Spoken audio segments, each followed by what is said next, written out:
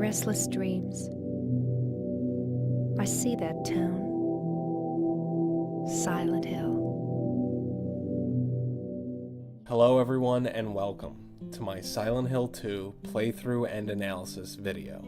Silent Hill 2 is a special game. I had the great fortune of being born in 1990, which means I got to see the rise and advent of at-home gaming.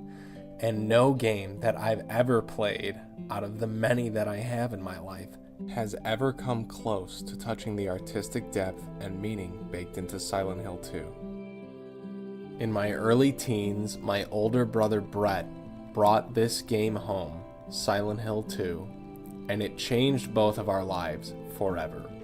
It may sound overdramatic, but to me, this game taught me what fear is.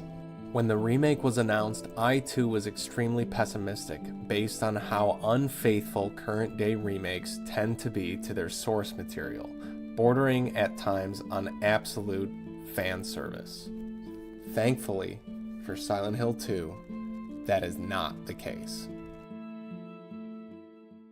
I would like to take a second, though, and make a quick disclaimer that if you have not played through Silent Hill 2 or the remake, you should definitely do that before watching this video. This video is going to be going deeply analytical on every little possible detail that I can find and relating it to James's and the other characters' larger stories when possible. Also, one final disclaimer, this game deals in incredibly heavy and dark topics, ranging from everything including guilt, depression, murder, suicide, SA, and more. If you are someone who is easily disturbed, I would not recommend this analysis video for you. I have never done a video game review or analysis in my entire life, and frankly, I don't intend to do any other ones after this. Silent Hill 2 is a special case and a special game that appeals to me specifically in ways that my life circumstance led me to that can't be replicated by anything else. I'll be using things that I've heard from other people, from the creators, and from my own thoughts. But let me say first and foremost that no theories postulated during this video should be taken as gospel. These are my interpretations and things I've gleaned from other creators. I imagine most of them are not intentional art direction by the game designers, but it's something that I've found that I thought I could attach some meaning to.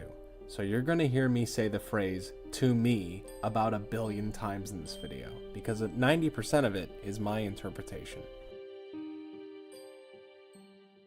In the opening scene of the remake, we have James standing at the sink in front of the mirror, looking at his hands that are trembling, as though he's questioning, what have I done with these hands? Here we can clearly see that his wedding ring is freshly taken off.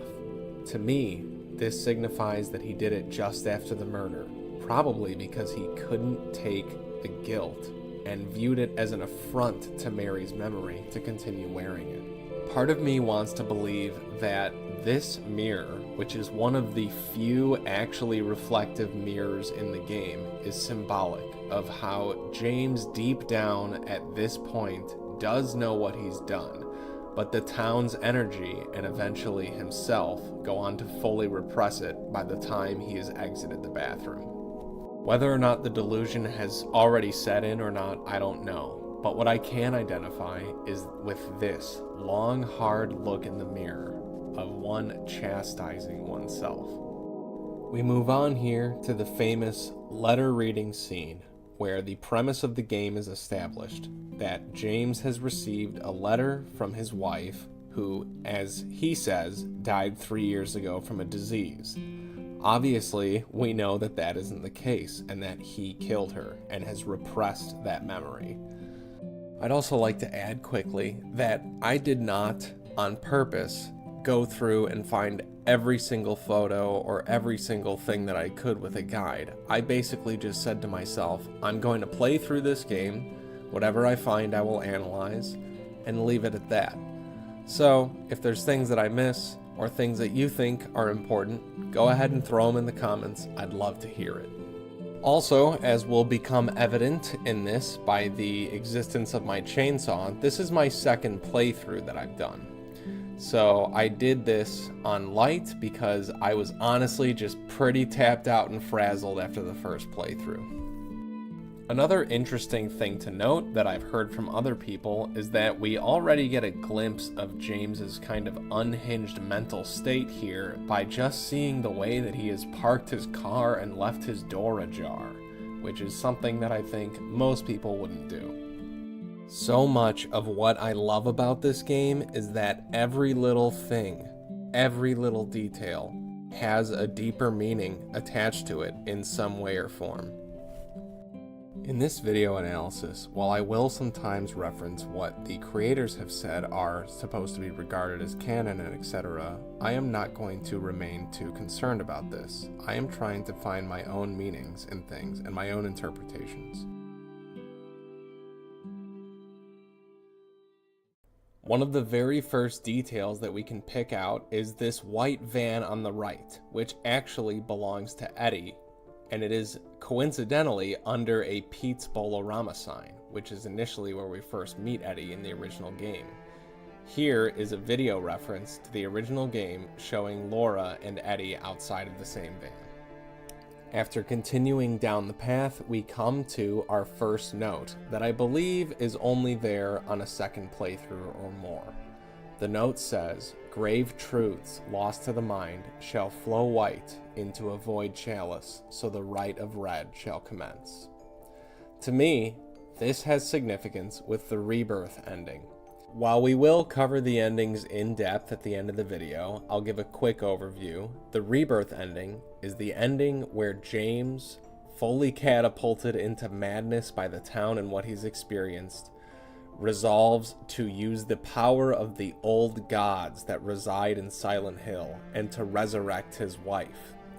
In doing so, he needs the white chrism, which is a vial of white liquid, the obsidian goblet, which is a black chalice, a book of lost memories, and a book called the Crimson Ceremony, which can all be tied in to these cryptic clues found on this note here. After we continue on, we will come to a well with a red save book at the top of it. Now, brace yourself, because this is the beginning of one of many back-breaking, spine-shattering reaches that I will be making throughout the course of this video. As totally ridiculous as this may seem to you, I actually think this does have some significance. We are at the top of a metaphorical well, the beginning of James's journey, which takes a very deep dive into his psyche. So I see it as some kind of symbol that we're at the beginning of this adventure here, and we are going to be going very deep. After continuing on, we'll approach a graveyard where when entering, we will get a cinematic introducing the character Angela. She's perusing the gravestones, looking for her brother, father, or possibly her mother, or as she calls it, her mama. There is so much depth to this character that it is hard to encapsulate in a single go-through, but I will attempt to touch on as many things as I can here. For one, the first thing that Angela does to us is apologize, which is kind of hand in hand with her character of having suffered abuse. We walked up to her and scared the hell out of her, and the first thing she does is apologize to us. To me, that seems to signify and reinforce her unfortunate victim kind of mentality and stance. Also, her mental state almost seems to be locked into a childlike kind of perspective, to where she's referring to her mother as her mama. This is a common known phenomenon among people who experience severe abuse as children. It almost seems to have a limiting factor on their ability to grow emotionally and mentally past the point of when they were abused.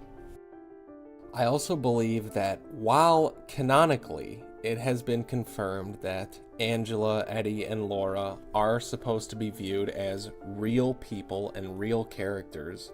I also view all of these characters as mirroring each other in some way, the other person representing a part of their trauma or past that has a metaphorical sense to it. I believe that in some way, Angela to James represents his suicidal ideation side, while James to Angela represents an abusive male. Laura I see as a representation of James's innocent side and desire to be good, and she sees him as the father that she never had. I see Eddie as a representation of James's murderous and gluttonous side, and Eddie sees James as an image of the abuser or jock that might have bullied him. Also, I'd like to take a moment for a quick note, and this is just another small telling characteristic of Angela, but her body language here and facial expression seems very guarded, very distrustful of James. And the first thing she asks him when you come back and are just menacingly standing there is, did you want something? I know it's an insane reach, but perhaps there is a deeper subtext to this, or it just makes sense to me in line with her character history. Another small find in the graveyard is this gravestone with a seemingly occult theme to it, and the Book of the Crimson Ceremony, which gives context clues, again, to getting the rebirth ending. Another small find in the graveyard is these gravestones that are submerged in water. Now, maybe this is just because they said the area was flooded, which I think gets mentioned at some point, but to me, it could also have a meaning. That James maybe came here with this idea initially in his mind, that he was going to drive himself and Mary into the lake, which is what he does in the in-water ending. To me, it has some significance, even if not intended, that this is a possible outcome for James. One final thing that I found in the graveyard is this writing on the door. This is text that you actually can't even examine in-game. You just have to eyeball it yourself. I couldn't get a very good angle on it, but if you look very closely, it says, "All have sinned and fall short of God's glory." To me, it's a reference to all of the characters in the story, more or less, aside from Laura, and how they are sinners. And here we get our Comic Sans redemption sign with text that actually seems appropriate to Silent Hill. And if you no-clip view in the barn behind this area, you can actually find the old Comic Sans tossed in the garbage as it deserved to be. Nice touch. Continuing on, we come to this boarded up area, which is reminiscent of the first version of Silent Hill 2, where you run into your first enemy here, and you use one of these boards to beat it to death. But now it's been turned into a glimpse of the past. I think also what's really interesting about this part is that if you listen very closely, you will hear the low, rumbling, machinery-like sounds emanating from this rusted gate, which is a telltale sign usually of the otherworld. Listen closely.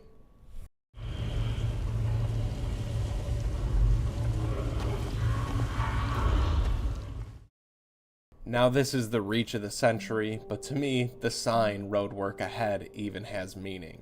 That James is going to have to dig deep and do some serious work to uncover the truth within himself. Here's a small little connection that I think is just meant to add some levity for those who might notice it. In the game, we've been running on the road for quite a while into Silent Hill, and we come to this sign that says "The Roadrunner" on it. This has to be on purpose, right? It's kind of fun. Anyways, moving on. As we enter the town, one of the very first stops we can make is the flower shop, and upon entering, you will very likely notice that all of the flowers in this place are long dead. Now, this doesn't seem like much, but I think it comes into play later on more once we start dealing with themes like Mary and Maria, where flowers are often tied to them in some sort of significant way. Here we come to our first letter. And I believe this is steeped in symbolism relating to James's story. The story tells about a man who seemed a bit off, and was looking at this person like they weren't even there. To begin with, James has already shown kind of qualities that would hint that he is this kind of person. Something just seems off with him. Saying that he wants the mixed red and white bouquet. To me, it's a symbolism of how James ultimately is trying to reconcile the red and the white characteristics of himself and what he's done. The white being the goodness that is in James' heart and how he ultimately and usually wants all the best out of people and things in life. But also the red representing his hatred, his anger, and the blood he's spilled. No more than 5 steps later, we get our next connection. I'm sure you can tell by now that this is going to be an extremely long video. To me, this represents a couple things. For one, this is obviously blood. To any human that you ask, I think, they will tell you that this is blood. But James goes, "What is this?" To me, that is significant of how he is unwilling to face the blood that he has spilled. He is unwilling to face that he has killed Mary. So much so that he cannot even really acknowledge what is very clearly blood on the ground.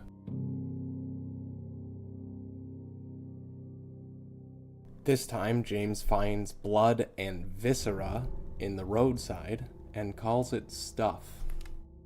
If we explore around a little bit, James will comment on the white walls that block off Silent Hill. To me, this signifies the places in his mind that he is not ready to go to yet, or not able to go to yet. Here we see our first manifestation of James's guilt in the form of a lying figure. James, to me, clearly knows that what he's seeing doesn't seem natural, yet he still calls out for it to wait. After squeezing through some claustrophobic areas, we come to this room, which I think actually bears significance in that it has intact flower drapes blowing in the wind. This is also only moments before James is going to confront the first image of Mary that he runs into during his time in Silent Hill. This was confirmed for me when I saw this picture, which used a program to look into the back of James's car, and this is rendered in the back seat. Hopefully you're starting to get used to my absolutely insane reaches, because we are going to be making another one here regarding sound design. I took note of the sound design at this point because I knew what was coming. I knew the first fight was coming up, and I heard something that to me almost sounded like a kettle going off.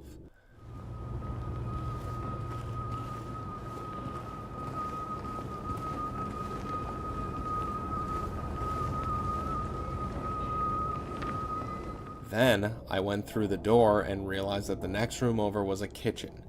To me, it actually had some significance. We are at the boiling point for James. He is about to spill over into actually fighting the manifestations that are going to be haunting him during his time here. I thought that there was some connection here. Maybe not intended, maybe they just wanted to go for some spooky sound design, and mission accomplished if so. But I tried to dig a little deeper and see if there was anything there. Quick side note, I cranked up the gamma at this point because I was worried about missing environmental things that I might not see because of the darkness. That will return to normal once I get the flashlight. Here is where James encounters the first lying figure that he'll see during the game. This monster is meant to represent Mary in several different ways. One of the ways that James may have saw Mary during the sickness is that she was totally helpless, and so is this creature in that it has no arms, low mobility, no eyes, and is trapped in some kind of horrible meat corset that binds it. It also spews venom, much like Mary did in a metaphorical sense to James during the later stages of her sickness. Now, this is another absolutely ludicrous reach, so prepare yourself. I know part of this thing's design is that it is in a straitjacket essentially, with its hands in front of each other, but partially to me, it also looks like it could be pregnant in some way, with a small nascent baby bump. Perhaps this represents Mary's inability to give James a child for whatever reason and fueled some of his resentment. Perhaps. Again, I know this one is really reaching, but that is what I am best at, folks. This is the earliest sign that I could find in the game that was alluding to anything that had to do with a baby or a family. And it is pretty early in the game, and there are more of them as we go, which we'll touch on. One final note to add on this monster's construction are the platform shoes that seem to be woven into its feet. Almost every monster in the game has some kind of sexual aspect to it, and this one is no exception. We also find the first of many dirty syringes that we will use during the playthrough. To me, this just has obvious themes of addiction linked to it. Alongside James's drinking, Eddie's eating, this game runs very deep with addiction themes. You can also find several posters around the town and in the hospital specifically that mention addiction. Next up, we will get a scene where James stops because he's hearing something that sounds like a woman's voice coming through his radio, and he stops to listen.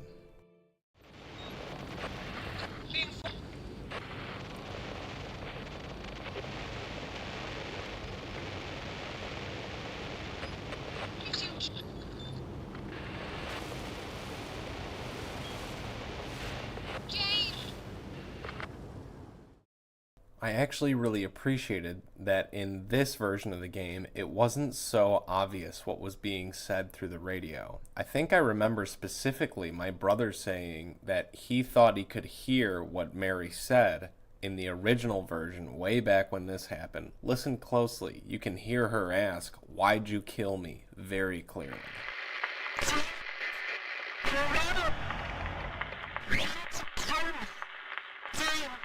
What the? Now that little clip of her saying, "Why'd you kill me?" is absolutely spine-chilling. It gives me goosebumps every time. But I feel like it's also a little dangerously close to someone with discerning ears being able to figure out the plot before the game's barely started. Next, we find a body that very much resembles James, and we will continue to find bodies like this throughout our playthrough in Silent Hill 2. Some people have postulated the time loop theory, that James is essentially in a purgatory in the form of Silent Hill, that he is doomed to constantly have to wander through and repeat as a form of his punishment.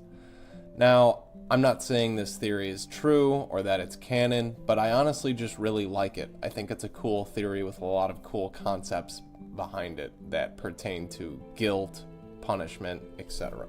We will find a note on the body that alludes to the place not being what it seems and that the person should leave, and that sometimes you have to look behind.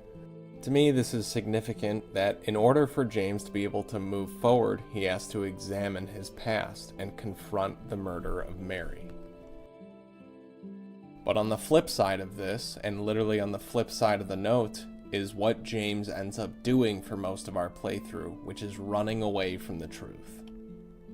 One final detail I'll add is that I want you to pay very close attention to James's boot design here, and then compare it with the boot that we find on the body here and all of the subsequent bodies. To me, the boots are very similar, and it kind of seals the idea that these bodies are in some way a manifestation of James's self-hatred, wishing that he was dead. When I told you that we would be examining every little detail of this, I meant it. And I know this is just a coffee poster in a coffee shop that makes perfect sense in its time and place, but to me it also has meaning that if James would just spill the beans to himself, he might have some chance of moving on.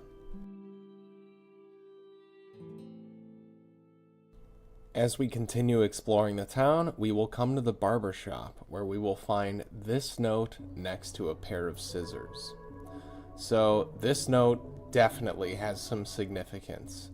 For one, oftentimes during the game, him is mentioned in multiple letters, usually referring to either Pyramid Head or James himself. Keep that in mind going forward. The scraping noise that we often hear accompanies Pyramid Head's presence and is referenced here. Also, we have a statement from Masahiro Ito.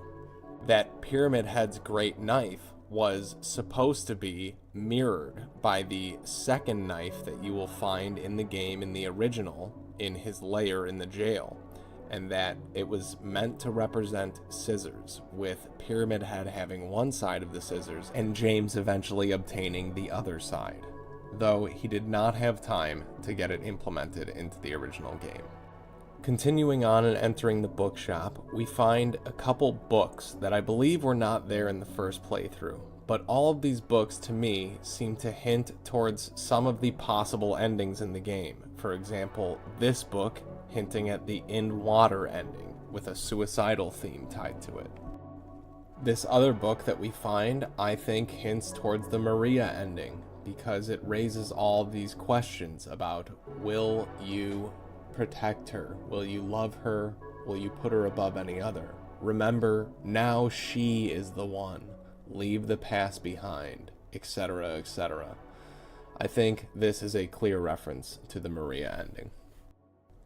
The final book that we find in the bookshop alludes to the Leave ending, in my opinion, where the main theme is being able to forgive yourself and move on. I believe that everything in this game that can be examined, and even some things that can't, do have a deeper meaning tied to them. And while this may just seem to be some bloody laundry in a already bloodied town, to me it represents that James has some dirty laundry that he needs to sort out. In the same laundromat, we will find a poster that says, "Wash away the stains of yesterday," which to me is again just very obvious reference to that James killed his wife, and for all we know it could have been just the day before. Now, if you haven't gotten used to my insane reaches yet, then I don't know what to tell you, because that is all that is going to be coming. I know that this is just a hot sauce sign with a lady on it, some fire at the bottom, and a little devil at the top. But to me, it represents that James is entering hell, where he will be tormented and burned for his sins. In the same diner, we find a reference to the dog ending, which I don't think has anything too deep tied to it. Maybe Eddie and the dog and all that, but ultimately, I think it's just context clues to help you try and figure out the dog ending. One final note in Big J's diner that is clearly alluding to, in my opinion, James himself. He is wearing a mask of denial right now, and he doesn't want to face the truth. I also think it's alluding to James's personality and character in that James is not upfront to strangers a typically confrontational or violent person. He tends to kind of stuff things down, left things unsaid, and etc. But we know that beneath his mask, there is rage waiting to come out. This letter that's found in the pet shop, which is only available on a subsequent playthrough, had me a little bit puzzled, and I'm still not even sure that I get its full meaning. To me, there's something with it to do about cats, which are obviously associated with a pet shop. But I know it's there, sitting and staring, can't let it out, can't walk away, won't let me go. Might be some kind of reference to how in the dog ending, the dog is controlling this horrible world that James is in, and he doesn't want to face it for whatever reasons. Either way, I'm not too solid on the meaning of this letter. Here in the paper dispenser, we find a nice little note that says, "Woodside apartments severely flooded." To me, maybe this ties into the earlier thing I mentioned about the gravestones being submerged in water. That's where the flood might come from, so it might just be all coincidental, but like Mulder, I want to believe. There's oftentimes references to things being cleaned by a janitor in the game, and here's one of the first references we have to a janitor, drunk and in tears. To me, this represents James. In a way, he's trying to clean up his life and the mess of it that the sickness created.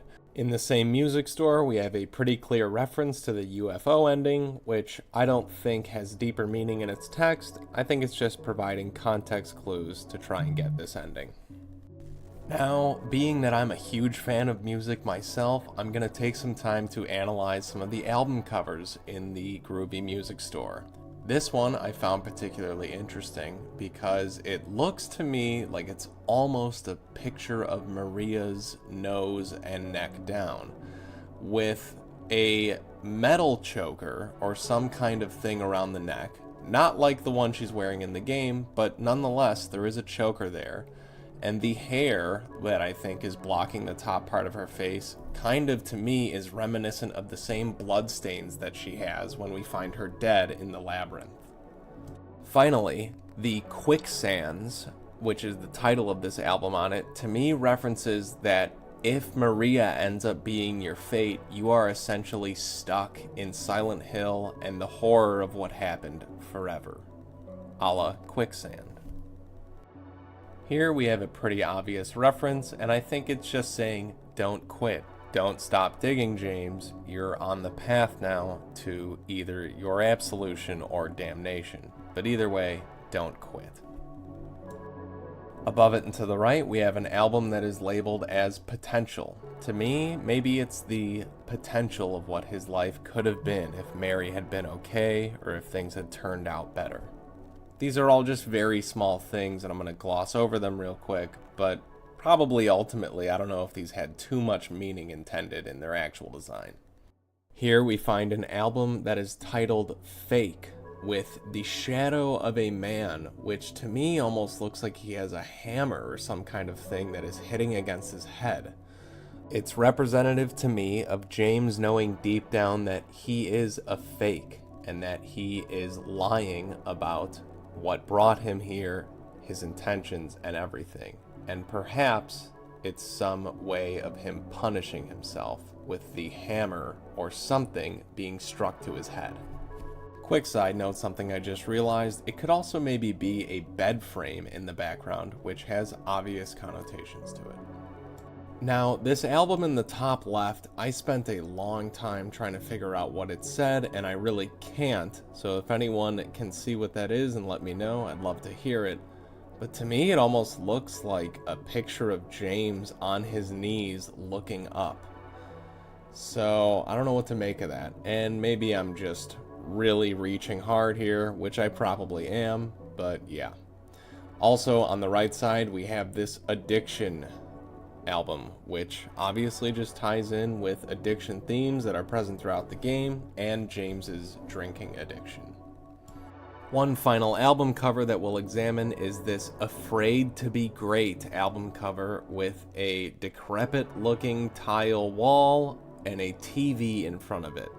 Oftentimes I associate the TV with Angela, so there may be some tie-in here.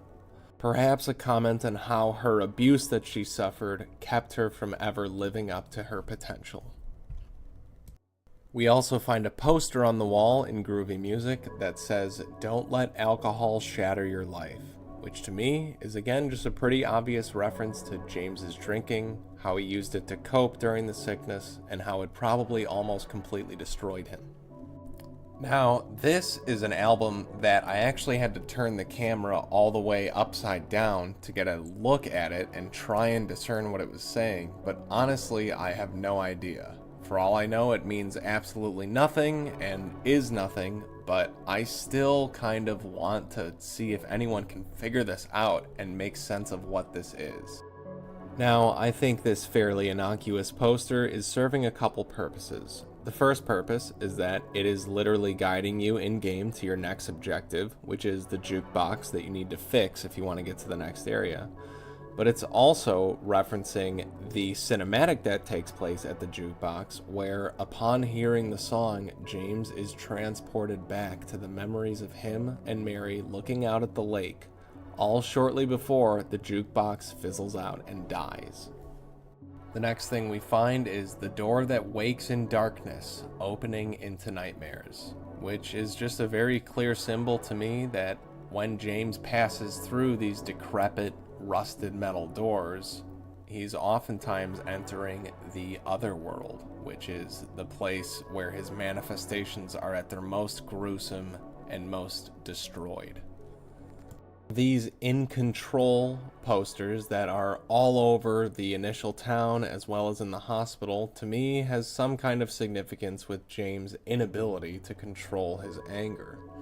Also, underneath it is a poster that says, "Find, I think, peace," maybe, and then something blotted out.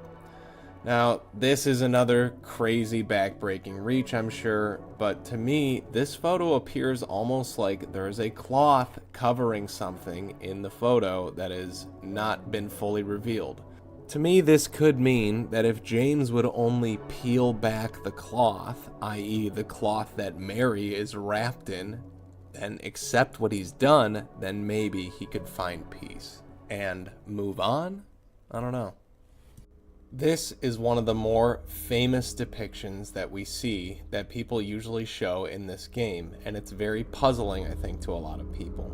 I have some kind of explanation for it, though I think the debate is still open. We know that James used to drink heavily, and that holes in this game usually represent some means of getting to the next area or getting a clue that leads you to where you need to go.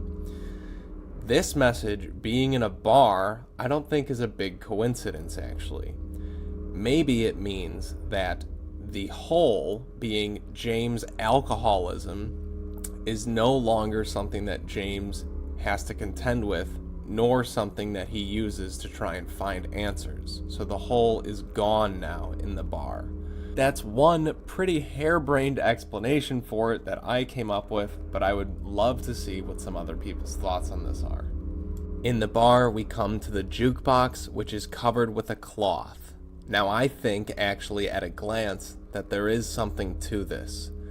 I will continually come back to a cloth being a symbol that is used over and over in this game to signify James peeling back the truth of the murder that he committed, which is literally and figuratively hidden behind a cloth every time. If he would just peel back this cloth, then the light symbolizing truth behind it would be revealed to him. I took note of what seemed like James's hesitation here to do so, to pull back the cloth, and it's almost like he doesn't at first want to face what is behind it, given to me by his expression. Now, maybe it's just the dust coming off of this that makes him do that, and it probably is in terms of game design and art direction. But I think that just because something has a clear physical meaning does not mean that it can't also have a deeper subtext. In Neely's bar, we find a letter about a man who smashed everything, ran off crying, saying he'd fix everything. Someone attempted to pick up all the broken pieces, but couldn't get them all, and then figured maybe this person was worth checking up on, and he lives over at Saul by the pharmacy, apartment 9. I think there's a lot to go into this one, so strap yourselves in. This will probably be a long one. So the first thing I notice is the name Saul. Now, if you know the biblical story, Saul eventually changed his name to Paul in order to preach the gospel. To me, this is somehow significant between the two versions of James that exist, the version of himself before he committed the murder and the version of himself that exists after he committed the murder. Also, the number 9 is significant. As we know, that's been stated by Ito, the game's designer. There are 9 total manifestations that attack James throughout his time in Silent Hill. It also leads back to the 9 red books that we see before the final Pyramid Head fight. To me, it just kind of all connects. A final note is the pharmacy. James no doubt spent a lot of time going to and from the pharmacy during Mary's sickness. So these are all small connections that I think in some way link. Finally, to me, the middle paragraph is somewhat of an allegory for Mary and James. I could see James being angry and resentful during the sickness. It's not hard to imagine that James or anyone might be prone to large fits of anger and rage during the sickness, and Mary was left having to pick up the pieces, although she couldn't fully because she was just one half of a pair. A promotional poster that we find in Happy Burger, which is ironically named and greatly so for this game, says, "Feel the craving, you just can't help it, go for it. Happy Burger, what you need is what you get. On the run, grab something to go." All three parts of this, I think, have a deeper meaning to it. One that is particularly dark. The first being the craving, and you just can't help it, go for it. To me, this implies James's murderous intent. He craves murder, and he just can't help it, and in the end, he goes for it. Much like the thought process that many people go through when they're deciding, should I get some junk food? Most times, the craving wins out. Secondly, Happy Burger. What you need is what you get. James, in his mind, needs to be punished for what he's done to Mary. And he will, in fact, soon get it. Because right after you read this letter, and nothing else in this place triggers this, monsters show up and try to kill you. They were dead previously on the floor before, but they're activated by this letter. And then finally, on the run, grab something to go. This one is particularly dark. I think it is a reference to how, after James kills Mary, he is technically on the run. He is now a murderer, and he did grab something to go. It was his wife's body. Here we find ourselves at the pharmacy mentioned in the Neely's bar note. Now, I did a little bit of researching on my own, and I found that these drugs, at least some of them, in some cases, are used to treat certain forms of blood cancer. Now, apparently, Bloober Team has confirmed that Mary did have a form of blood cancer, but they did not specify which. So it's all a little bit of hearsay, but this might have some connection to that, in that these drugs are the drugs that you would get if you were going to treat such a thing. I also found someone online theorizing that melanoma is something that can make Mary look the way she did in the end, and that some of these drugs can be used in the treatment of melanoma. Here is James raising his chainsaw in a fit of anger, which is significant of him getting revenge on the insane price gouging. Okay, just kidding, let's continue. I would also like to make a quick mention that this mirror, this broken mirror, along with basically every other mirror in the game that I could find, none of them seem to provide you with a true reflection of James. I think this is symbolic, and tying it back to the very first mirror in the game that we see is James is unwilling to face his reflection. The only other time that I found a reflective mirror in the game is when we are in what I'll call Angela's reflection room in her apartment scene. As we continue into the Saul apartments, we come across this book next to what is, in my opinion, a pretty obvious handle of some kind of liquor. It's really hard to make out what the book is saying when you take it at face value, and the text when you inspect it is almost all blotted out. I could make a little bit of something out of something saying "of my life" and the Woodside Apartments, but I'm not too sure what else there is there. Getting his head straight might be some reference to him getting off of alcohol, and then the "she came and washed it all away" is to me some significance with Maria being the temporary fill-in for Mary to help James kind of confront his grief. We also will find this hole in the apartment, which I've been told has some significance connecting to Silent Hill 3, I believe it was, and how there is a room that mirrors this one. To me, all of these hole-reaching scenes are significant because it illustrates that James is the kind of person that will do the dreadful thing that most people would be entirely unwilling to do. All throughout the game, he is fishing key objectives out of disgusting, creepy holes like this. And to me, it's just a signal of his character that James is the kind of person that will do the thing that most people don't want to do. I don't think it's far-fetched to think, and maybe you'll think this barbaric of me, but after witnessing someone who you love so dearly go through total hell in a horrible sickness, I don't think it's totally inhuman to, in some small way, wish for them to just finally pass so their suffering can end. Most people wouldn't take the step of actually doing it themselves, but James is the kind of person that does. In this cutscene, we see James attempt to open a door that is clearly locked from the inside with a chain on the door. Then, when he pulls his hand back from the knob, he notices it's stained with some black kind of muck or grime on it. I'm not entirely sure still what this door represents and what is inside of it and the muck and all that.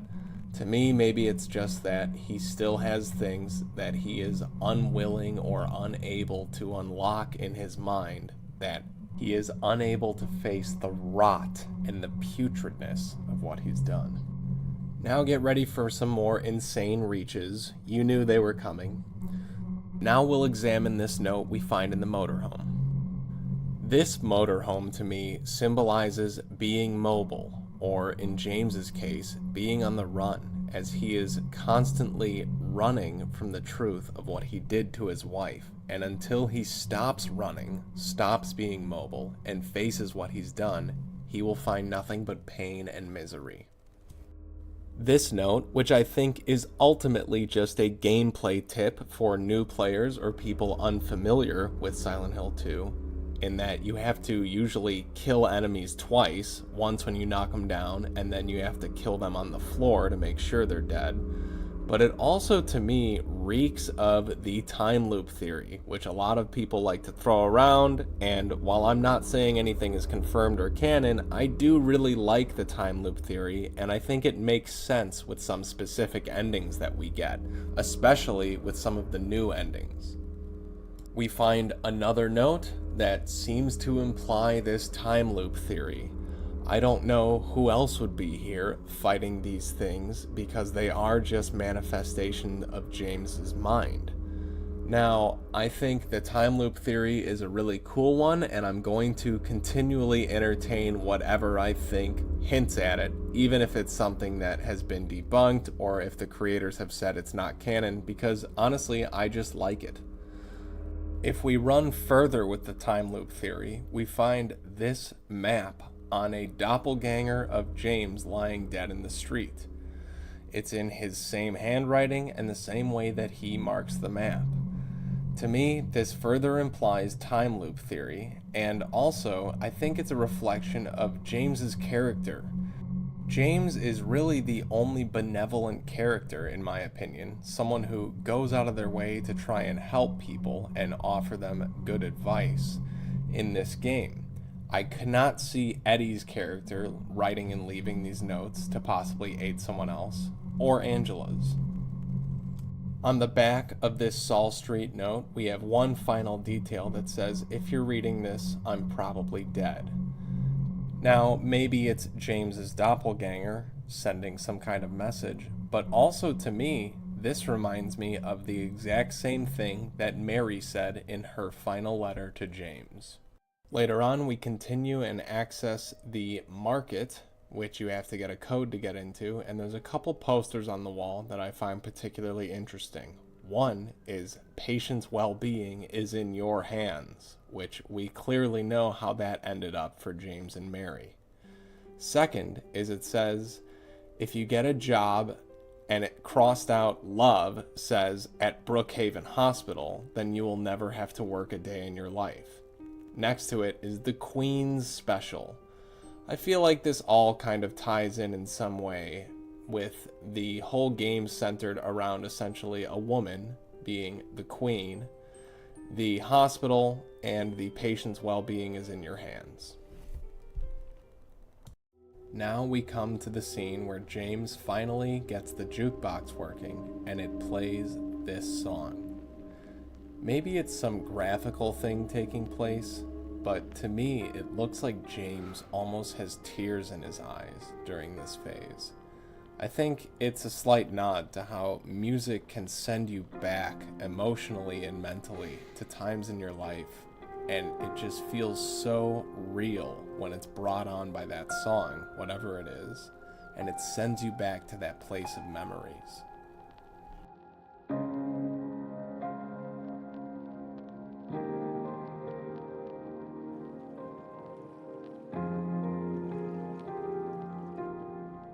Park on the lake. We spent the whole day there. Just the two of us staring at the water.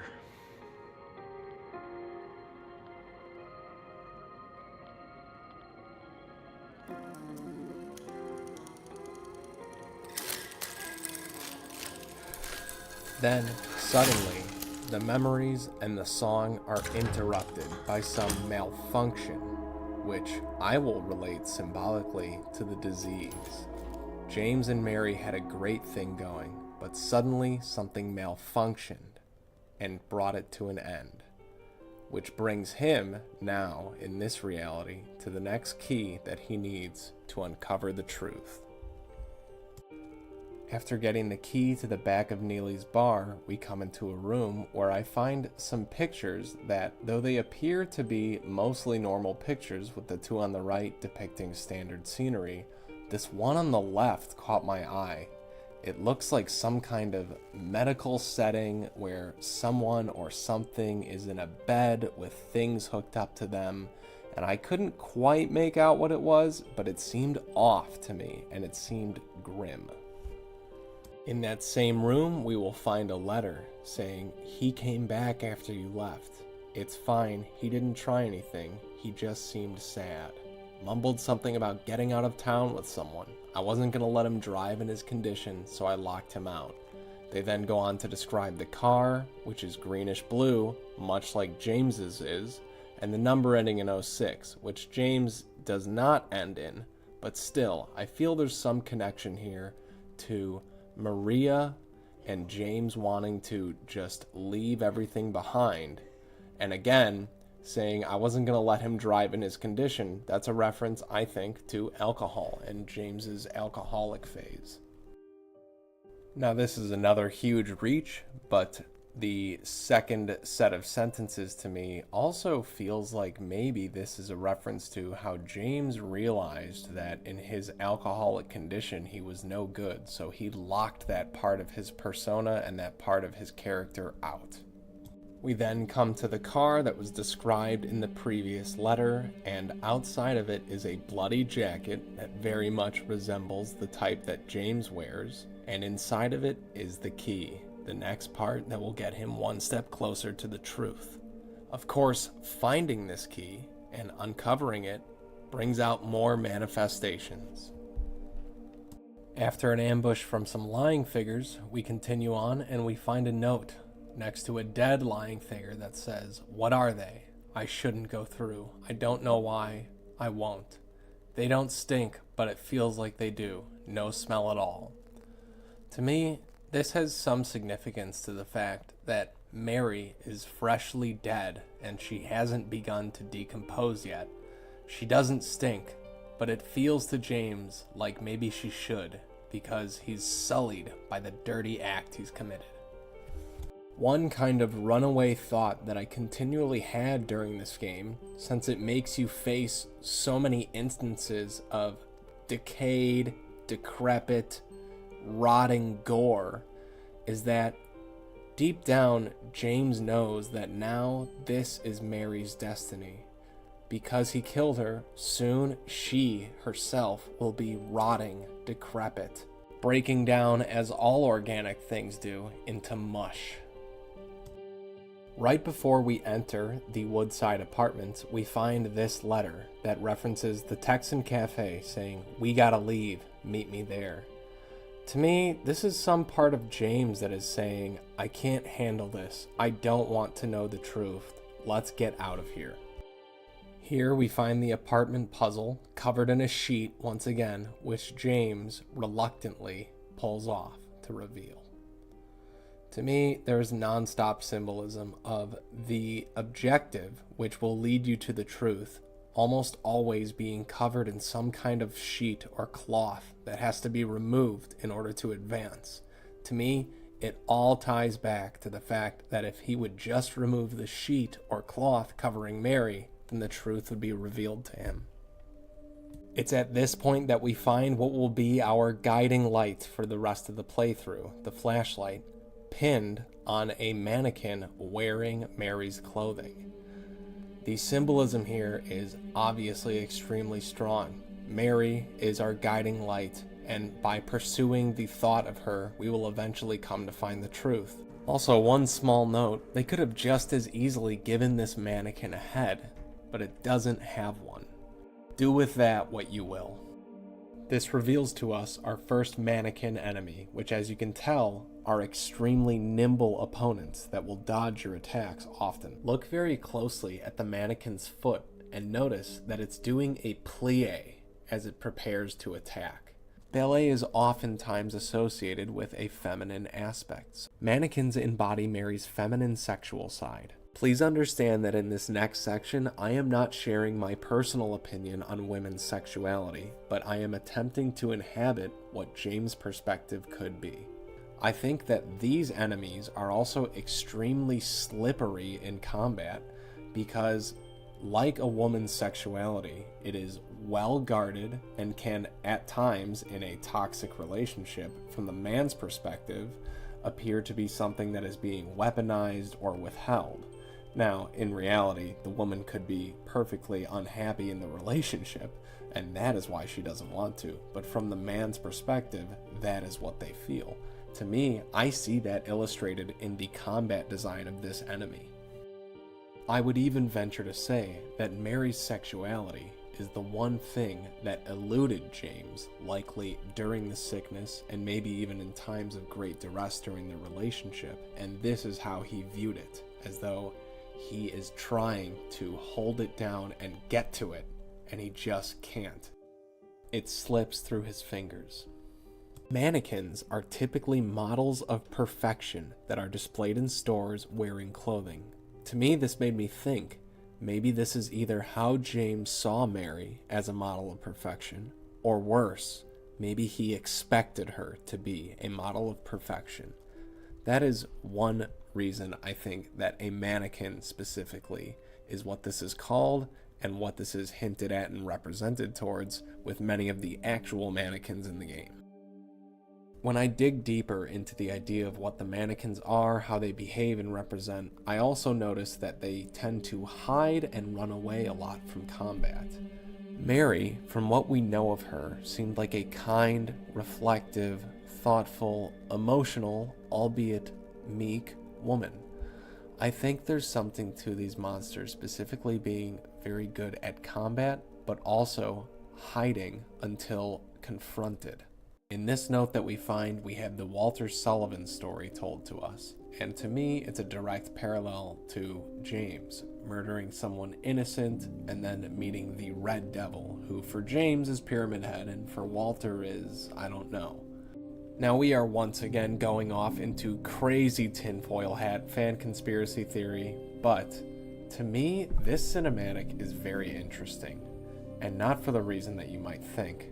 First off, if James really wanted to reach this object, why is he reaching for it from an angle that honestly just makes no sense? If you wanted to reach that object, you would reach for it with your right hand through the middle gate in the frame right now. I know you are probably thinking that I am going way too deep into this and reading something that isn't there. Maybe I am, but speculating is fun for me. It's honestly what I love about this game, is that there is so many small details that you can pick apart until the ends of the earth. Part of me wants to think that James subconsciously knows what he has done, but he doesn't want to discover it. I would now like to take a moment to analyze Laura's role in this whole thing. I see Laura as two separate entities in this. One being the real character and person that she is in the Silent Hill 2 world, and two being a representation of James's innocence before the murder and his attempt to maintain innocence post-murder. When looking at Laura through this lens, it makes me wonder, Is this James's innocence attempting to preserve itself by making the key, the step that will bring him closer to the truth, much harder to get? Or is it perhaps his innocence simply punishing him for what it knows he's done? Shortly after this, we will encounter a room that has a photo labeled Valentine's Day on it. The first bit of symbolism that's obvious to me here is the dead, wilted flowers with the photo Valentine's Day. All of James's Valentine's Days going forward will be gray affairs, as it will certainly remind him of the murder he committed against the woman he loved. Second, this photo, and this is a reach, I'm sure, but to me, it also appears similar to a mannequin's shadow when the light is shown upon it.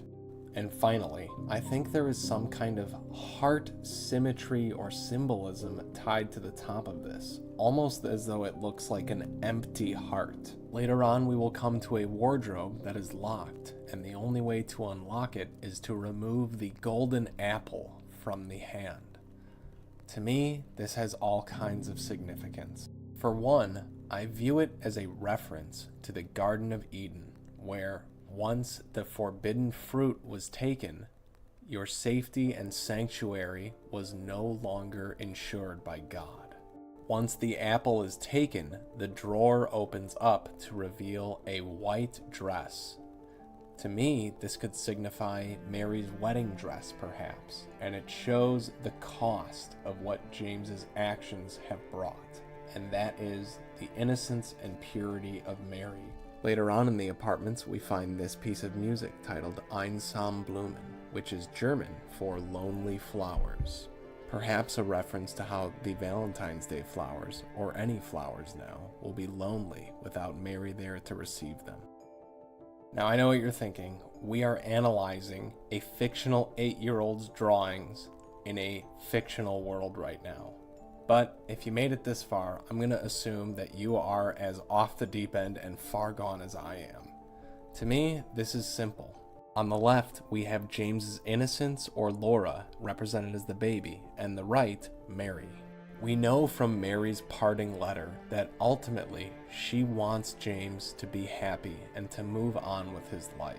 But James is mired in the darkness and the rain, and he is unable to currently move past or accept the murder. It's very easy to say that this is also just plainly a girl's drawing who is sad and coping in some way with the loss of someone that she viewed almost as a mother figure, her being the baby bunny and the presumably mother bunny on the right. But to me, they are the same person and the same thing. Laura is a real person and character in Silent Hill 2, while at the same time also being a representation of James's innocence. And here we have what is arguably one of the most terrifying moments in all of gaming history recreated in the Silent Hill 2 remake. The first encounter with Pyramid Head. I will never forget the first time watching my brother play through this game and seeing this thing standing on the other end of the gate. The first thing that I wonder when I see this is, why doesn't James make any comment on the appearance of Pyramid Head here? One theory that I've seen postulated and that I think is really interesting is that it's shown to us in Angela's burning staircase scene, for example, that the game will sometimes show us things that James cannot see, but we as the players are able to see.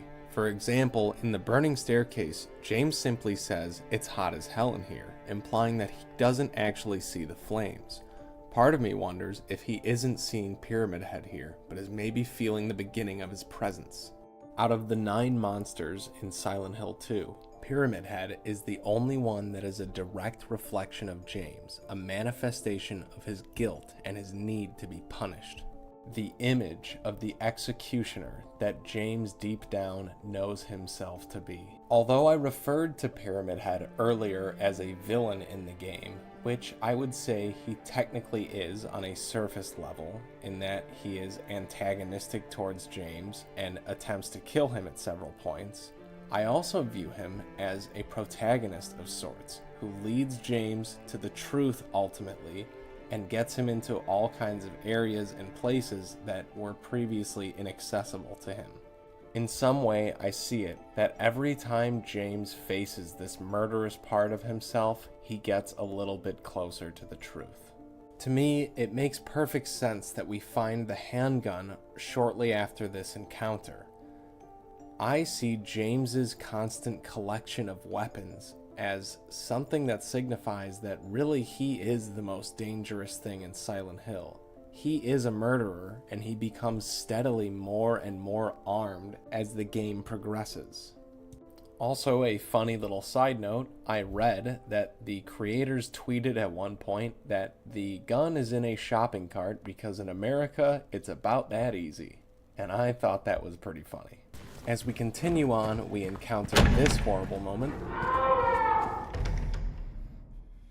I know that in all likelihood, this is probably just good use of sound design to make something scary and do one of the few jump scares that exist in this game. But I always have to overanalyze everything until I've absolutely destroyed it. So, to me, this is again another reference of babies and children, which we will see a couple more in this apartment building. But to me, it signifies the want for children that James had.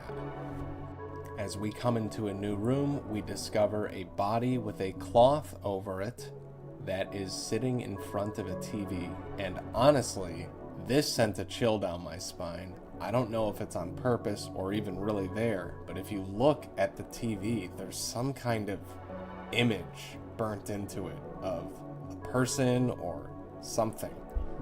I don't know what, but it is giving me literal goosebumps right now.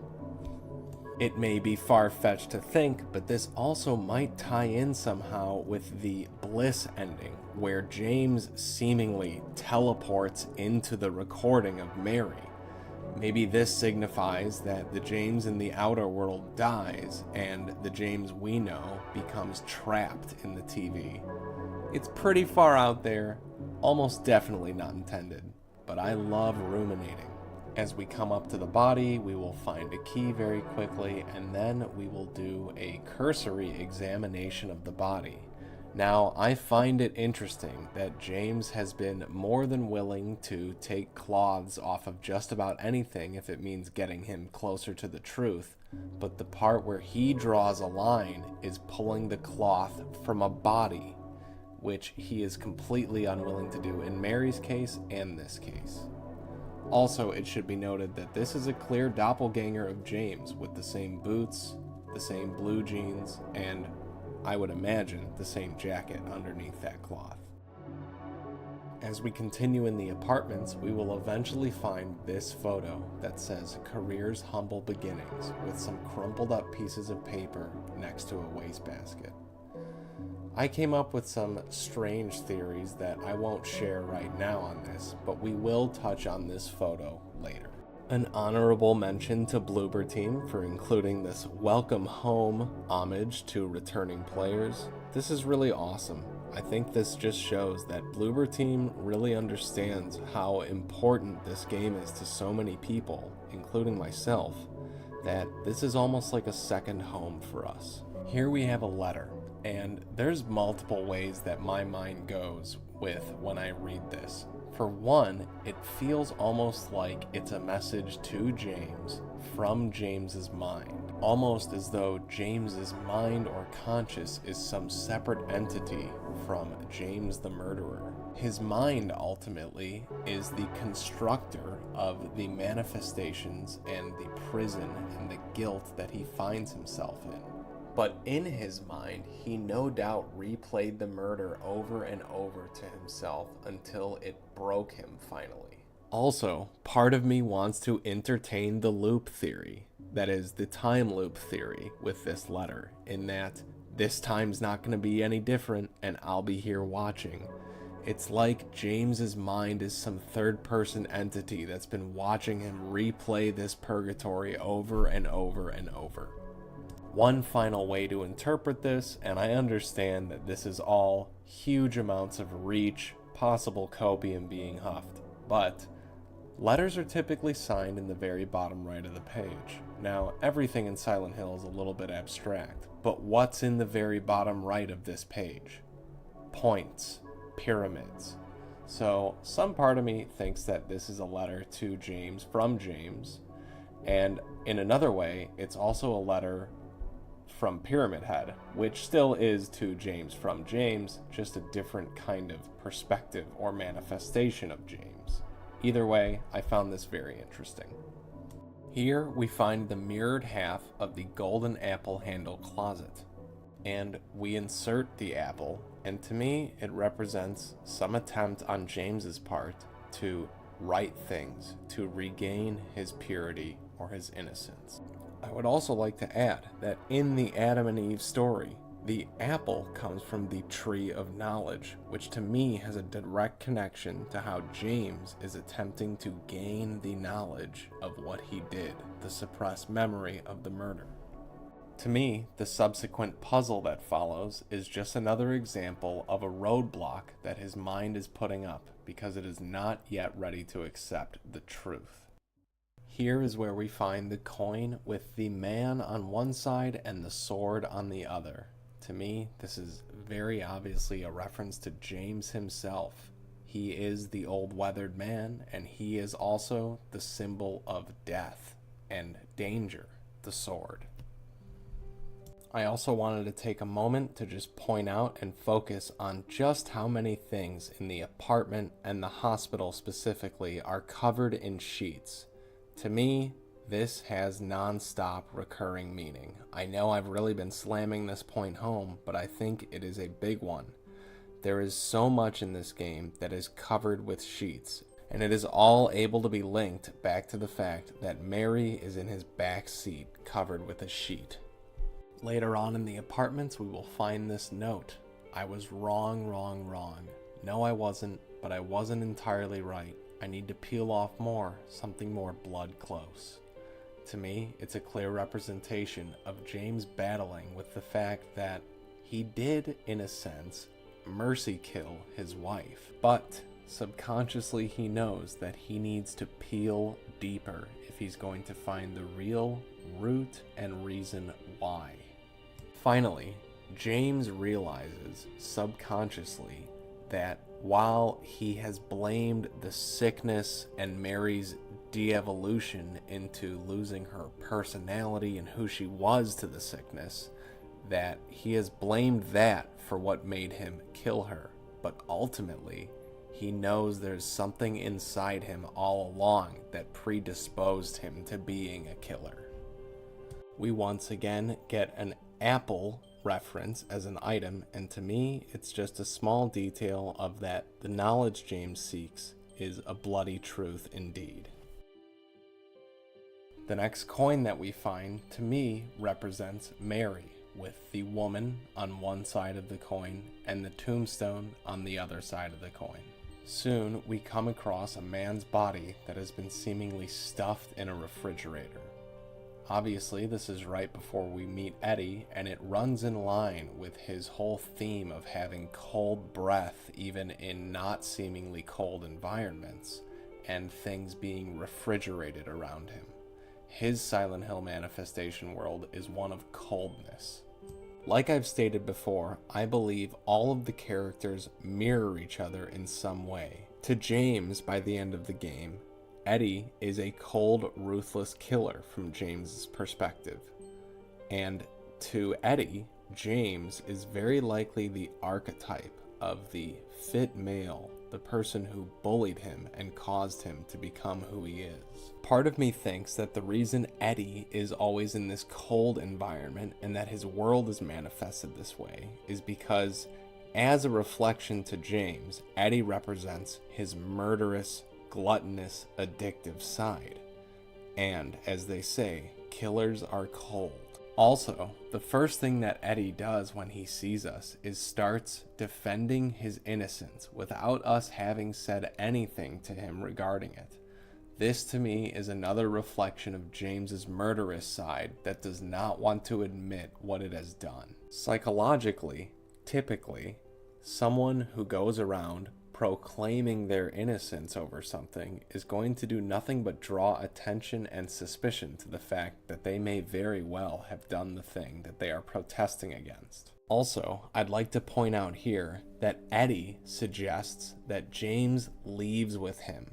In the same way, I think that James has some desire to leave the town and never uncover the truth, in which he would live forever with this suppressed, murderous side inside of him. Here in the pool, we are again presented with imagery of babies and children in the form of this baby stroller that we get the snake/flower coin. To me, it has very strong symbolism of both life and death. The death of Mary that could not give James a child. The birth of a possible child if things had only gone better. And ultimately, a representation of nature, the force that destroyed Mary and destroyed James's life. After we solve the puzzle and get the key for room 201, which is known to be the carbon copy room of James and Mary's supposed apartment or some place they stayed together, I noticed this interesting little detail on the door that I'm not sure if it's in any of the other Woodside apartment doors, but this door has a tree on it, which to me is maybe symbolic that this is in some way the root of everything. What took place in this apartment, or this apartment's doppelganger, or some form of it, is what essentially sets the stage for the entire story that we see before us. And I don't think it is any coincidence at all that this is the next spot we will see Pyramid Head and also enter into the other world from. To me, it all makes perfect sense. The first thing we see on our left when we enter is this vibrant picture of flowers, which is extremely out of place considering everything else in this apartment building is dilapidated and decrepit. To me, it implies that in this place there was once vibrant life, love, and great times. Turning to our right, we find what is essentially a mirror image of something we've seen before. This is Mary's deathbed, with the same exact plate and 2 cups and pitcher even that is pictured in the ending cinematics, which we will see later on. Another detail I would like to add is that these blinds above the bed look eerily similar to me to something that we've seen before. Take a close look. While it may not be a one-to-one match, it is still something worth noting, I think. There is also a floral kind of decoration going over the table. So all of this stuff doing with Mary's death has some kind of flower element connected to it. In the same apartment, we also find what is clearly the reference for the Valentine's Day photo on the table in this apartment. A nice little detail that definitely has some meaning attached to it. I also found a second pair of drapes in the same apartment that, while they are not a one-to-one, they do have some similarity to the ones that Mary is wrapped in. It is in here that we find a handkerchief that, when inspected, will initiate the cutscene with Pyramid Head seemingly abusing the leg monsters in the kitchen and then approaching James. To me, this part of the cinematic is extremely interesting because I feel like James isn't even looking at the handkerchief for the most part. It seems like he's mostly staring into the distance ahead while he holds it and kind of caresses it in a way. I postulate that James deep down knows exactly what this handkerchief is and who it belonged to, and this feeling brings out Pyramid Head. As we will see and hear soon coming up in the cinematic, Pyramid Head makes a lot of noise when he even just walks. He is extremely heavy-footed. I believe that Pyramid Head and these mannequins materialized on the other side of this wall when James picked up and examined and then mentally revisited the meaning behind this handkerchief. I would also like to think that it's a design choice, that Pyramid Head is so heavy-footed and kind of clunky in a way to represent James's guilt being that heavy. An interesting symbolic note to add is that Pyramid Head is the only monster that seems to ever attack or harass any of the other monsters in Silent Hill 2. To me, this has significance again that it is James, and if anything would be attacking these images of Mary, it would be James's manifestation. Let's also notice that it isn't until James attempts to hide from his judgment, his punisher, that he is approached by it, as though Pyramid Head knows that he is there. Pyramid Head also has a scene where he seems to be shifting in and out of focus and is doing these strange kind of contortions. I see a couple possible theories that lie in this specifically.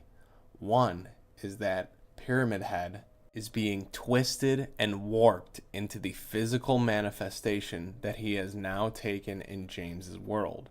Remember, we theorized before that Pyramid Head might have not been fully materialized in the hallway, and that maybe we, the player, were seeing him while James was still unaware of his presence.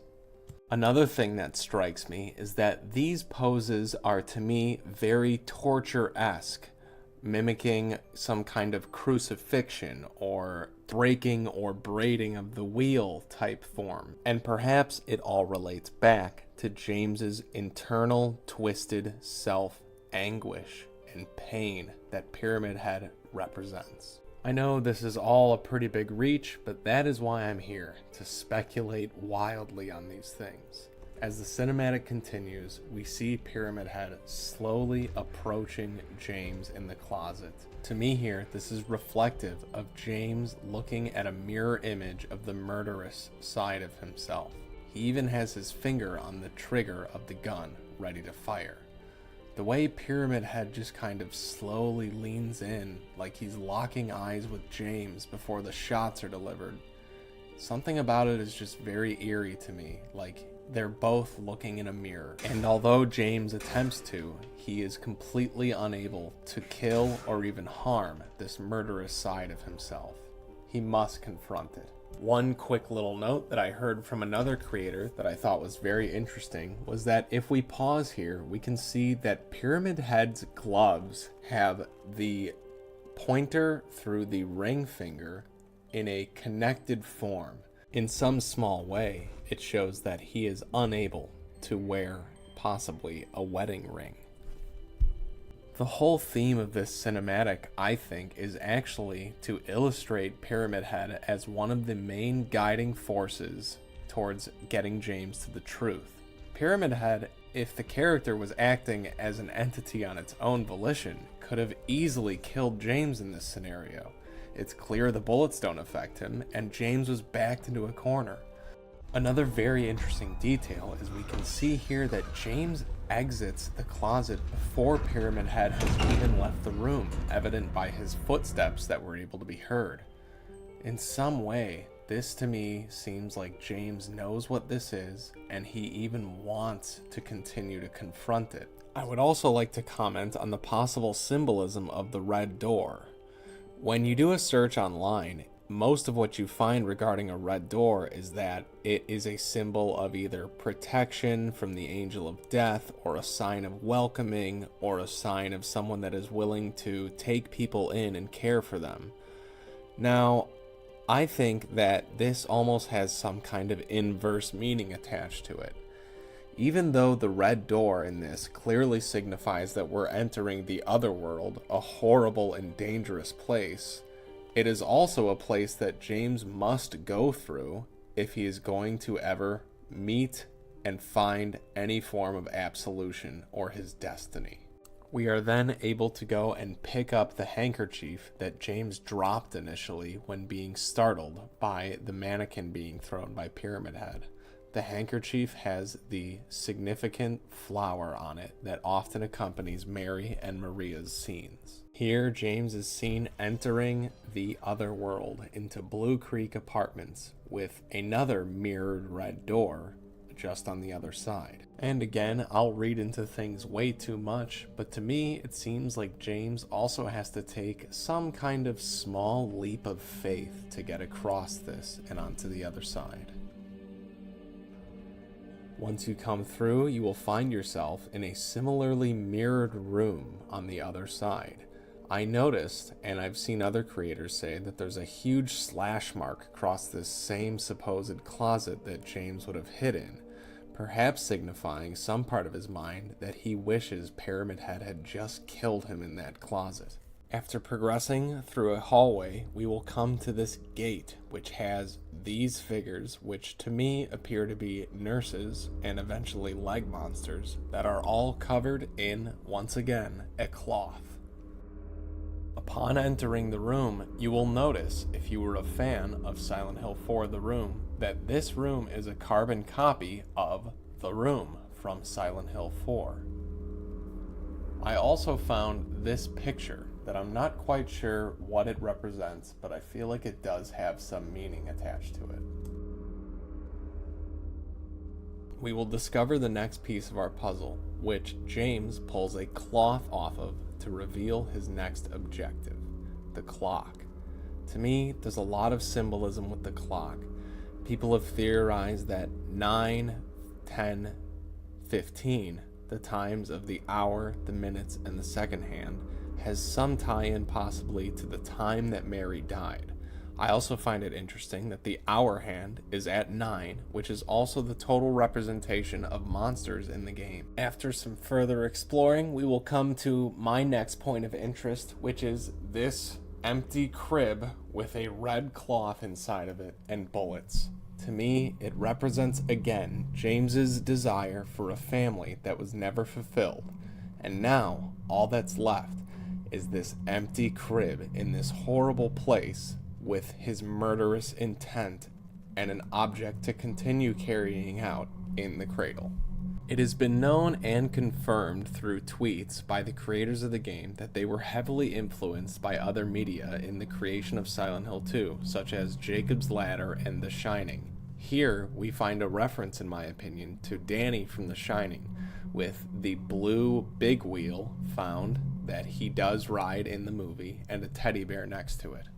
One of the next interesting details I found is that upon exiting this room and accessing the fire escape on the inside of where we will eventually fight Pyramid Head, I found this silhouette, which to me could be a couple things. When we examine it closer, it to me looks like the silhouette of Mary, perhaps, looking back at James from a lit room into the darkness that he is in. Or perhaps it is James looking at himself in some kind of mirrored image. I'm not totally sure, but I found it very interesting. After this, the next sequence of rooms will be filled with dead monsters that are inexplicably there. We haven't been here before, so it makes us wonder what killed these things. To me, some part of me thinks that Pyramid Head, in some way, is responsible for this. We know that we just followed him into this area, essentially. And to me, it almost feels like Pyramid Head is trying to clear the way for James. Again, alluding to that he might be one of the main protagonists, really, in this whole thing. In that he tries to continually erase the images of Mary or Maria and attempts to give James ways to get to the truth. To me, there is some symbolism that this area is mostly safe until James starts turning the cogwheels of his mind in an attempt to uncover the truth. And when he does so, we're attacked by creatures, the manifestation of his guilt. After we complete a puzzle and receive the hour hand, which points to 9 on the clock, we will enter this room with an H on the door. To me, this symbolizes a room that is somewhat like maybe what Mary and James's home might have looked like. Well furnished, lit, and cozy. This is about as good as it ever gets as far as a, quote, nice room in this game.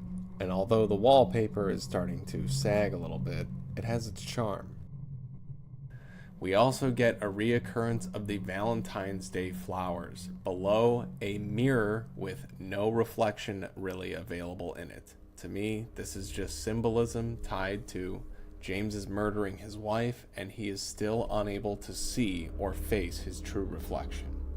After exploring through the room, we will break down a wall that leads us into this decrepit bathroom, which is contrasted by the nice room behind it. Then, James does something horrifying. He sticks his hand into this disgusting toilet. I continually go back to the thought that James is someone who does some things that most people would never consider doing, like sticking their hand into this toilet. And ultimately, his personality and character, being the kind of person that does something like that, is what led him to the destruction of his life and the desecration of this once beautiful room. Just like most people wouldn't stick their hand into a fetid toilet, most people wouldn't mercy kill their wives who are suffering from a horrible disease. But James is the kind of person that would do these things and does these things. The next room that we enter has a couple interesting things. For one, I froze it at this frame where a cloth is covering a shadow that to me looks a lot like a lying figure, but we will discover that is a mannequin in a bathtub full of sludge behind here. I also find some kind of parallel to a corrupted or rotten heart in this figurine shape. Finally, we have the image of Mary portrayed by this mannequin behind the cloth in a bathtub of rotting sludge. I would also like to examine that, in my opinion, the shadow and the mannequin are not one-to-one representations. The shadow appears to be facing us frontwards with both of its legs planted like so, and the mannequin is tilted on the side. It probably doesn't mean much and maybe wasn't even intended, but it's something that I picked out. Another small detail that we'll notice when we come to find the headpiece for the bird is that it has been hanged, which this is clearly alluding to. This is also not the last time that we will see references to hanging in this game. As we progress more through the apartments, we will come to this glimpse of the past, which is clearly a reference to the original Silent Hill 2, where this was the coin puzzle. This also makes me think of the time loop theory, which I don't know if it has been debunked or not, but I really enjoy, and part of me loves the idea of James endlessly running through Silent Hill 2, completing these puzzles in various forms and manifestations, and that he somehow has some kind of mental connection to this. As we continue on down this hallway, we'll notice that, slowly, the environment seems to be shifting back to what is a relatively normal-looking apartment. To me, this is indicative of how the way Angela sees Silent Hill is slowly seeping into our own vision. And upon entering room 109, we'll find a couple interesting details. One I find is this door on the left that is blocked off. The other on the right is the room containing Angela in her reflective state, possibly contemplating suicide in front of the large mirror, which is one of the only other reflective mirrors in the game. To me, the blocked off door very easily symbolizes that Angela has things that she is not ready to share with either us or confront herself. Also, we have this TV with two handprints pressed on the front of it and a bottle of liquor sitting on the top. To me, it has some kind of tie-in to Angela's abuse, how she was forced to do horrible things by her father, who was known to be a drunk. I know a lot of these points maybe are starting to sound redundant by this point, but I will say that a lot of Silent Hill 2 has recurring themes, so that is kind of something that's unavoidable. Something that I haven't mentioned yet, though, is how I feel like the TV is used a lot of times to represent kind of male laziness or male gluttony. It occurs a lot in the daddy scenes and also just throughout the game. Also, for example, in front of James's doppelganger in the Eddie room. Coming up here, we have the very famous Angela scene, where she is lying in front of a large reflective mirror with a knife. I also think it's interesting that the knife is acting very much like a mirror in this scene. Now, most knives that I know of are not reflective like the way this one is. Maybe the knives I'm around are just more low quality, but something specific about that to me sticks out. We have obvious themes of suicide here that Angela may have been contemplating. It's also worth noting that she is dressed with long sleeves, which might be indicating that she is trying to hide some kind of self-harm. When Angela says it's easier just to run, that really hits home for me, because anyone that I know that has done something that they're deeply ashamed of or had something occur to them that was hard to process, it is honestly so much easier to just not face these emotions and try and tuck them away, because facing them makes you face the brutality of whatever it is that happened. I also think it's important to note that it is a human characteristic, in my opinion, to always take the path of least resistance, and while it may be easier to run from your traumas in the short term than face them, it is worse in the long run, because you will almost definitely never find resolution. Just about every line in this dialogue is extremely deep. Angela saying maybe it's all we deserve is so incredibly true to life, because it is a common phenomenon that abuse victims will eventually start to take on the characteristics of their abuser and believe the abuser. In this exchange, there's a couple things that I find interesting. One is that James is clearly unwilling to accept the fact that, like all the other people brought to Silent Hill, he has some serious trauma and baggage that he is attempting to sort out.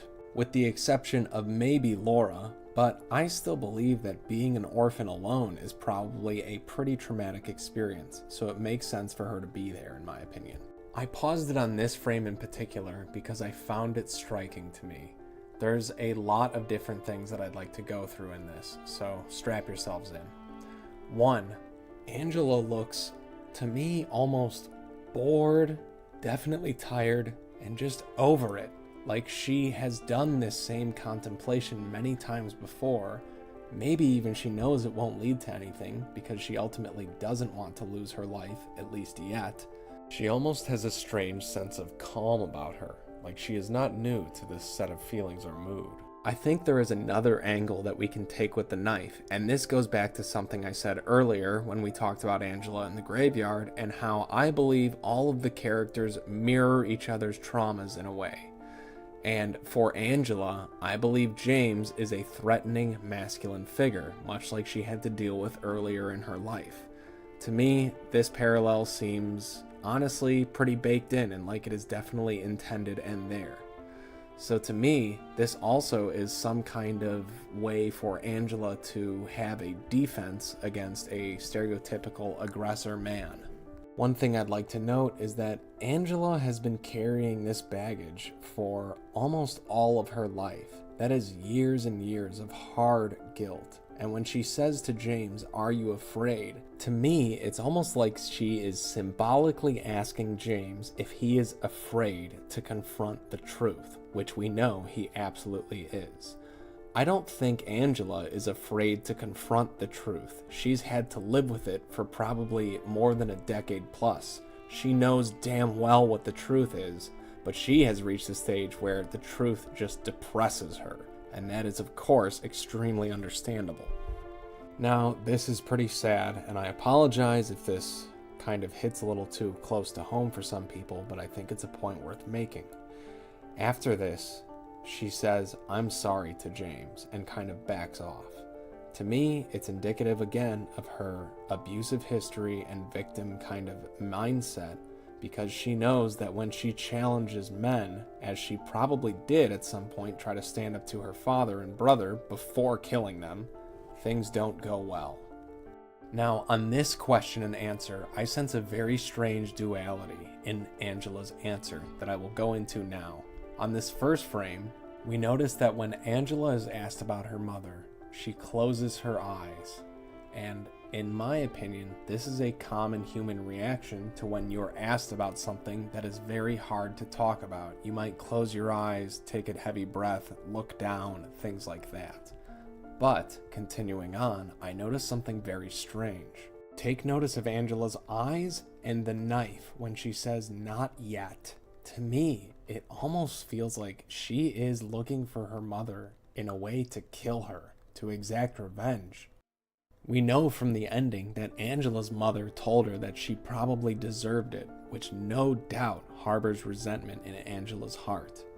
part of me thinks that to settle the score, the last one of her family left to kill would be her mother. But I think it's also indicated at other points in the game that she very much loved her mother, especially in the photo found in the daddy closet. Now, really pay attention to this knife. This is a replay of the "Did you find your mother? No, not yet" scene. In my opinion, the knife goes at the start of this to an idle, kind of less threatening position to a threatening and ready to strike position once Angela is reminded of and starts thinking about her mother. Maybe I'm totally reaching, and I definitely am, but I thought it might be something. I think it's very interesting too that from our perspective, it looks like James is kind of asking all these questions with his face kind of upturned away from her in a almost demeaning or suspicious manner. Here we see a instant change in Angela's body language and aggression, one that we haven't seen before. Like I said with the mirrored character theory, to me this also represents when Mary maybe would have moments of turning on James and attacking him in certain kinds of ways, like with words and etc. Notice how once again, after beginning to challenge James, Angela shuts off. This to me is so deep, and it's just rooted in her abusive past, and it's something that she is conditioned to do, I believe. When Angela looks up to ask James if he's found Mary yet, something about his expression here, to me, feels like he doesn't even believe himself in what he's saying. Maybe he does in the delusion, but as he reaches for the picture, we see Angela get kind of saddened by this image of this woman that James is saying he loved. But I feel like Angela deep down kind of always finds the worst in men, so she is probably assuming the worst.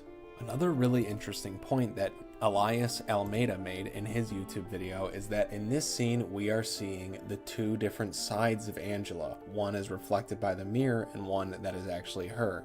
To me, it is significant because we are only exposed so far to the kind of meeker and more apologetic side of Angela, although that's about to change. Here we have more of James's trademark "have you seen my wife" question with the picture. To me, it's all just more attempts on James's part to convince himself that Mary could possibly be in this town, she could be alive, and that he didn't kill her, which subconsciously he knows damn well that he did. To me, when he says, "Don't worry, I'm not crazy, at least I don't think so," it is significant because it is one of the few times that James accepts that he might not be seeing things clearly. Angela says she has to find her mama, and James offers to go with her. I find it interesting that Eddie at first offers to go with James, who denies him, and in part he is denying his murderous and gluttonous side, and James offers to go with Angela, who denies him because she doesn't want to be around that male figure, so she denies the aspect of the abuser. It makes sense to me in some dark, twisted way that James would try to attach himself to whatever adult female he could find, since he is mourning the loss of his wife so heavily in this. This is crazy fan theory territory, but part of me wants to do a thought experiment in that, what if Angela had gone with James? Would Maria ever have materialized, since James would have kind of already had a fill-in for Maria or Mary that he is looking for in Angela? Angela, of course, wants nothing to do with James because she severely distrusts men. And then James addresses the elephant in the room, the knife that Angela's been holding. I find this scene extremely interesting because although Angela is a threat technically holding the knife right here, James is the one that forces the confrontation over it, and his body language is kind of like he's barreling down on her. I think in this scene, it particularly shows, and I think a lot of people will consider it being more of a suicidal tendency path, but I actually see her saying, "I'm not sure what I might do," in that she might kill again if she keeps the knife. And then she lunges at James, and immediately, after confronting him again, falls back into her submissive state. It's heartbreaking to see that even though she is technically the threat here, she is so beat down, so unconfident, the way she puts the knife on the table and has to just leave the room. Extremely poignant. Then we have James left alone with the bloody tip knife in the room. To me, there's many things here. One, the way he picks it up and examines it, it's almost like he's contemplating the possibility, at least, of, well. Furthermore, it can also be noted that Pyramid Head is never seen wielding the great knife until after this scene where James acquires it, and we'll even get a little sound clue alluding to that coming up soon. One final note is this scene rewards us the key of resilience, which to me is just a very clear metaphor and a almost nod to people that go through the kind of abuse that Angela did end up having to be very resilient, fortifying their emotions and their personalities. While heading to our next destination, we will hear presumably the heavy footsteps of Pyramid Head dragging the knife.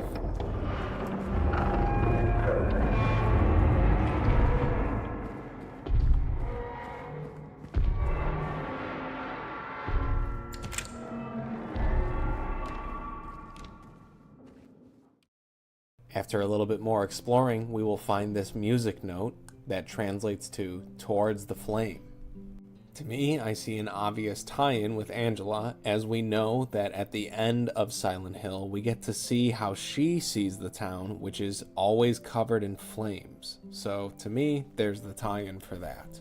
Also, we are moving slowly with James towards the flame being him realizing the true hell of him having killed Mary. A quick note, as we continue, we will come to a room like this, which is very reminiscent of the original game's Pyramid Head boss fight. Though this isn't the room where you get the glimpse of the past, and I'm not sure that I found that one in this playthrough, it's essentially the same thing. Though in the one you get the glimpse of the past, I believe there's a dead monster in the same spot that Pyramid Head dropped it in the original game. I thought this was a pretty cool nod to the returning players. Upon returning to the clock room, we see that the nurses have drawn much closer to the gate, a foreshadowing of things to come for James. We find the moth puzzle in this room, and the moth in Japanese culture is significant of rebirth, the cycle of life, and transformation. To me, this whole game is about rebirth, the cycle of life, and transformation, with Mary's death, James's evolution of being in denial and then eventually accepting himself, at least in one ending, and many other characters have a kind of evolution or rebirth of some type upon some realization that they have. This is also further represented, in my opinion, on the symbols near the lock for the door, with one being a zygote, the other being a moon that is half transformed between its crescent and full form, and then a skull, representing, of course, death. Next, we gain access to a room where once again James will stick his hand into a very questionable hole with some green ooze that is coming out of it. But I want to take a second to talk about the sound design, in this room specifically. Now, I love this game, and I had very, very few letdowns and things that I would say were cons for me, but this room was actually one of them. The reason being is because in the original game, this room has a sound effect in it that to this day haunts me. It will forever be one of the most tense feelings I ever had in my life when I first encountered this sound.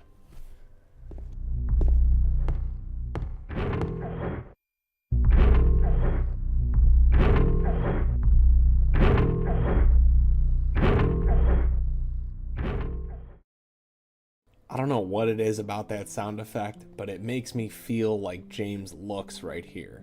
Just absolutely dreadful. As much as I hate it, I really wish they would have kept that sound in the remake game. But you can't always get everything you want.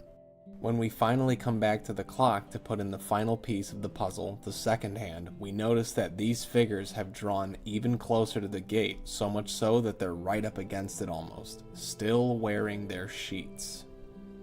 After completing the clock puzzle and before heading out, we find this picture that says "How the Time Flies" with a TV on it.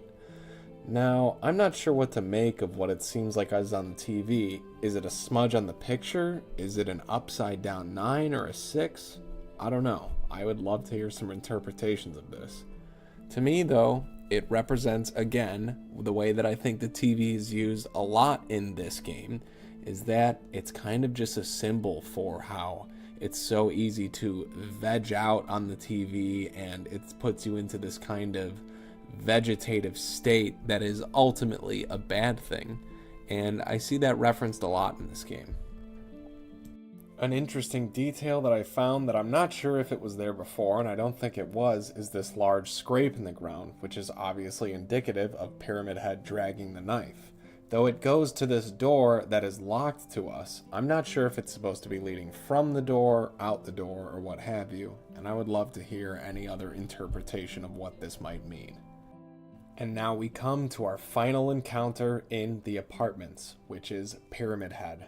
We open the door to see him holding his great knife and throwing the corpse of a mannequin into the side of the room. I'll take this time to expound on some ideas surrounding Pyramid Head. For one, his slow and bulky movement and the fact that he is weighed down so much by the metal helmet that almost traps him, to me is a clear significant symbol of how James's guilt is crushing him and he can barely carry the weight of it. Pyramid Head's movement mirrors this. Also, this is one of the few times where Pyramid Head is actively trying to kill James and only James. In the hospital, it can be reasoned that Pyramid Head is actually more so chasing Maria and attempting to kill her to rid James of her distracting presence so he can find the truth. And in the labyrinth, Pyramid Head is merely patrolling his domain and will not attack you if you come from behind him, but only if you get in the way of him. I find it interesting that in this fight, as well as the original fight in Silent Hill 2, the original game, you do not have to actually fight Pyramid Head to make it past this sequence. In fact, you can run the whole time, and eventually Pyramid Head will just be called by the town, much like James is called by the town, and retreat for the time being at least. To me, it's significant of how James is still in a position where he can continue to run from his judgment and run from the truth as long as he remains in his delusion. After enough time passes, Pyramid Head will relent, and he opens this door that I'm not too sure James would be able to get open on his own. So Pyramid Head again acts as a protagonist and allows James to continue. By opening this door, he is allowing James to get one step closer to the truth. If you have made it this far, I would like to take a second to genuinely thank you. I am not a professional video maker, and like I said at the beginning of this, I intend to probably never make any other kind of video game analysis ever again. I don't expect to get a lot of views from this, and I definitely don't expect monetization now that I've said suicide about a dozen times in it, but none of that matters to me. I am doing this purely out of passion and love for this game, and I hope that in your eyes I have done it some justice so far. While we still have a long way to go, I really hope that you are enjoying this so far, as well as all my crazy fan theories, and remember to just take it all with a grain of salt. Because at the end of the day, I am not claiming to know everything about Silent Hill 2. In fact, there's tons of things that I'm sure I missed. But nonetheless, I felt called to do this. Upon exiting the apartments, we will get this cinematic with Laura. To me, there's a lot to delve into with Laura, James, how they mirror each other, and the themes that Laura coincides with. The first thing I'd like to point out is that, in my opinion, Laura already holds the key to James's greater understanding. If James were to read the letter right now and ask her the same questions that he does in the hotel, then we would arrive at the logical conclusion that James does, that Mary died recently. I'd like to point out that James's truth and innocence in the form of Laura is elevated above him in this scene, and he is basically unable to reach it. If he were to try to reach for Laura here, she could very easily evade him. Even though Laura did step on his hand and make it harder for him to progress, he still should recognize, I think, that she's a little girl in this town that is presumably really fucked up. So I think him being confrontational kind of right off the bat also alludes to the fact that he is still not willing to really face his innocence or lack thereof. Also, the way Laura chides him, because I imagine she heard a story or two from Mary that painted James in a bad light, also to me represents that his innocent side knows what he did and is not willing to let him off the hook. One other small thing that I would like to comment here is the mirrored character theory that I have been running with for a while. In my opinion, while Laura to James represents purity, innocence, and the truth, to Laura, James, I think, represents maybe the father that she never had, because we know that Laura is an orphan. And so it makes sense to me that she would be standoffish and even resentful towards him. Here is where we approach Rosewater Park with this extremely beautiful, albeit kind of depressing shot. The graphics in this game are just incredible, I'm just gonna say. Anyways, it makes perfect sense to me that this is where James meets the manifestation of his desire for Mary, Maria. Rosewater Park being symbolic of flowers, and that theme often tied to Mary and thus Maria. Also, rosewater to me brings up imagery of a red liquid, so blood essentially. There's also, I think, a small tie-in and callback to Mary with this hat perhaps, which seems to me like, I don't know, just something that she might wear. And then when we get to the gazebo, it makes perfect sense again to me that that is where the true manifestation lies. Because as we know, James has memories of him and Mary looking out at the water at the park. I mean, what better place is there to do that than at the gazebo that James runs into Maria at? An interesting note that I would like to make is that this statue, as well as the statues in the next shot, are the only statues of men in the park that I could find, and they are all coincidentally missing their heads and broken in some way. To me, this is significant and maybe just a literal nod to that James is crazy and has lost his mind, which culminates here with the appearance of Maria, his wife's doppelganger. One little side note for some levity, but look at these prices. A bottle of water for 50 cents? I can't believe it. This game has to be set in either the 80s or the 90s, which people still kind of argue to this day, and I'm not going to bother too much with the timeline of that. And here we go. This is obviously going to be a very long and thorough analysis. I believe that Maria really is the main villain of the entire Silent Hill 2 story. Maria embodies all the things that James secretly wished Mary could have been during her life, and especially during the sickness. It's also worth noting that she has the butterfly tattoo, which again is representative in Japanese culture of rebirth, which Maria literally is. In the Born from a Wish DLC, we come to learn that Maria, coming into existence, is questioning herself. She has these memories, which are basically Mary's memories locked inside of her, but she's still working on accessing them. By this point, though, she has been set on her mission and she already knows who James is before James has met her.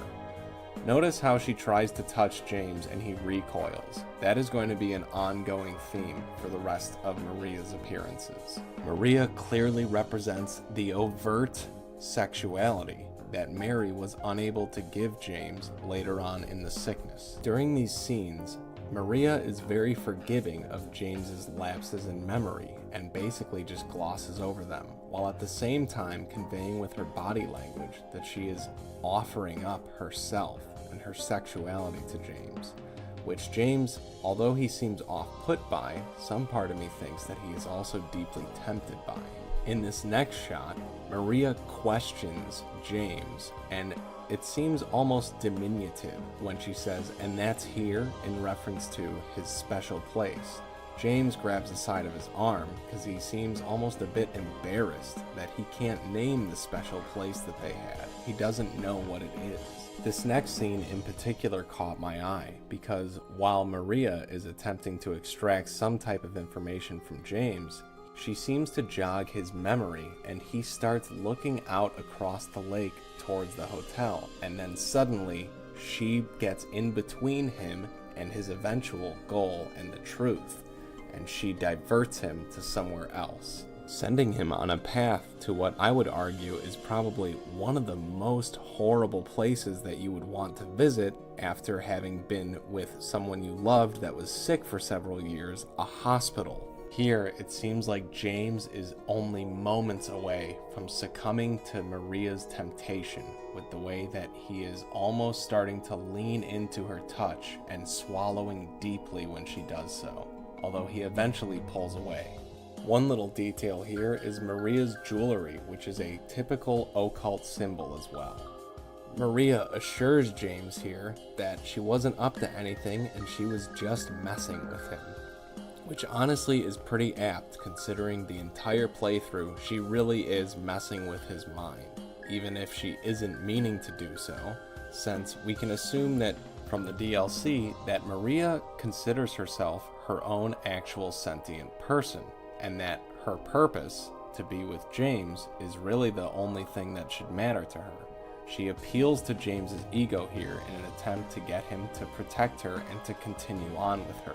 She attempts to conflate James's love for Mary and divert it to her.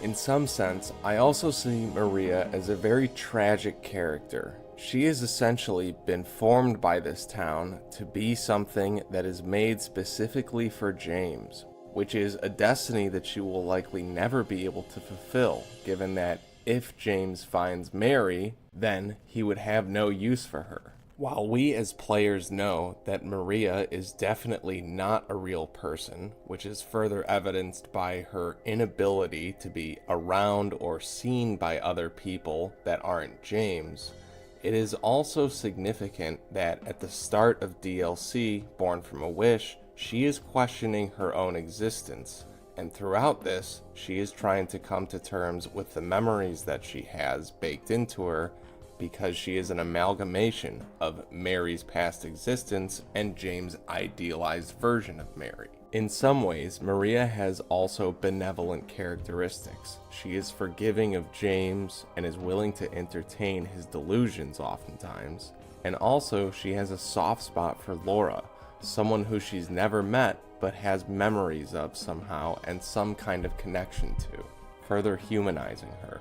It's also interesting to note that while Maria seems to have a fully formed personality at the start of our meeting with her, by the end of the game, she begins to lose it and become an amalgamation of Mary, much like Mary lost her personality to the sickness.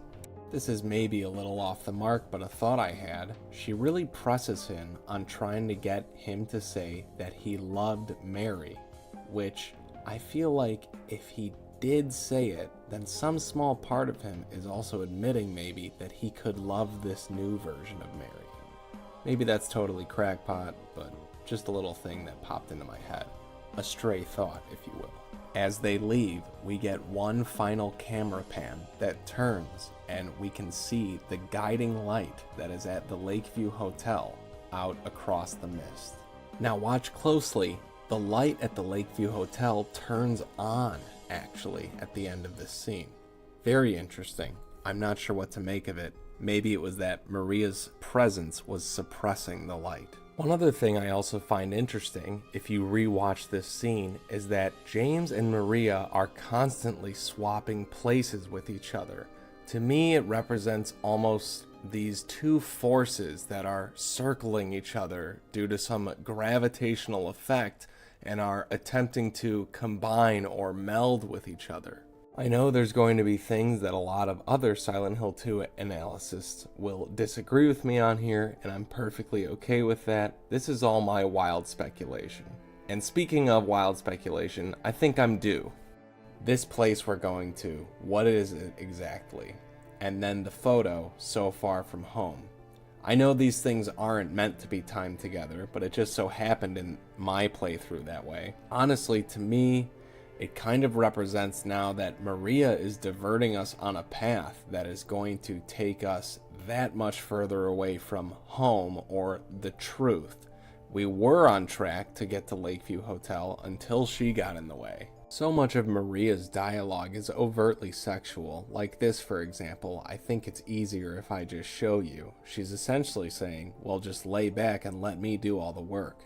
I think we can all kind of get some picture of what this implies. Here we find a statue of Jennifer Carroll, who is many times referenced in the game and also kind of ends up being an allegory for how Mary always truly loved James and kept her light of love lit for him even in the worst of times. She also goes on to say, Maria that is, that Jennifer Carroll was just a woman killed for no real fault of her own by moral upstanding folk. To me, this is a direct parallel to James murdering her. Until James murdered his wife, we can assume that he was moral and upstanding. Mary also essentially dies by no fault of her own, and twice. I'd argue that the sickness basically killed her, and that is by no fault of her own, because we can't control when we get sick, and then James killed her as well. One little detail, and these will add up over time, is that Maria says something when you start breaking things. Now, this is, I know, a crazy reach, but just bear with me. I could see very much James having fits of anger perhaps during the sickness and taking out his rage on inanimate objects.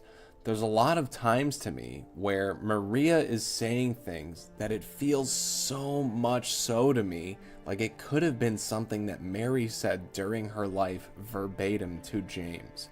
We will find a couple instances of this that I will point out as we continue here. There's a lot of interesting details that happen in the motel, and when we first come here, Maria asks James, "You ever stayed in a place like this?"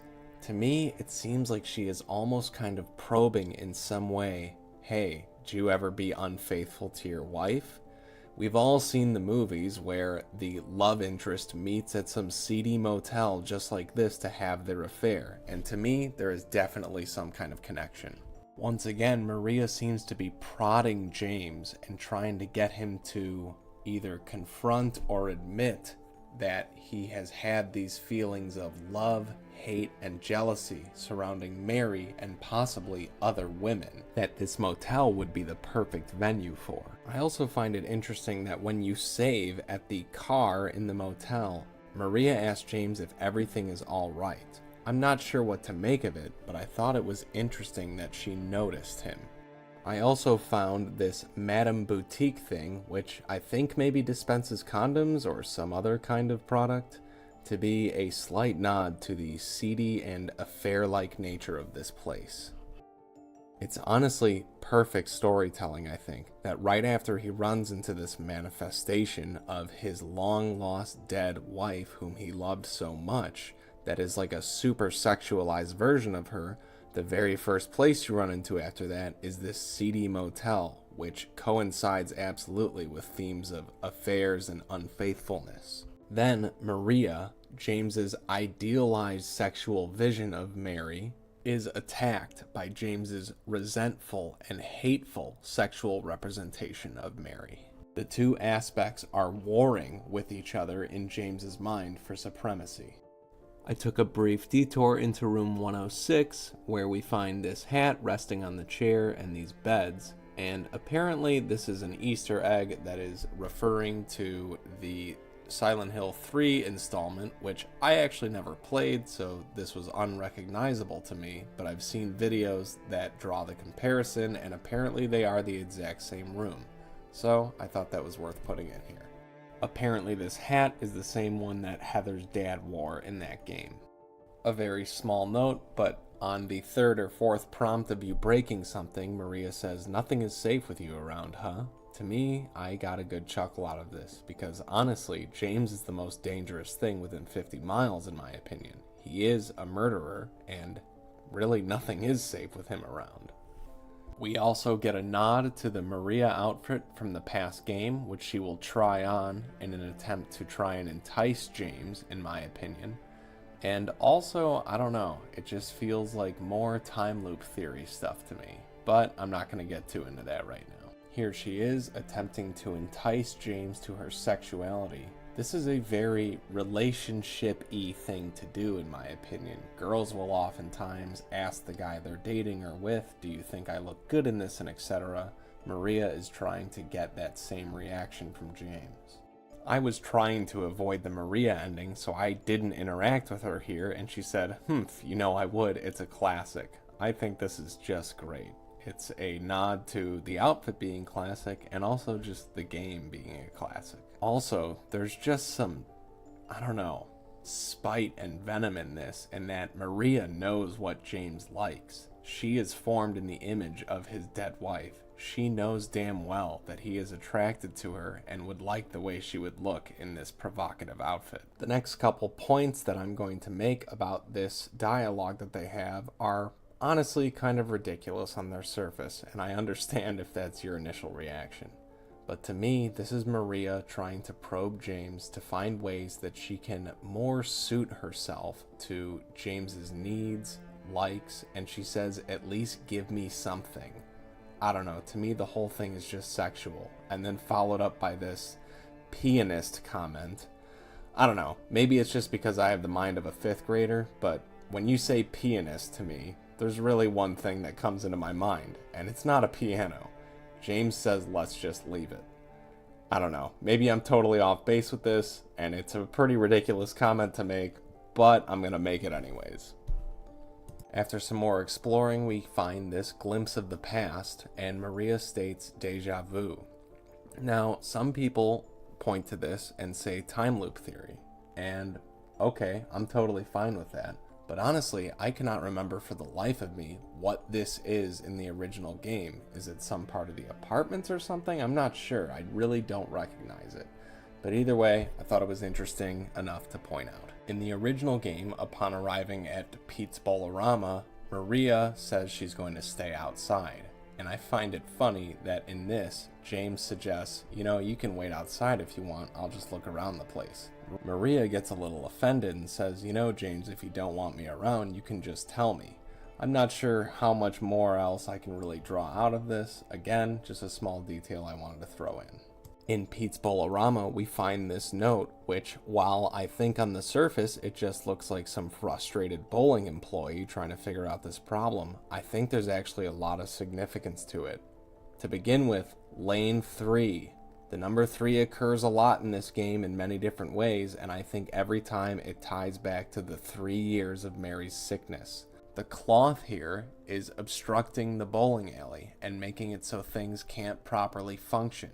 Just like James's inability to remove the cloth from Mary is obstructing him from finding the truth.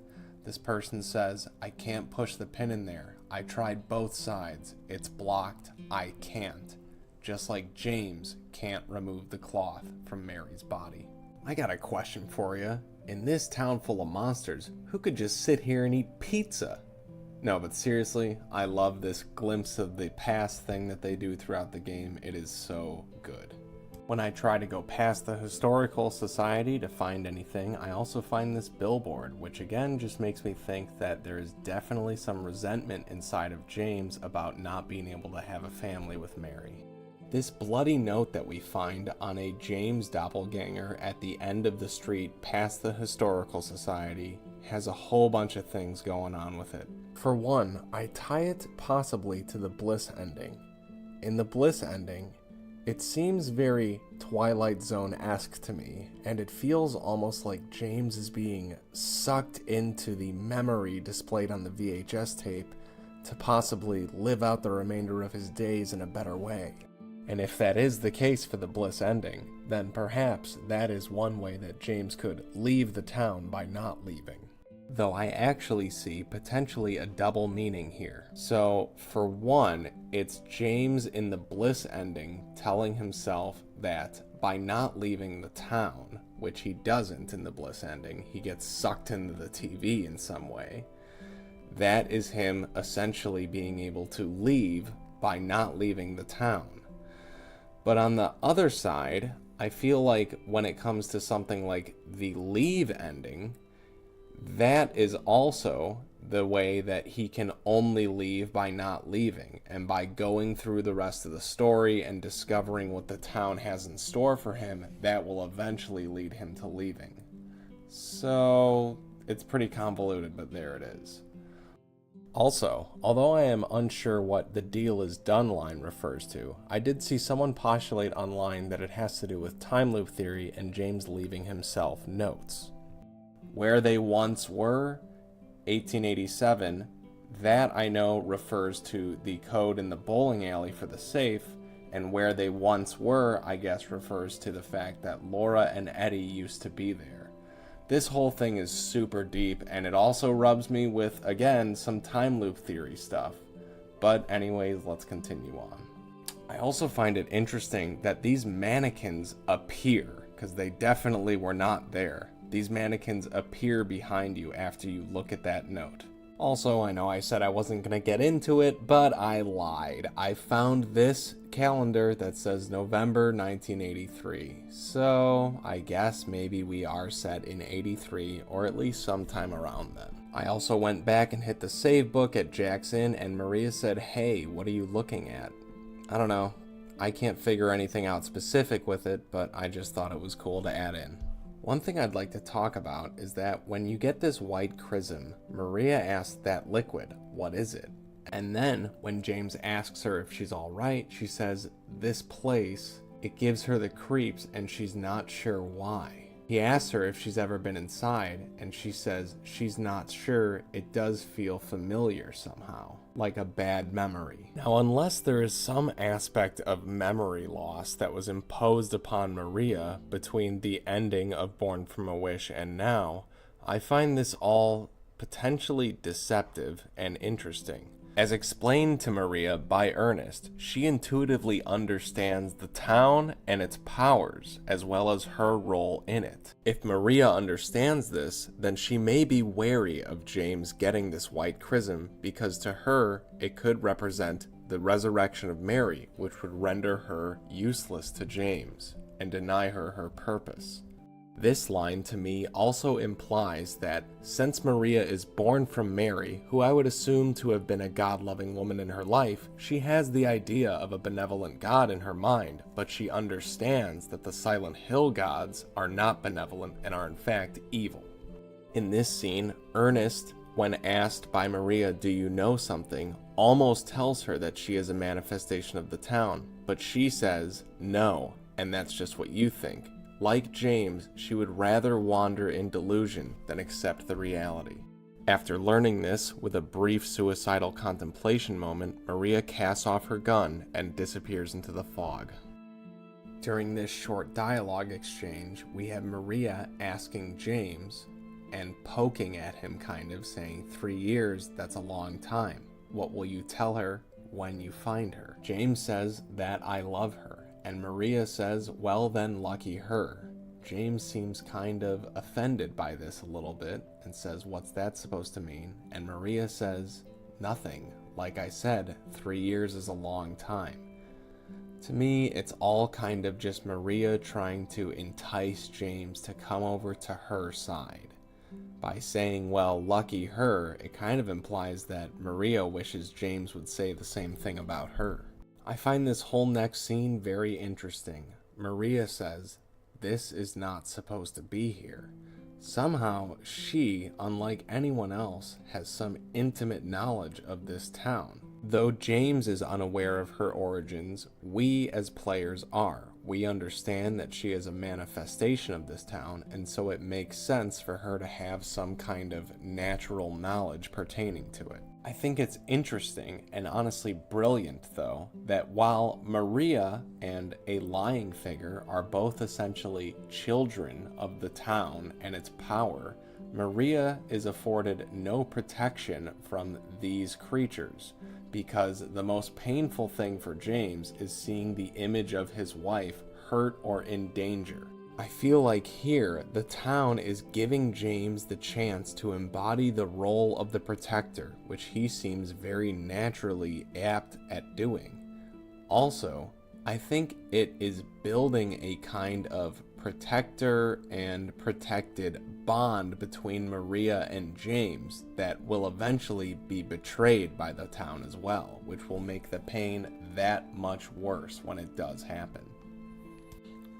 On the flip side though, and this is all reaching, I understand, but maybe, since James just encountered and now has Maria in tow with him, the sheer amount of monsters that is being thrown at him is pretty insane. There's like over 12 individual monsters in just the last couple minutes, or maybe more even if you include the stuff that was on the road around Pete's Bolorama and the Historical Society. Is this indicative, maybe, of some way of him lashing himself for subconsciously having a desire for this Mary clone? Combined with the fact that he's also on his way, though unknowingly, to a place where men typically go to get sexual satisfaction in some way, some more illicit than others. Did he do this when he was with Mary? Did he maybe sate his thirst by going to strip bars during the later stages of the sickness when Mary could no longer satisfy his needs? Maria represents that, the stripper perhaps, and his guilt over it is manifesting heavily by the sheer amount of monsters coming in front of him since acquiring her. Here we approach Heaven's Night, which has a red door that is typically symbolic of a safe haven. As James approaches it, Maria seems to be watching from behind, knowing all too well that James is not going to be able to enter, even giving him a little nod to try his best. When James realizes he can't, he turns to her and gives her a look like he almost knows that she has the key and is withholding from him. I think this falls right in line with Maria's typically deceptive nature, and also the fact that Maria is constantly toying with James. I think Maria was purposefully withholding her ability to enter here and making James do his best to get in and watch him struggle so that she could provide usefulness to James and have him hopefully grow more attached to her and dependent on her. I also think it's interesting that there's a sign right here that says "Keep door closed." To me, it's almost signifying that this is a place of sin, somewhere that James should stay out of, and he seems equally wary of entering it as well. It's representative of Maria attempting to trap him with her sexuality, and James being wary of it. Notice how James enters very cautiously, and Maria watches him, almost like a spider watching a fly fall into its trap. One final note is that she caresses the door on the way in, signifying her familiarity with this sinful place, as well as her comfortability and ease in such a place. I find it significant as well that the back of this place is the only part that is really decrepit and kind of nasty.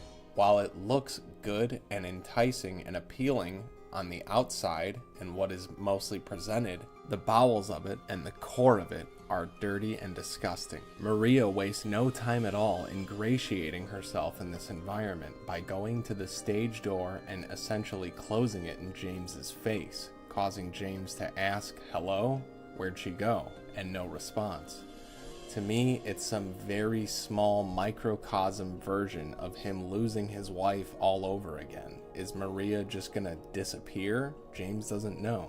To me, there's also the possible representation that because Maria is able to enter this stage door that is then locked to James, signifies that she would have a key. So that paints a very clear picture of her embodying a stripper, one of many who James may have had a night with in the dirty and disgusting private back room of the strip club. Here we find this photo of a stripper pole on a stage titled "Ready to Kill It." This photo to me represents many things. For one, the obvious of a performer getting ready to, quote, kill it. Maria or any performer feels this way usually when the lights come up and it's showtime. But I also noticed something in this. Even in this photo, the roof is incredibly decrepit. Was this how the place looked even when it wasn't business? Or is it some kind of subtext that this is the essence of a strip club? Dirty, disgusting. When I attempt to go even deeper into this train of thought, in this further extrapolation on the previous point, maybe James didn't resort to these types of places until near the very end of Mary's sickness, when he couldn't take the sexual deprivation any longer. At this point in the sickness, he literally was ready to kill Mary, who had become an it, a monster she was turned into by the illness. A monster that, with the combination of the booze the joint no doubt offered, and him knowing that he had already forsaken her sexually, and the sickness, he was ready to now snuff out. As we continue into Heaven's Night, we get this flash of red legs silhouetted against a wall. For us, this is playing on a stimulus response that has already been built into us by this point in the game, that legs typically equal danger. To me, I also see a connection that sexuality for James ended up being a very dangerous thing. His sexual frustration eventually is what in part led him to murdering his wife eventually. I also don't think it's any coincidence that this room is full of mannequins. In this scene, we have Maria once again putting herself on full seductive display in an attempt to entice James. I also think that this shows the kind of psychological torment side of Maria, where she knows that James is not going to be privy to this, but she does it anyway. Here, Maria approaches the pole and begins to give James a kind of faux dance or performance.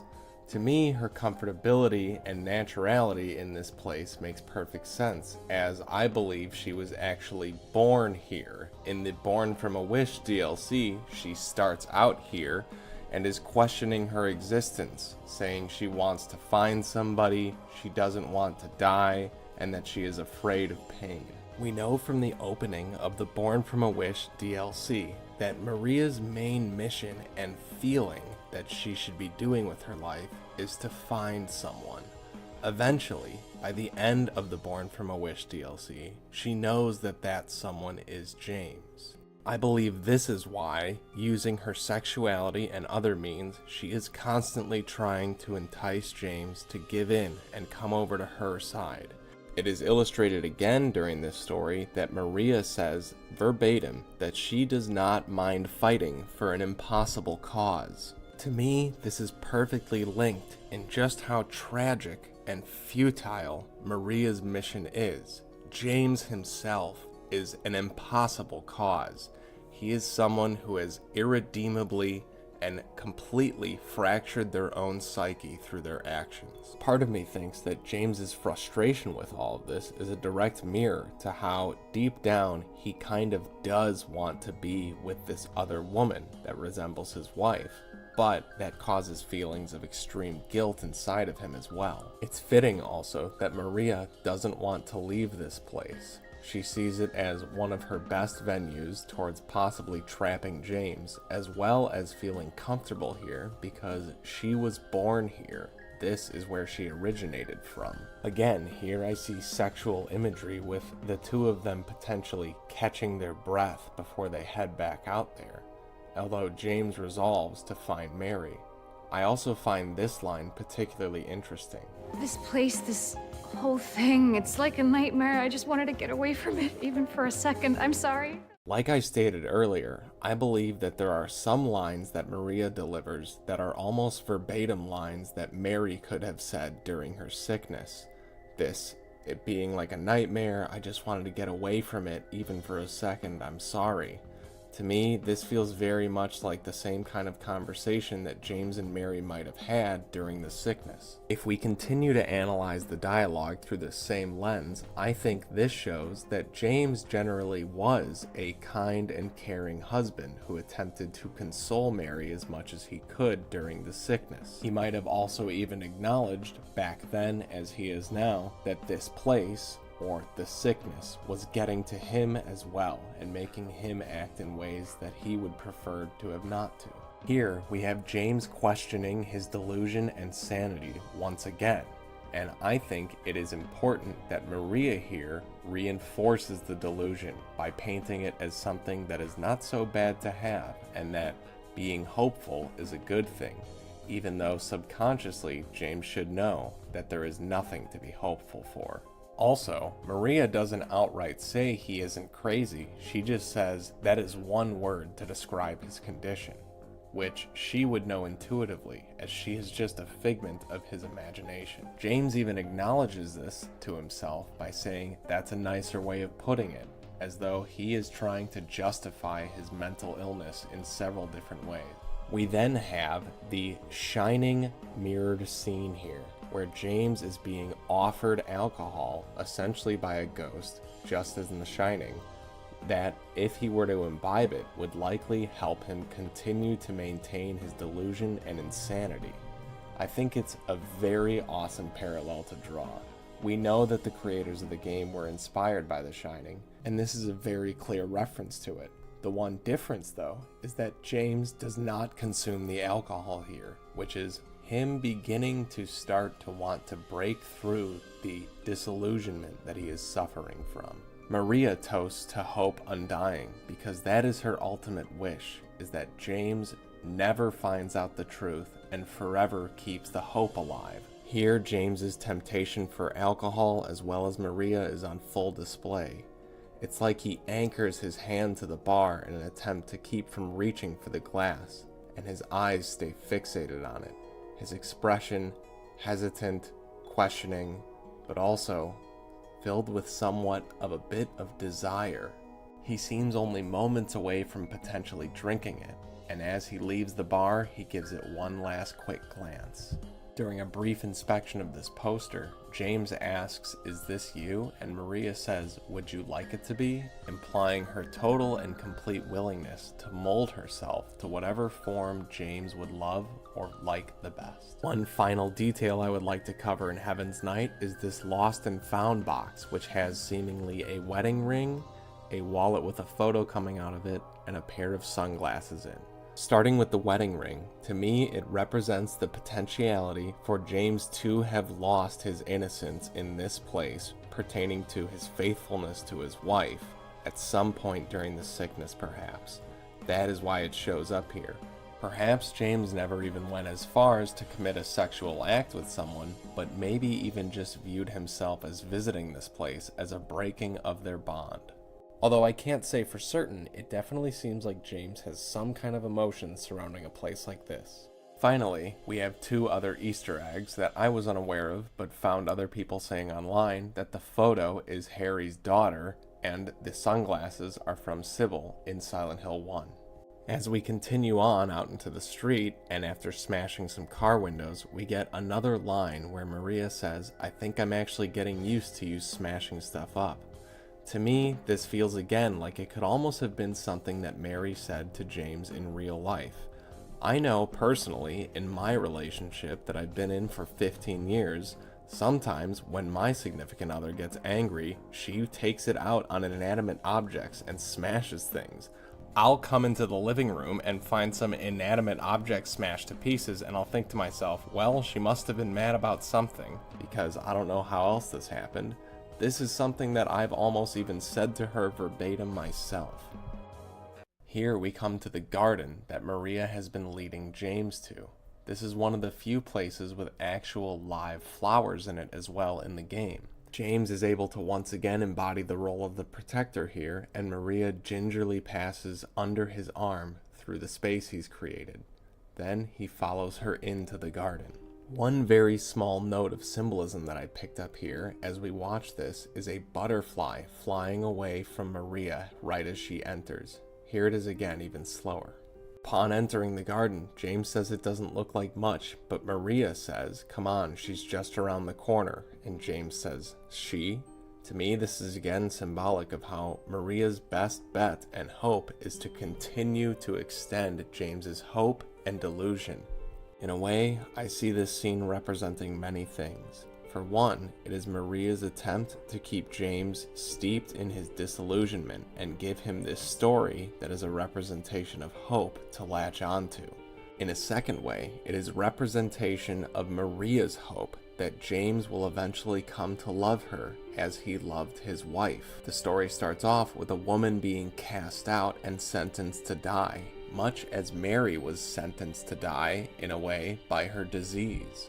The man only falls in love with the woman after her death sentence is committed, which to me can almost symbolize that once we know we are potentially going to lose someone, we cling to them that much more. The man is symbolic of giving the woman life by bringing her food and company, in a way that James is symbolic of giving Maria life. To me, the lit candle metaphor is Mary maybe always holding out hope that things could be good, or that James could at least find his way once she has passed. This dialogue, I think, ties in to some way that nature is what caused James to break and blow out the candle, i.e. killing Mary.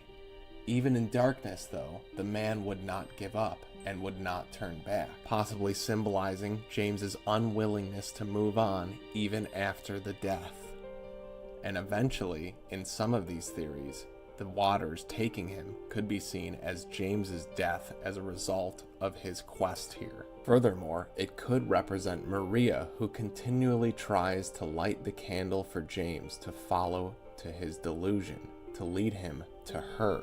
Or conversely, it could mean that Mary's spirit is in fact essentially attempting to guide James to the truth so that he can finally accept what he's done. James's reaction here is very interesting. He closes his eyes for a long time and gives a sigh and a look of frustration.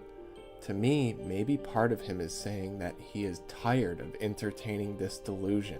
Over the course of the game, there will be subtle hints that James is getting tired of the illusion and is beginning to slowly accept that something is not right in the story he's telling himself. Part of me wonders that if through the telling of this story, James comes to some small moment of clarity about his own story. He says, "This was a mistake, I shouldn't have come here." To me, he's referring to this entire thing, not just the garden. I've started to look at Maria as essentially a double character, and all of her actions and dialogue, I try to interpret them as if they were both being said through the different mouthpieces, one being James's actual loving wife that he had during his life, and the other being the manifestation, Maria, that is attempting to keep him here steeped in delusion. James here appears to be breaking down and losing sight of the mission of finding his wife by making definitive statements such as, "This was a mistake, I shouldn't have come here." Maybe the same kind of definitive statement that he could have made during the sickness, like, "I can't handle that you're going to die," or "I can't take this," or something like that. Mary, being the kind, loving person that she is, would likely put a loving hand on James's back and attempt to console him in the same way that Maria does here. Maria's touch, though, unlike Mary's, is not reassuring to James. He often recoils from it because, in truth, it is the touch of the town attempting to keep him in this cycle and keep him in this loop, this perpetual hell. Also, I am not saying time loop theory is a proven thing here. I am just saying that ultimately Maria's goal is to keep James infatuated with the illusion of her and the hope of finding his wife. James recoils almost at her touch here, because I think he senses deep down that this is a unhuman, supernatural touch. But the town does its best to keep him distracted and invested in finding Mary, so it conjures up this scream to keep him chasing the idea. We have a short scene here as James enters the movie theater, but there is actually a lot that I want to go into on this one. We have obviously witnessed James go through far worse than simply cutting his finger a little bit. But even at the slightest prick of his finger, Maria wants to remind him that she is there, ready to comfort him if he needs it. At first, this next line coming up puzzled me, because I knew it meant something, but I wasn't sure what until now. When Maria says, "Not much of a movie fan anyway," it initially struck me, and I wasn't sure why. Through the course of this analysis video, I have discovered so many more things in the process of going through this footage and really looking at it and thinking about it than I ever had in my notes. And the one thing that occurred to me here is that the reason that Maria is not a fan of movies is because ultimately a movie or VHS tape of James's wife is what breaks the delusion. I understand that this entire video analysis has been me making mountains out of molehills out of every little blood scrape and scratch on the ground, but I really want this one to be true, because if so, I love that. That is so cool. Going back quickly to when James says maybe you'd better wait here, I think this serves possibly a couple purposes. One is that Maria isn't real. She is a figment of James's imagination, so if she were to be seen, or rather not seen, by Eddie and Laura coming up in the scenes, then that would cause the illusion of Maria to be broken. Now, this is going to get extremely far-fetched. It uses some parts of time loop theory, some parts of James possibly subconsciously knowing all along what is going on, and I realize it's pretty out there, but I am just having fun ruminating on this, so here we go. If there is a version of this story that exists where James is in some kind of perpetual loop and subconsciously knows what is in this building, then perhaps this is him saying Maria should stay here because he himself is not ready to have the illusion broken. He wants Maria there as a comforting reminder of his wife.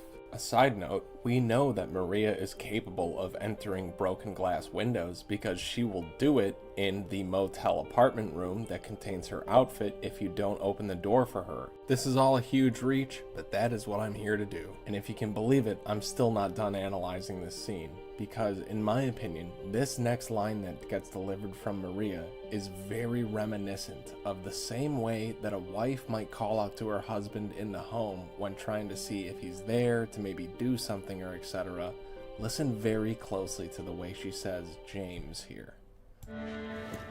And James?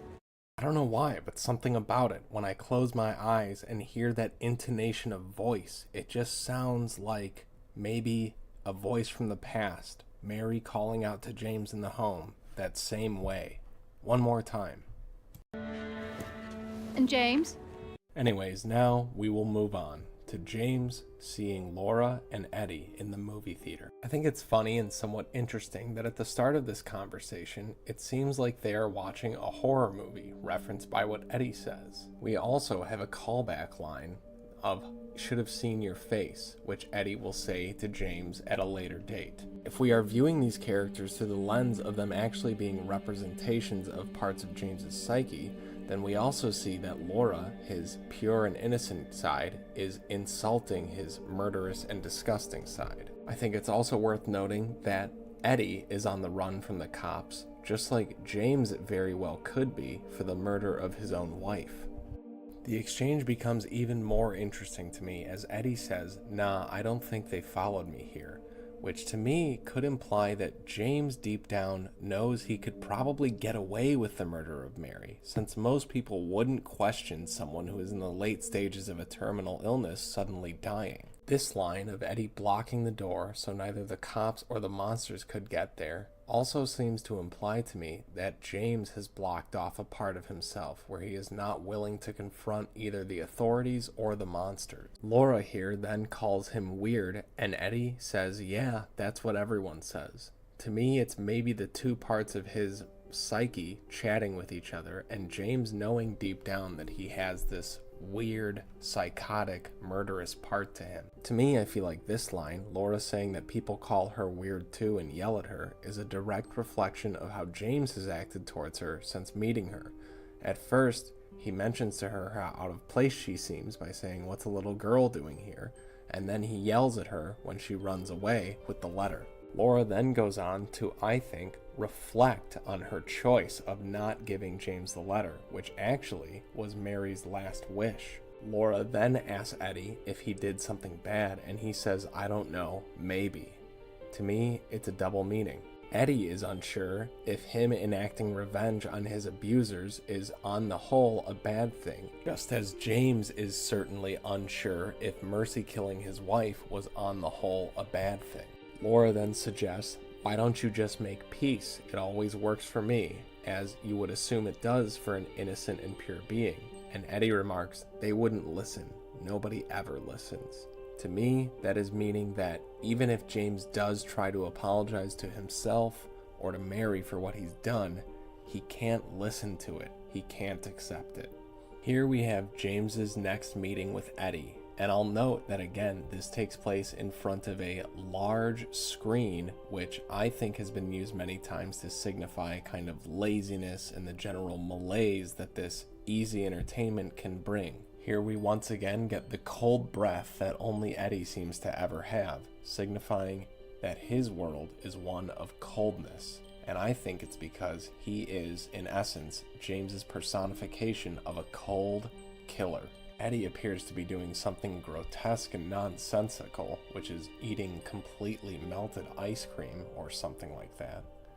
James goes on to say, "I see you didn't make it out yet," which to me represents that he knows he is still locked in this town with his murderous side. James is, I think, ultimately disgusted and horrified by his murderous side, which is one reason maybe why he chides Eddie here, who then visibly changes in demeanor and gets upset. I find it interesting too that James questions Eddie, or this side of himself here, all while knowing the answer, that Laura was definitely there, he heard her and saw her. Let's not forget here in the scene coming up that Laura seems to be the one that is in control of the projectors in the movie theater. At this point too, when James asks for definition on Laura and if that's her name, Eddie says that's what she said and gazes into the distance. To me, it feels like Eddie almost doesn't believe her, kind of like his murderous side doesn't want to believe his innocent side. During this scene, James is now the one asking Eddie if he's going to come with him, as before when they first met, Eddie asked if James would go with him. And now Eddie seems almost offended that James would ask and says, "What, now you want me to go with you?" These two sides of James are at war with each other. His standard good, normal, kind, and caring side, along with his gluttonous, resentful, and murderous side. These characters will continue to deny each other's feelings as the game goes on. I have to say, I found this particular shot to be one of the most creepy and unsettling and well done shots of the whole game. Eddie just ensconced in darkness, continuing to gorge himself. Here we have an incredible Easter egg that when backing up, if you look at this projector in the next room, you will see a very quick flash of the video of James killing his wife with the pillow. To me, it makes perfect sense that Laura, who is seemingly in charge of the projector, is attempting to show James some glimpse of the truth that she holds in the form of her letter and the realization that it brings. In the final scene in South Vale, we exit the theater with Maria, where she says that she saw Laura running this way, which brings us to the Brookhaven Hospital for our next chapter of the game. Upon entering the hospital, we also find some creepy photos that I'm not entirely sure of the significance of, but I thought they were worth mentioning at least. Maybe something to do with James repressing the memory of the same people that worked on his wife, although these pictures seem a little too old for that. One thing I noticed that when we first enter the hospital, I find it strange that there are these tints of sunlight coming from the windows all along the hall facing the building entrance. We were clearly just outside where there is no sunlight to be had. If I put on my crazy fan theory hat, part of me wants to believe that it's representative of how maybe when James and Mary first came to the hospital, there was still some small shred of light, a small shred of hope that maybe, through modern medicine, they would be able to cure her. As we continue through the hospital, these windows will go dark. Another thing that I think worth remembering and mentioning is that all of the mirrors in this place are cloudy and do not offer a real reflection of James back to himself. He is still not ready to look himself truly in the mirror.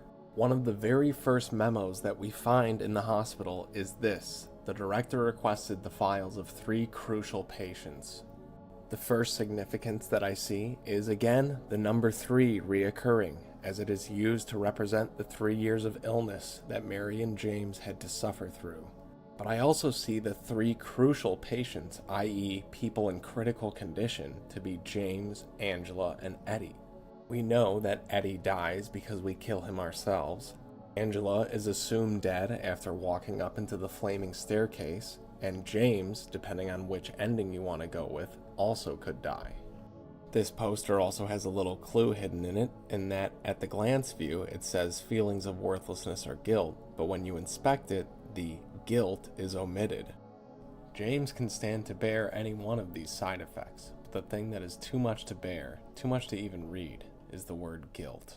Here we come to what is another very short cinematic, but I think it is actually packed with meaning in all kinds of ways. First things first, I want to take notice of the actual shot composition. We know what the full drawing looks like, which is a white rabbit on the left and the wolf on the right. As the shot starts off though, Laura is occupying the space that the white rabbit will soon inhabit.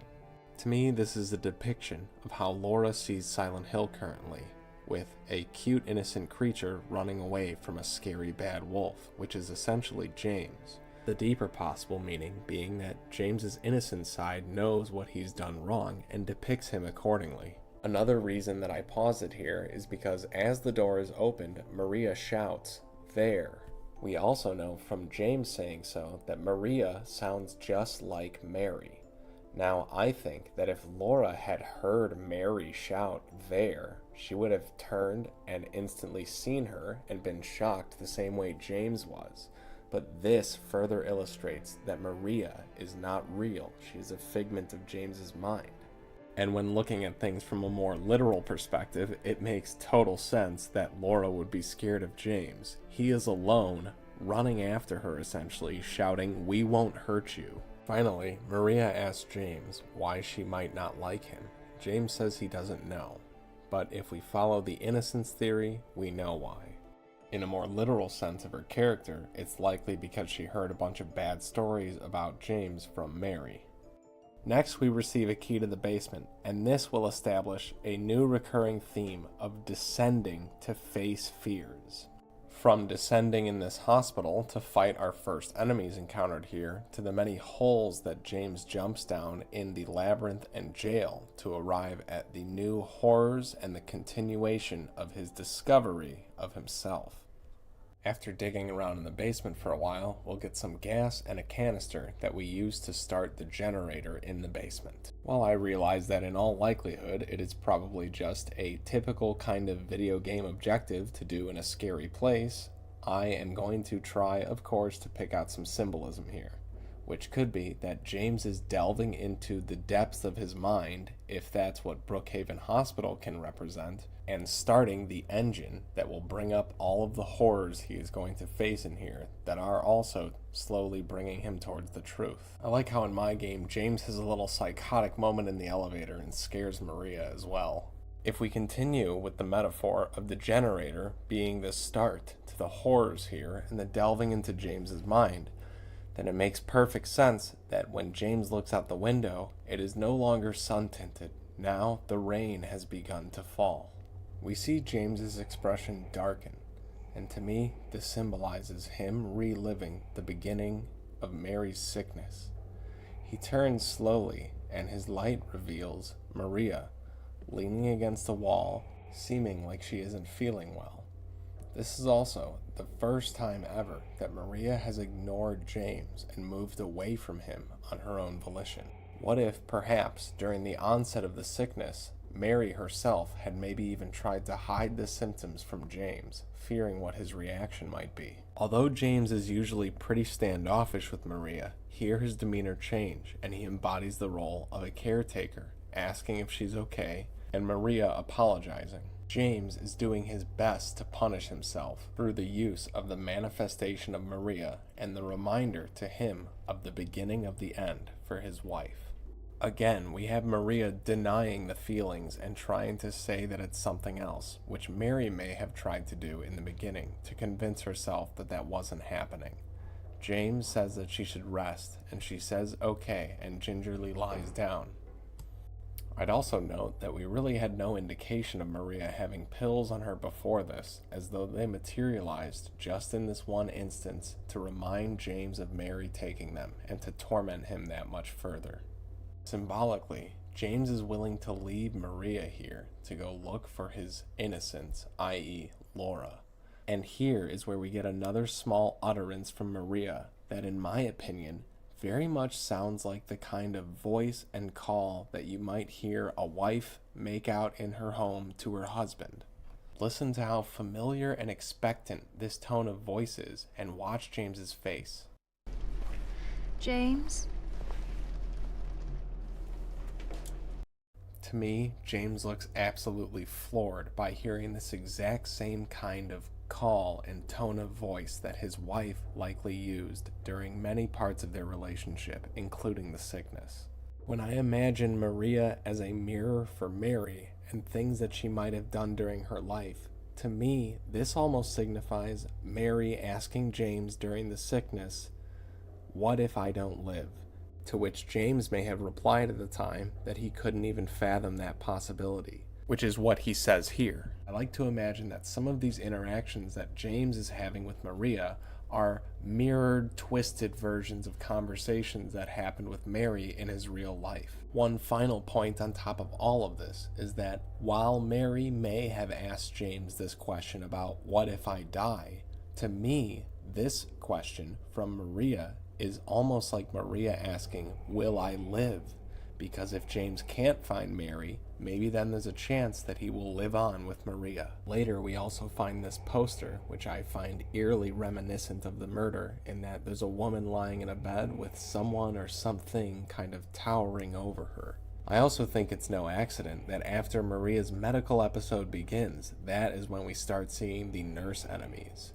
To me, the nurse enemies represent several different forms of torment to James. For one, they remind him very plainly of medicine and hospitals, which Mary had to endure for so long. James also likely resented the nurses and doctors for not being able to save Mary, and in his eyes, he may have viewed them as incompetent. Third, there is a sexual aspect to the nurses. They are other women that he may or may not have been secretly admiring while at his dying wife's bedside. This likely would be another enormous source of guilt for James. The nurses are also by far the most brutal and dangerous enemy in the game. While it is probably just the developers wanting a difficulty spike at this point in the game, I feel like to me there's also a potential metaphor for the 1-2 punch of other women's sexuality, which is threatening to James, since obviously as a man he wants sex, but he can't because he is tethered to his dying wife who can't give him that, as well as the brutal, lethal, and clinical news of Mary's death, which they represent in some way perhaps. Here we find a crumpled sheet of carbon paper on top of a wastebasket that is from one of the original game's puzzles, where you examined it to learn a crucial code. In the director's office, we hear a tape that mentions the 3 hopeless cases and how he is resolved to cure them, and he does not believe that it is a matter of hope, but instead diligence and etc. To me, it could have some tie-in, some internal monologue that James is having with himself. As he gets closer to accepting the truth, he is saying to himself that he doesn't need to cling to hope anymore. He just needs to do the work that will uncover the truth for him. Another glimpse of the past where we inspect the length of chain in bedroom M1. This is likely meant to recall the puzzle from Silent Hill 2, which was the basis for the chain box. I also find some small connection in the fact that the room where you get the shotgun also has the bear, which to me is a representation again of James's innocence, and when he tries to interact with it, it pricks him. It's significant to me that the shotgun is here as well, because this is a weapon that further pushes James towards the embodiment of being a murderer, which he is. I would like to point out again real quick that sheets are all over the place, and the imagery of the sheet or the cloth is still running strong and will remain to do so for most of the game. While this appears to be a note about some random patient, I am going to take it in reference to our story. To me, it illustrates what could be Mary's first day in the hospital perhaps, and we will notice that the corner room, or corner bed, as they say they moved her to, is the same room that Maria is inside of. After finding a hole in the wall, James once again does the thing that almost no person in their right mind would do, and he attempts to insert himself between the wall and the inside of the hospital. Truly, just like referenced on the director's tape, James is willing to be as bold as one can be, and go as far as one needs to go in an attempt to get to the truth or the cure. James, like anyone of course, can't handle being in this tight, claustrophobic, dark space, and fortunately for him, and serendipitously so, he is able to push his way out of it by struggling against the steel cabinet covering the wall. To me, it shows that James does have great resolve and fortitude. Even when things seem absolutely hopeless and horrible, he is still pushing and fighting to try and get to the truth. This final shot, I think, is also very interesting because it is almost coffin-esque, the way that he is ensconced in this wall and stepping out of it. We have this scribbled note, which oftentimes when I see him, I think of Pyramid Head, though I think it alludes more to the fact that James was just trapped in an extremely tight space with no one but himself, and this frantic scribbled note represents his same frantic feelings to get out, with "let me out" written on the back, as though James knows he wants to get away from himself, from the murderous aspects. And even though James was able to escape the wall, he is still trapped in Silent Hill, and furthermore, trapped by his guilt. These observation notes on patient 0090, in my opinion, are alluding to the 3 years of sickness that Mary endured, with each one seeming progressively worse. Also, let's notice that once again, the only really relevant number for the patient number is the number 9. If we try to scroll down to see day 4, we see something that says something is very wrong and cuts off. To me, this represents that there was no 4th year for Mary because James ended her life. I would also like to take a quick second to comment on the nurse's sound design, which, while I think it was decent in the game, I really kind of wish that they had kept the same sound design and noises that the nurses make in the original, because they are absolutely horrifying, including, to me, the famous nurse scream. Listen here.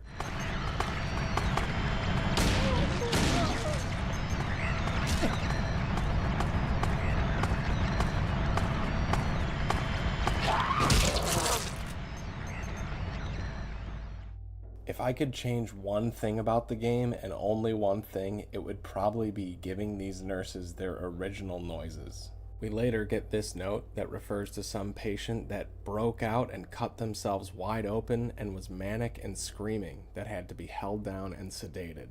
It could possibly be some kind of metaphor for how James's murderous, manic side of him broke out, but for now, and most times, he's able to keep it sedated and locked away. One other very small thing that I kind of wish had been kept the same is that instead of using hair and a hook to get this thing out of the hole, you use surgical tubing. I understand, medical environment, so it makes sense, but just something about using hair to get the key item was extra disgusting and dark. One very small note that I have is in the pool when you see this eye that seems to be crying a kind of black gawk or something. To me, it could have some significance that eyes are usually symbolic of true sight and clarity, and if the eye sees and knows what James has done, then the crying the black muck makes sense to me. A theme that starts getting introduced now, and happens pretty often going forward, is this theme of insects and rotting and decrepitness that are coming up. I think maybe this has something to do that with James being in this clinical environment, he is imagining and envisioning Mary's clinical future, which is one of decomposition, bugs eating her skin, rotting under the ground, imagery like that. This ties in with the next scene where once again, James is very hesitantly removing a cloth, and when he finally does remove it, he is faced with some kind of rotting meat before him. An allegory for Mary's condition. This message to me seems to indicate that possibly James is feeling like he's lost his way and is maybe losing some of his resolve. He says, "Not sure if I can do it, but maybe you can." To me, that's almost him asking Pyramid Head in some way to help him out, to take him where he needs to be, though probably not in the way that he wants to. And then he says, "There will be pain involved. There always is." When we go up to the roof, we also get this glimpse of the past, which is wonderful because it's alluding to in the original game when Pyramid Head knocks you off the roof. I don't want to say time theory again, but I'm going to. The loop theory here just works so great. If there is some kind of ending where James does end up having to go through Silent Hill in a purgatory-like fashion, it would make sense that these glimpses of the past are here and that he has some kind of kernel of memory attached to it. I've pondered heavily on this note, and I'm honestly still not convinced I know whose perspective it's written from. There are many parts of it to me that rub me as though it's a letter written from Mary, with the first part being especially reminiscent of something that I feel she might say, as well as the third part of it. But the second part of it mentions a family to feed, which we know Mary didn't have, so that raises some doubt in my mind. Continuing on to the flip side of the note, we get another 2 paragraphs that to me very much are reminiscent of Mary, and especially the May 13, which is something that she says in a paraphrased way kind of in her ending letter. All in all, I'm not too sure what to make of this. 4 of the 5 paragraphs seem to me very much like something that Mary would write, but the third one throws me for a loop and makes it hard for me to commit to an answer. Though, the appearance of Pyramid Head right after, which usually shows up when James is facing some direct memory or memorabilia of Mary's, makes me also think that, despite the third paragraph here, I feel like this letter is mostly from Mary, and is maybe just being used as a general device to display some of the horrible things that people suffering from a terminal illness have to go through. Here is another section where Pyramid Head grabs a hold of James and clearly has the opportunity and ability to kill him if he wants to do so. But, being the quasi-protagonist that he is, he throws James through some floorboards, which delivers him to a new part of the hospital that he previously couldn't access, that allows him to continue his quest. I feel like there's some imagery to be had with that James had gone to the roof where it was raining and things seemed serene, and maybe he was finally trying to get some peace of mind by reading the letter as well. But then Pyramid Head shows up and throws him back down because James still has far more that he has to confront, tying back into the theory of descending, where James oftentimes descends when he is about to confront some new horror aspect of his psyche. Then we find this Laura drawing, which to me very simply represents Laura, Mary, and James. James being the hidden killer, the hidden killing part of himself that he is not willing to show to himself or to other people. Here we have the scene where James finds Laura playing with her teddy bear and her drawings in the background. Here I will again not be commenting on the characters themselves, but their metaphorical meaning. To me, it makes sense that Laura seems to really hate Eddie because, again, Eddie represents James's murderous side, and Laura represents his innocence. In this exchange, James begins to question Laura, and she says that she knows Mary, and he's wondering how. James's innocence, I think, is used to being battered around and essentially yelled at by his logical side because he's convinced himself of this delusion. James promises to be in control of his emotions, and when Laura, i.e. his innocence, offers up something that could shatter his delusion right here, he reacts badly and yells at her, even though he just promised he wouldn't. Laura attempts to run, but James grabs her and is determined to force this information out of her if necessary, and also says that she's going to get hurt. And she says, by what? Because Laura, as a character in this town, is not experiencing any of the dangerous manifestations that James is, because she doesn't carry his guilt. I see this following scene as Laura, i.e. James's innocence, almost punishing him for kind of attacking her in a way that he just did, by mentioning something that he would definitely be interested in, luring him, and then locking him in with just himself and those feelings. Here, Laura is attempting to lead James to the letter that, if he were to read it and process it, would help him to break his illusion. But he is unwilling to let his innocence lead the way. He is set on doing it himself. Although seemingly Laura set him up for this, I believe that James did it to himself in the long run, just like he destroyed his innocence when he murdered Mary.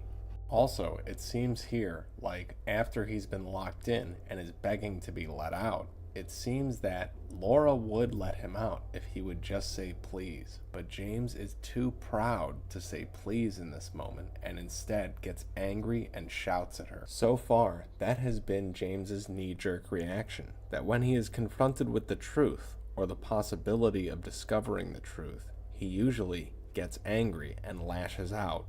I think it's because subconsciously he knows what he's done, but also does not want to discover it because it will break him. Lastly, I don't think it's a coincidence that Laura calls him a lying fart face, because honestly, that's what James is. This whole thing is about him lying to himself and being unwilling to accept the truth. So, he gets what he deserves.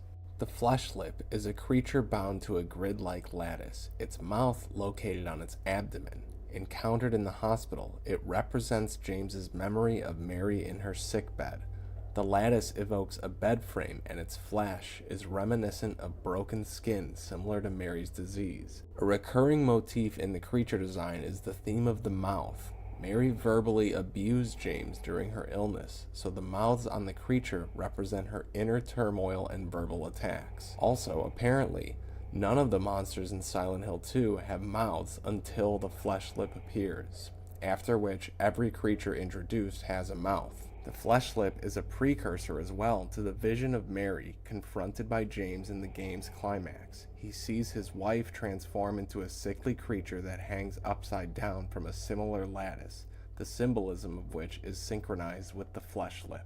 Even though James is able to kill the creature, another one pops down and grabs him, which then puts us into this scene, which is clearly the transition to the hospital otherworld. As we go through this cinematic, I notice that there are 3 essential changes that happen, all while Mary is saying James's name in the background. To me also, Mary's voice in this section sounds very much like she is accepted and resigned to her fate. Maybe this was the exact way she sounded when she had a conversation with James about that very thing. James.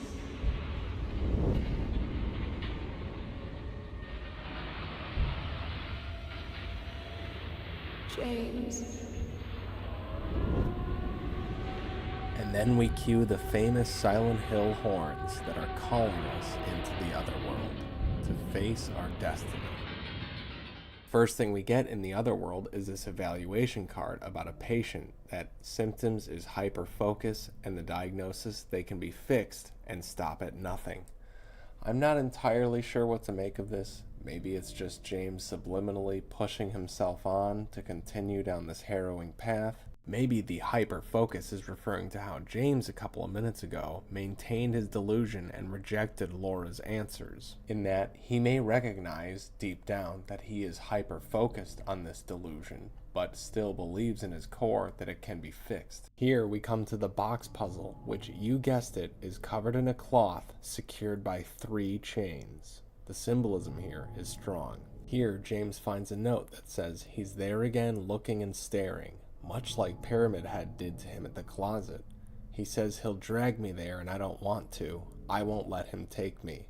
To me, it's very simple. James is beginning to understand what Pyramid Head is, possibly, but does not want to go to the destination that Pyramid Head is trying to drag him to. Here we come to room C5, which is where Maria was initially staying. We notice that there's pill bottles all over the table, and there is a bloody cloth covering the bed. Also, this photo that says no one knows. To me, it's a very clear representation of that. No one knows James killed his wife, other than him. The sound design here is reminiscent of a strong heartbeat and what sounds like heavy breathing. If we go off of some of the patient notes that we got earlier, we know that later in the sickness, Maria was having trouble breathing and coughing and maybe had to use oxygen, for example. This ties in my opinion. We also find this note in the director's office, which, to me, is referencing James's twisted psyche, telling himself that because he mercy killed Mary, there will be no pain anymore. And I also see a Shining reference, when on the back of it you flip and you get the parallel to the all work no play line that is mirrored here by the many no pains layered on top of each other, just like in The Shining. One cool detail that I thought worth mentioning is that when you open the map here, blood slowly appears on it. One really brilliant piece of game design here, in my opinion, is that upon entering one of the puzzle areas, you can see monsters like this through the wall and also stalking through in this area. But as you explore this area, there will be no monsters around until you set the clock to 2 o'clock, which may also have some reference, by the way, to Silent Hill 1. Anyways, I just thought that was brilliant because it puts you on edge by showing you monsters very shortly in the area you're in, but they are not there when you go around the corner looking for them. Later on in the room with the mannequin that we stick instruments to, we find this note that has something to do with, I believe, the course of James and Mary's life, ending in the murder itself. In some way, you can look at the way James killed Mary as a form of euthanasia, so a, quote, procedure was performed in some way. I should maybe point out this note is called the procedure.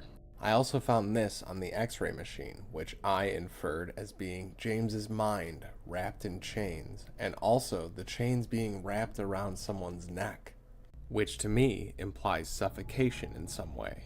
Also, this mannequin I think is worth pointing out in that the way its hands are raised up is almost similar to the same way that Mary was in her death.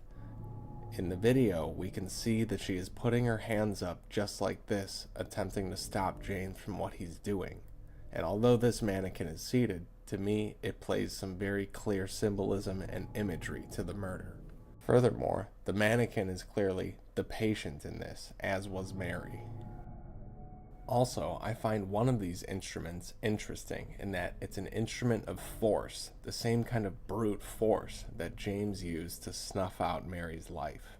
We also find this key of bliss, which is a lobotomy tool. Now, I think this ties in a little bit to the bliss ending, where James essentially has kind of lobotomized himself into completely accepting the delusion and even living inside of it. We know from lobotomies performed in history that they often have a neutralizing, kind of numbing effect on people. For James, the act of being lobotomized and destroying his brain and possibly memories is also a way to a kind of ignorance is bliss mindset. Once we have gained all 3 keys and unlocked the box, we find that inside there is nothing. To me, this represents what James has always felt, is that regardless of the ways that he has tried to justify, answer, and quantify this murder in his life, it ultimately just leads him to emptiness inside. This also further illustrates the point that this was basically all for nothing so far. James has gained no lessons, learned nothing that would help him, and Maria is essentially what led him to here. This hospital has been almost nothing but a reminder of pain and sorrow. I also found this cinematic very striking. To me, the button in the woman's mouth appears at first glance almost like a communion bread piece, one that you would take in church that they call the body of Christ. The word host comes from the Latin word hostia, which means sacrificial victim. In a way, James sacrificed Mary in an attempt to gain his life back. It is this symbol that, gifted to James by some unknown force, will allow him to once again delve by taking the elevator down and encounter the horrors of his mind, most of which down there is Maria. Here we have more biblical imagery. The poem refers to an angel as she, indicating that perhaps the angel is symbolic of Mary Shepherd Sunderland. This would also explain the content of the poem, the fact that the poet states no one can walk along her bridge, and that only they can see her, could be a reference to the unique husband-wife relationship James and Mary shared. More evidence to support this theory is the fact that the poet states that they are saved by the angel, possibly referring to how in the Leave ending, James's realization of the murder of Mary and his acceptance of it is what allows him to finally leave with Laura and move on with his life. However, if we look at it from the In Water ending perspective, then the quote could refer to how James's realization of his murder of Mary and his inability to live without her allows him to end his life, saving him from the isolation he would face without Mary and persecution from the outside world. After exploring in the basement for some time, we will come to this table that has two blood-stained hands, encompassing the copper ring. The two bloody hands to me represent Mary's death at James's own hands. It makes sense to me that Maria also shows up right after we find this ring, as she is a direct representation of Mary. The ring also has a spider etched on it, which relates back to the poem originally that seems to have some kind of relation between Mary and a bridge of silk. In the scene coming up, Maria finds James, and James immediately mistakes her for Mary and then apologizes and says, "Anyway, I'm glad you're alive." Maria blows up on James. To me, this also has some kind of mirror to that. Even though James is saying he's glad that she's alive, she is extremely angry at him and lashing out at him, maybe much like the way that Mary did during the sickness. Another parallel we can make is that right after she lashes out at him, she goes to him for comfort, much like Mary does in the final monologue that we hear when we're walking down the final hallway. To me, again, all of these interactions with James and Maria, I feel like these happened, maybe even multiple times, between James and Mary during the course of the sickness. Another interesting side note here is that Maria clearly is showing concern for Laura. I think this is also just because it is baked into her to care about Laura because Mary did so deeply, so it makes sense to me that she would want to look out for her and protect her if possible. She seems upset that James would be able to let her get away as well. Although I feel like in this game, they made Maria a bit less spiteful and a bit less venomous than the original Maria, I still feel like it's a good thing maybe overall, because it allows you to actually feel closer to and sympathize with Maria's character a little more than you might have in the original, which makes losing her all that much harder. I also found this scene particularly interesting, and to me, it played some part in illustrating that perhaps even in times where things were horrible, like in the hospital underworld for example, Maria and both Mary attempted to keep James looking on the lighter side of life and to find the good in things when possible. During this scene, when James is attempting to open this disgusting freezer, we have Maria watching James struggle, just as she kind of enjoyed watching him struggle when trying to get into Heaven's Night. We get that same kind of feeling here. She even chides him by saying, "Having trouble there?"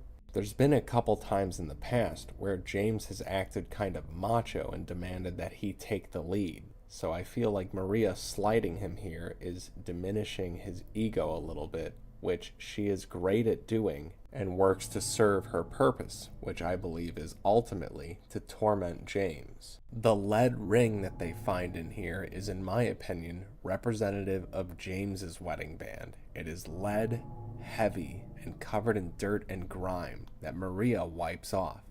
James isn't able to get it on his own, and Maria has to help him reveal the sickness inside. She even remarks, "It's not very cute, is it?" James's wedding ring is tarnished and dirty, just like his memories pertaining to Mary. We'll also notice that this ring has a skull on it, which to me kind of seals the deal and signifies that this ring belongs to James. This disassociated notice that we find to me signifies that with the reintroduction of Maria, James is still and further disassociating from reality. Here we put the rings on the door, and while doing so, Maria seems to be growing uneasy. I know the time loop fans are going crazy with this one and really pointing to it as a potentiality that Maria knows what's coming here because she's been through this before in some way. She seems very hesitant to enter, and James outstretches his hand and promises her that it'll be okay, perhaps relating to the same way that James wanted to comfort his wife and would promise her that it would be okay, but ultimately he was unable to save her. Maria takes his hand and reluctantly follows him to her destiny.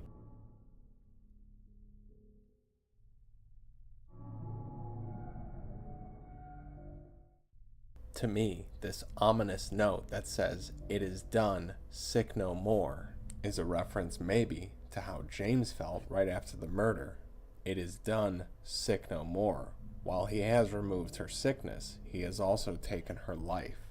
And James, I feel like, is having almost some strange subconscious premonition of what is to come here. Something I made note of here that goes along with our descending motif is that James goes below what would be the basement floor level, which you would see right here in the hospital. This would be the basement floor. And then below it is some level that wouldn't even exist in the Brookhaven Hospital plan. Some level of dissension that James gets to where Pyramid Head manifests. I've seen many people theorize online that Pyramid Head here is not actually chasing James, but is attempting to chase and kill Maria. Pyramid Head, in some way, knows that Maria is a manifestation born of his guilt that is mostly distracting James and making it harder for him to reach the truth. So in some way, it makes sense for that to be his goal. But also, his goal is to punish James. And that he does by killing Maria and forcing James to confront the death of his wife all over again. I think there's also something to be said here about James kind of running ahead and saving himself before he attempts to save Maria. Much like the way that James ended up mostly wanting to serve himself when he took Mary's life. Although he still loved her, he wanted his life back more than he wanted her alive. We notice too that Pyramid Head's spear stops just short of killing James. In my opinion, this is on purpose. I don't see any reason why Pyramid Head couldn't have ran them both through. Other than that, if James dies, the punishment ends.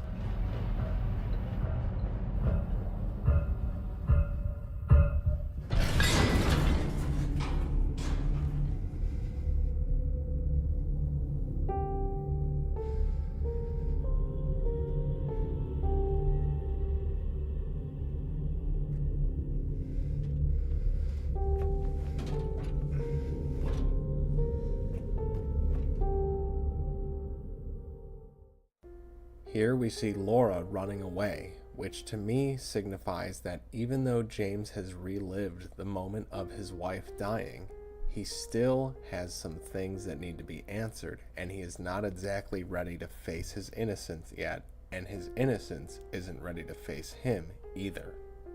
Also, we have a note here where there is seemingly a doctor talking about how it is almost cruel in a way to bring someone out of their world of delusion into reality if the world of delusion is a more comfortable place for them to exist in. Once again, this seems to be some part of James telling himself that ignorance is bliss and that it may be easier if the truth always remains a mystery to James.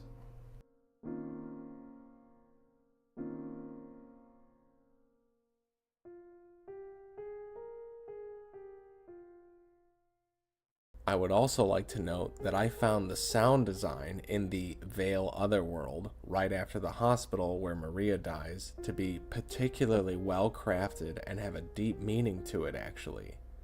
The sounds that we hear are these kind of slow build, large crescendo noises that sound like a large weight or something being dropped and this heavy thud. To me, it's all representative of James slowly realizing deep down that his wife is dead and maybe even that he killed her. Take a listen to what I'm talking about.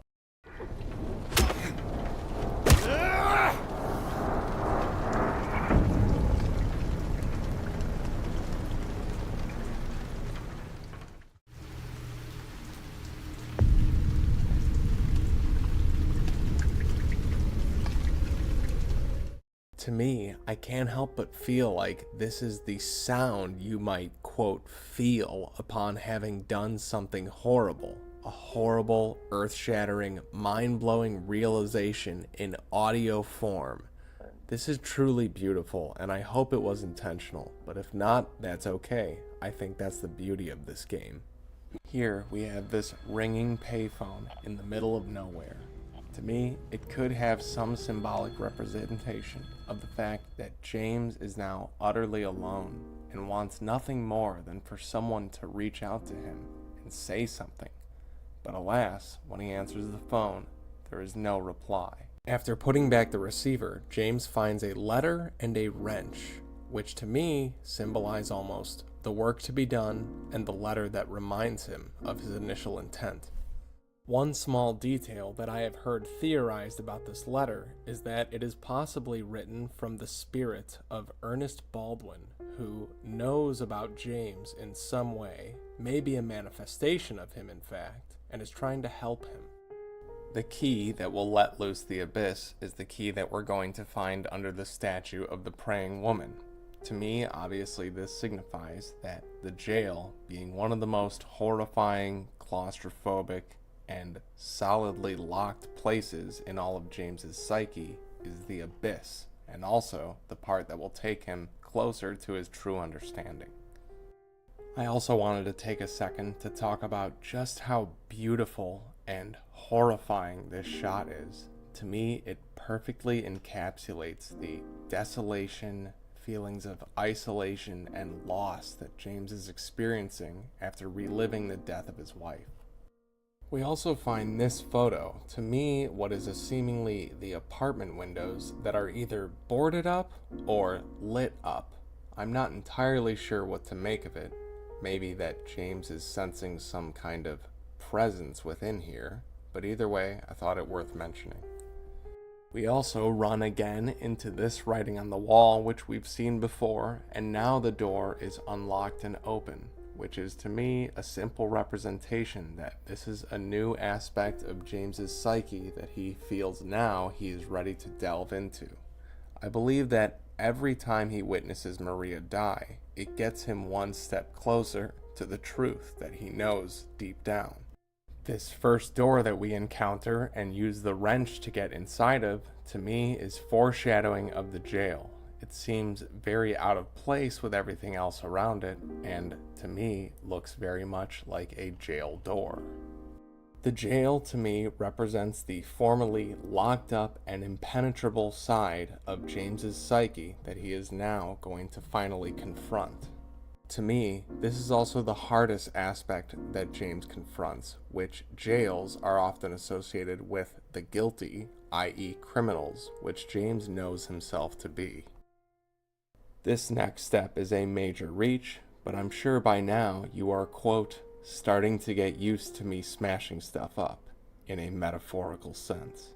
I feel like the levels themselves are also representations of how someone might mentally go through this process themselves. First, they may examine the early years, which I see represented as the apartments, when everything was ripe and new and full of potential. We get tons of baby references in the apartment, and young couples tend to live in apartments before they live in homes. To me, it is possible that that is the first stage specifically, because that is where James starts on his journey of self-exploration. He remembers the good times he and Mary had and the love they shared in their cozy little apartment, with the potential baby in the future and life ahead of them. Then, James begins to examine the bad times, which the hospital represents, with the beginning of the sickness, what it did to Mary and how it changed her, and what it did to James and how it changed him ultimately. And also a way of him confronting the true clinical aspect and nature of Mary's current condition. Finally, we come back to the jail, which I believe in some way is James examining fully himself, which he has been unwilling to do, in my opinion, on a truly deep level until now. The jail represents, as I said earlier, the guilty, which James subconsciously knows himself to be. We will now do a brief overview of the Mandarin. In the original game, these things scared the hell out of me, and they were very well done in my opinion in the remake. Now, I don't do this often, and I try to come to my own conclusions as often as I can in this video. But I'm going to read from the symbolism page on the wiki here, because if it's been better said before than I can come up with, I figure that's the version I should share. According to the Book of Lost Memories, the Mandarin symbolizes feelings of overwhelming, incomprehensible anguish and helplessness. For this reason, they are not permitted to stand above ground. The novelization also mentions they are originated from a desire to escape. It is possible that they are doomed to hang onto the metal grating for eternity, and should they fall, they will disappear into the unknowable abyss below. Similarly, James's psyche is hanging on by a thread as well.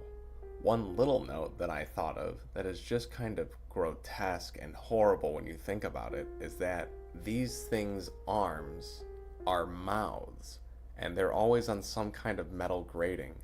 So it's like they're having to bite on and hold on to this metal grating with their mouths, i.e. hands. It's just horrible mental imagery to imagine having to bite and hang from a metal grating with all of your weight in order to survive. Here we find Angela in front of a statue, and James asks her if she's feeling better. To me, possibly, Angela is contemplating again her mother by seeming fixated on this statue. She also says that the place is different from what she remembers, and that nothing really stays the same. But look at her face when she says this. She looks so pained, and to me, it could be some reference to that while the places around Angela have not stayed the same, and the passage of time has brought her to age and to be where she is, her grief and her guilt has always been there and been the same. Again, we get a very heavy feeling of childlike kind of daze and confusion from Angela. She seems convinced that her mother doesn't want to see her anymore, possibly rooting back to the fact that we know later on, apparently Angela's mother told her that she deserved what happened to her. I find it interesting that James oftentimes seems to be challenging Angela on her feelings. He usually is trying to say things like, "Why would you think that?" or "Why would you come to this conclusion that seems dire and bad all of a sudden?" James is attempting to err on the side of positivity. When James says, "I'm happy to see you," Angela seems very surprised, possibly cluing into how she never received much adoration or people saying genuinely nice things to her during her life. But it also seems to put her on her guard, and she wants to leave very shortly after James shows potential interest or care towards her. Here, James offers again to go with Angela, as he has done every time that he's seen her. To me, it makes sense because he is looking for any female form to latch onto, so much so that he even manifests Maria because Angela won't go with him. I know this is pretty crazy and maybe off the mark and people will disagree with me, but that's perfectly fine. Angela, of course, has no interest in James being with her, as she is severely distrustful of men, and in my opinion, James is a reflection of a typical male to her. While this little girl line will definitely cause Angela to have a reaction, I found something online that I think is very interesting, that I think ties into this line also specifically causes Angela to start having manifestations. When James says little girl, she is reminded of her past, and that brings out a manifestation that I believe is very subtly hinted at here by the sound design. Pay attention. Around here, did you? A little girl? Yeah, Angela? Are you alright? No one is moving, yet the sound of footsteps can be heard approaching. Listen back if you need to, but they're definitely there. Then, Angela turns and looks to the left, which James mirrors slightly because she has broken his eye contact and he is trying to find it again. She is looking to the left at what I think is a manifestation that perhaps James can't see. This frame we are locked on now is Angela looking at James, and this frame is when she turns her head clearly to the left to look at something else. The next shot is a close-up of Angela's face, but she has not turned her head away from where she was originally looking, so we can assume she is staring into the darkness where she was and saying, "No, please, and you shouldn't be here," which to me is a reference to her manifestation, not James. James unknowingly embodies the symbol of the male bearing down on her, and then, before Angela flees, she takes one last look to the side here, as though she is looking at something else. Watch in slow motion as Angela's eyes go from the left to then focus on James, drawing the parallel in my mind between both her abuser and the way she sees James as a reflection of the abuser. As Angela flees into the darkness, James is left alone again. He seems almost even disappointed that he was unable to secure her companionship. This next scene, James is digging in the dirt to get the key to go forward. I'm not entirely sure here, but I feel like this statue scene does represent something, perhaps Mary watching over James, or Maria kind of in the shadows and the background as she will resurface. To further explain this part, I will again read from the wiki. To me, telling a full and complete story here is more important than me feeling prideful about being an analyst. There is a possibility that Ernest is a part of James's mind, a manifestation much like Maria, as he is never seen and always wishes to be left alone, shutting away the truth of his situation, and the death of his daughter mirrors the death of Mary Sunderland. He is aware of James's crime, calling him a bad man, and knows Maria is not real and is merely a shadow of Mary, to which Maria promptly cuts him off when he tries to explain this. Upon James's arrival in town, Maria appears, so it is possible Ernest may have only appeared in the presence of James and is a part of him wanting to shut himself away from the world. His wish to resurrect Amy is the same as the rebirth ending, where James uses the four object described by Ernest to resurrect Mary. There is a theory that the author of Letter and a Wrench and A Key in the Park is Ernest Baldwin, since he knows of the sins that James has committed. One of my own crazy theories that I have for this is that it is a letter to James from James, the patient that buried the key, possibly representing James's sick, twisted side that hid the truth from him. And though James initially was looking for tranquility, now he is ready to confront the guilt aspect of his personality and the truth, ending with, "May the Lord have mercy on your eternal soul." This is one of the pictures in the Historical Society that I found interesting. It is titled The Lady of the Light, which, as we know, is some kind of reference to Mary and her image being the thing that guides James eventually, as she is a light for him in the darkness. Secondly, though, when we zoom in, it looks to me like there is almost some kind of skull visage that is pasted onto or covering the head of what would be this normal looking statue. Something looks very unnatural about this to me.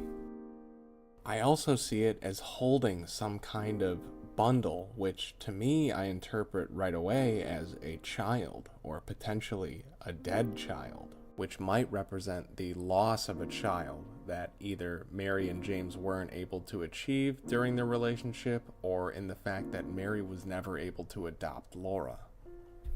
We also get this photo, which in my opinion is an obvious nod to the original game, and this looks very much like Mary's bedside in the final room that you fight her in. Also, this photo has absolutely no marking details on it at all, which makes me question if it is even actually in the Historical Society, or if James is just subconsciously pulling this up as he knows it is eventually where he's headed. It is referenced that before Mary contracted her disease, her and James visited Silent Hill on vacation, and one of the locations they visited was this Historical Society.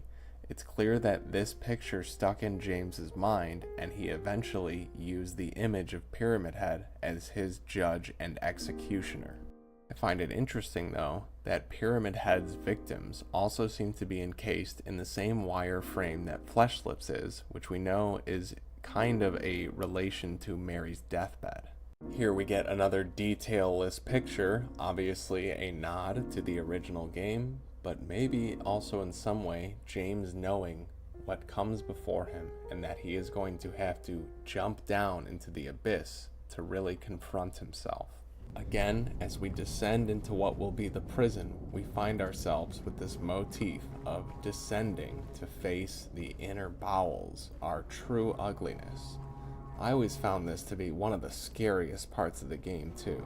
I remember the first time that I played this as a teenager and just descending down this long staircase that led to seemingly nowhere. It was so terrifying. Combined with the sound design of this droning, ominous horn that seems to grow louder at times, it really just seals for me that James is descending into his madness here. We know via the wiki that the prison was torn down and replaced by the Historical Society. I also find it interesting that James finds this note from the 1800s, which obviously would have been moved at some point between now and then. This solidifies to me that James is now in a fictional place, essentially, one that has been created by his mind. The prison represents James's guilt, and his examination of it begins here. To me, I love James's hesitation to jump through these holes, as they represent him getting closer to actually examining his guilt, which I believe is the hardest aspect for him in all of this.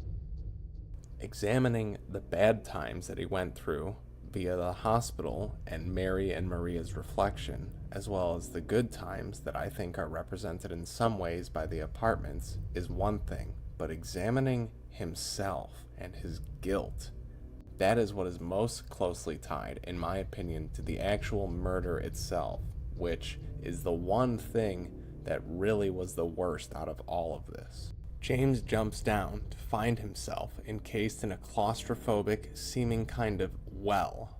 I tie this back almost to the very beginning where we saw that there was a well with a save book on top of it. To me, there's some small connection.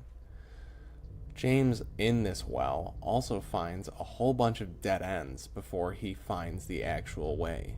To me, all of the dead ends in this game with little to no significance, of which they are many, in part reveals James's mental state of how he's tried to justify the killing in certain ways, but there is only ever one true path, as in the game and as in James' psyche, that will lead him to salvation, and that is accepting his true ugliness, that he murdered his wife, in part out of a way to relieve her of her pain, but also because he wanted his life back.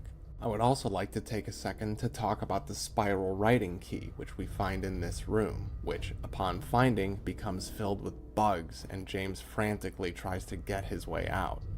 That alone, I think, has some meaning in that James is confronted with the eventual rot of Mary, a representation of that he murdered her, and he is frantic to get away from this. On the key, etched, is "'Tis doubt which leadeth thee to purgatory."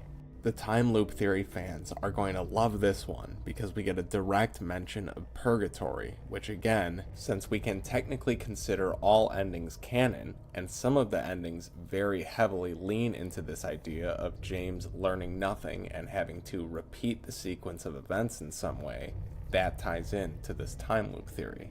The same key that reflects his doubt is the one that allows him to open the gate to jump down an even larger hole, deeper into his subconscious. After doing this, James will wake up in the prison cafeteria. I think it's fitting that we find Eddie in the cafeteria, as he is often associated with food and James's gluttonous side.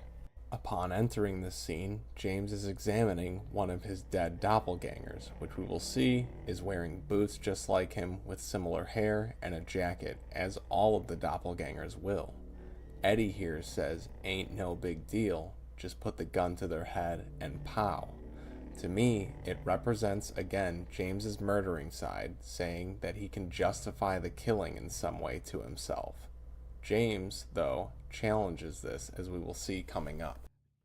Eddie, like James though, is also clearly a liar. As he tells this story, it gets more and more convoluted and disjointed, with Eddie doubling back on his meanings and then eventually saying that he was just joking to James, which obviously we know is a lie, considering all things. I found this line particularly striking.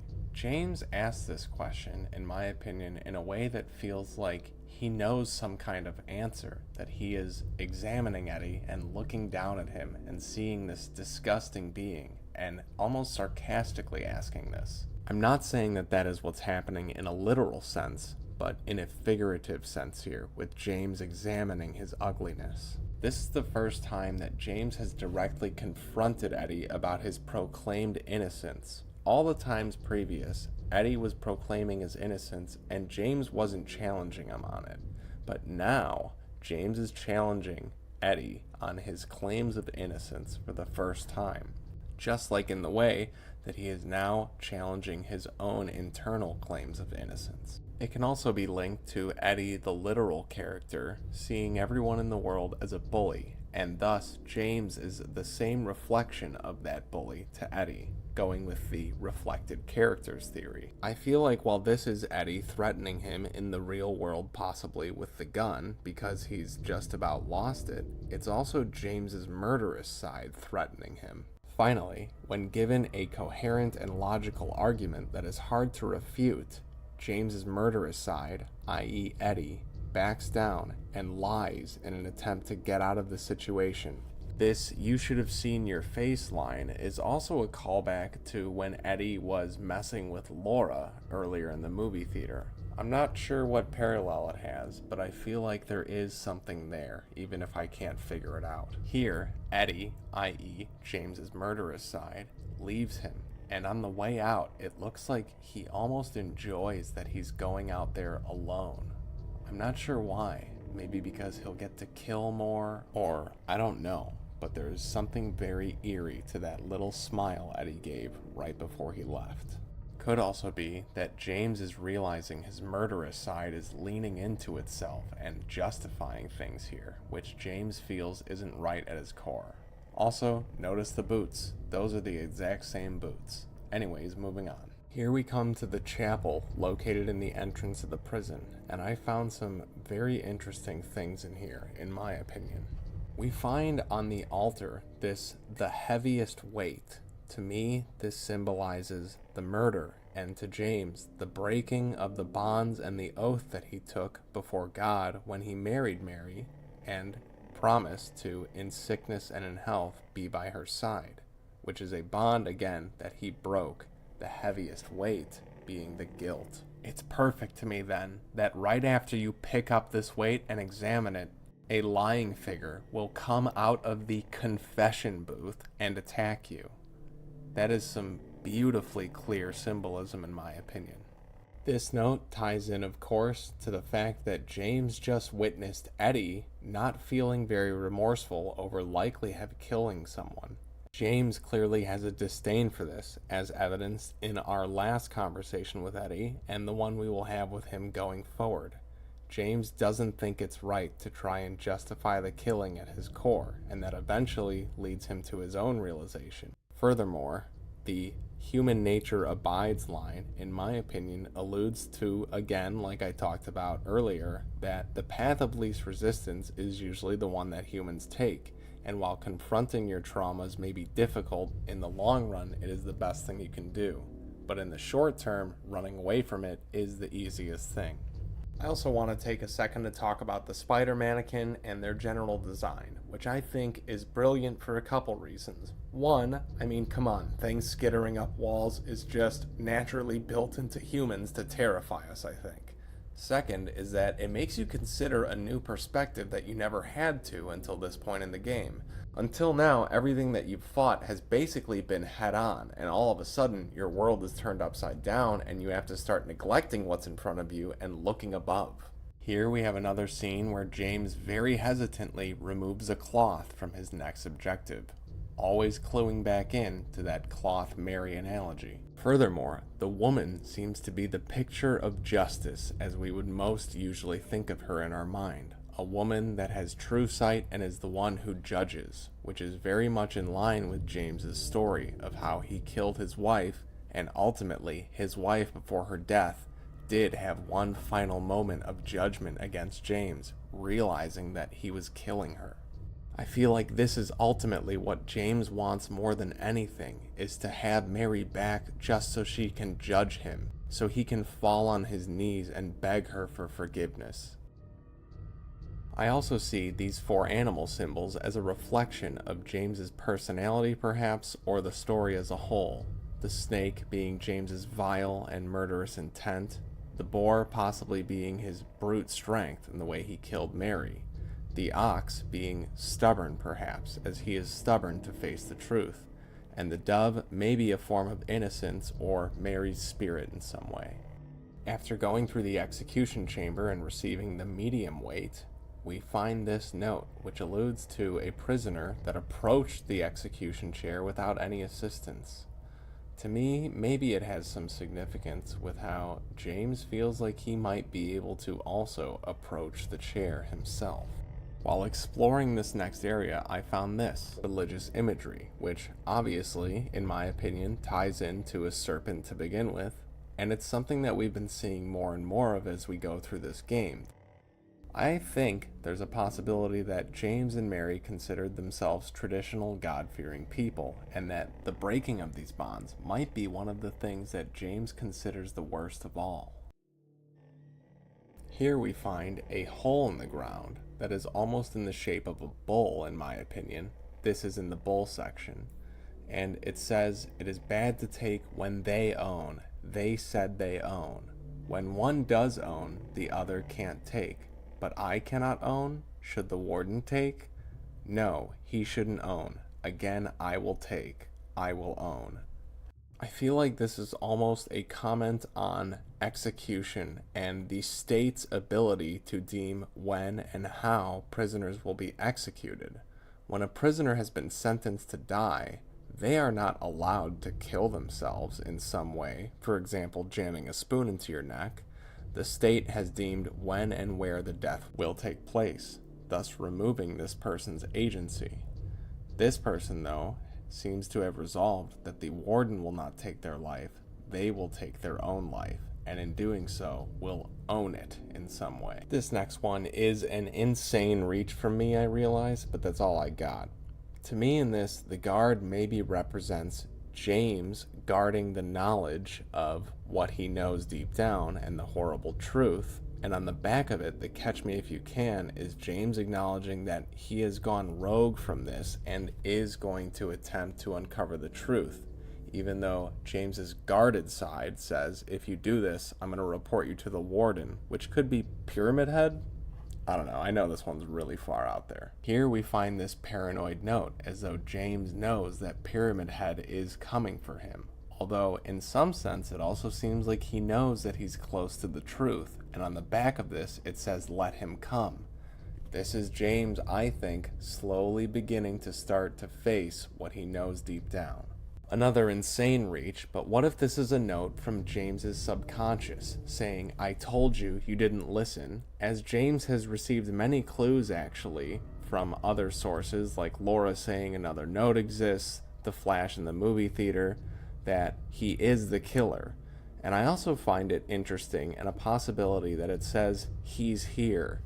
While we would usually associate this with Pyramid Head, I think, we never see Pyramid Head in this prison, which is a fictional place in James's mind, so I think "he's here" is actually alluding to just James and the fact that James is the murderer, and he is the only one that's here. Here we come to a hole that is crawling with bugs and filth, and when James examines it, we're attacked by a slew of monsters. You probably know what I'm going to say, but this is James examining and confronting the dirtiness of what he's done, Mary's eventual future of rot and decay, and then it manifesting to punish him. Here we also get one of the better jump scares in the game. I'm so glad they kept this.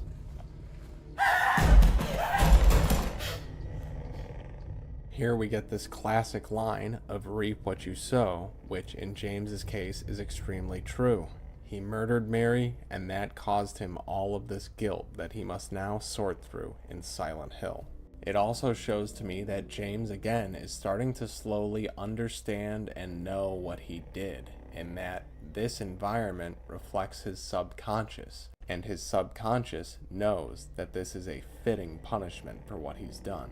We also get a nice little remembrance here of the original game's puzzle with the horseshoe and the wax that opens the hatch. I also found this little note, which seems to me to be some kind of reference to James realizing that he is putting himself through this hell in order to get somewhere, and the warden maybe being a reference for Pyramid Head or James's inner self-judgment. And on the back, he's questioning, why am I doing this to myself? Also, this being unfinished report, in that the jury is still out on what James thinks about himself as far as accepting the murder and the guilt. This could be some reference to how James had previously locked himself away and refused to face the facts, and also how he's going to be punished for doing so. Here we have another Shining-esque reference where the only thing that James can type is sick. To me, it just feels to tie in again to his obsession with the sickness and how it ruined everything and became all-consuming. When I got the light weight here, I had a thought occur to me that I hadn't before, and it's honestly pretty strange and maybe totally not intended an off mark, but I wanted to go into it anyways. To me, these weights could symbolize how James feels in relation to each aspect of Mary's life and death and how much it weighs on him.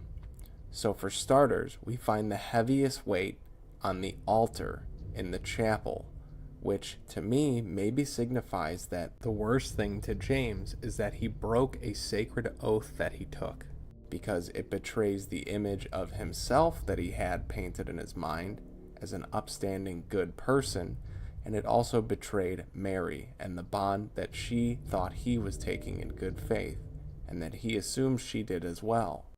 The heavyweight we find in the shower, which runs with themes of cleanliness, although the shower in this is filled with rot.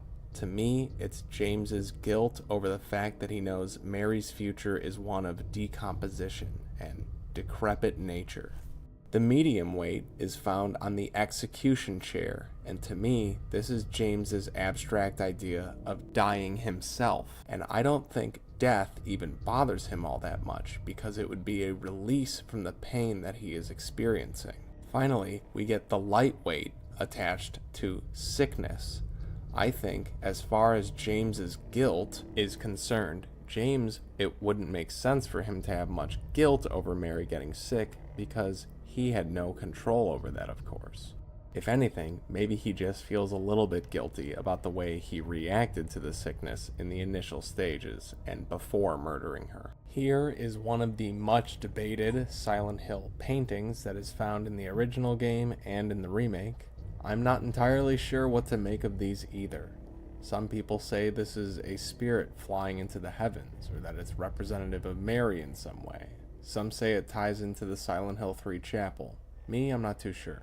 Here we have the Lakeview Hotel in flames, which we know from the lore apparently happened after James and Mary visited the town, when it says the hotel was completely burned down by a devastating fire, but it appears to be restored by the spiritual powers of the town during Silent Hill 2.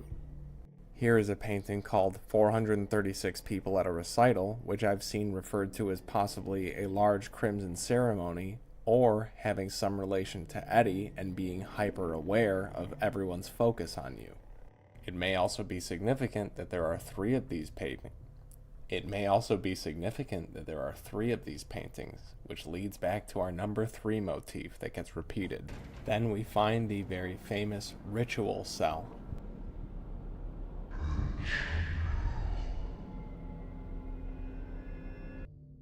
This cell was in the original game, though you couldn't enter it, and there was a ghost that you could actually shoot at and kill that would say ritual over and over, tying in some way to the cult past of Silent Hill Town and its origins.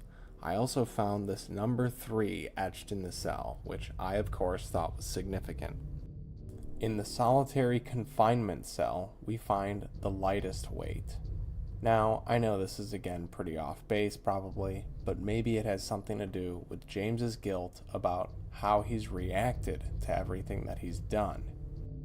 He's shut himself out from the world and people that might try to help him, and in doing so has hurt himself. maybe this is symbolized by it being the lightest weight. It is the least egregious of all the things he's done, but it is still something that he's done to himself.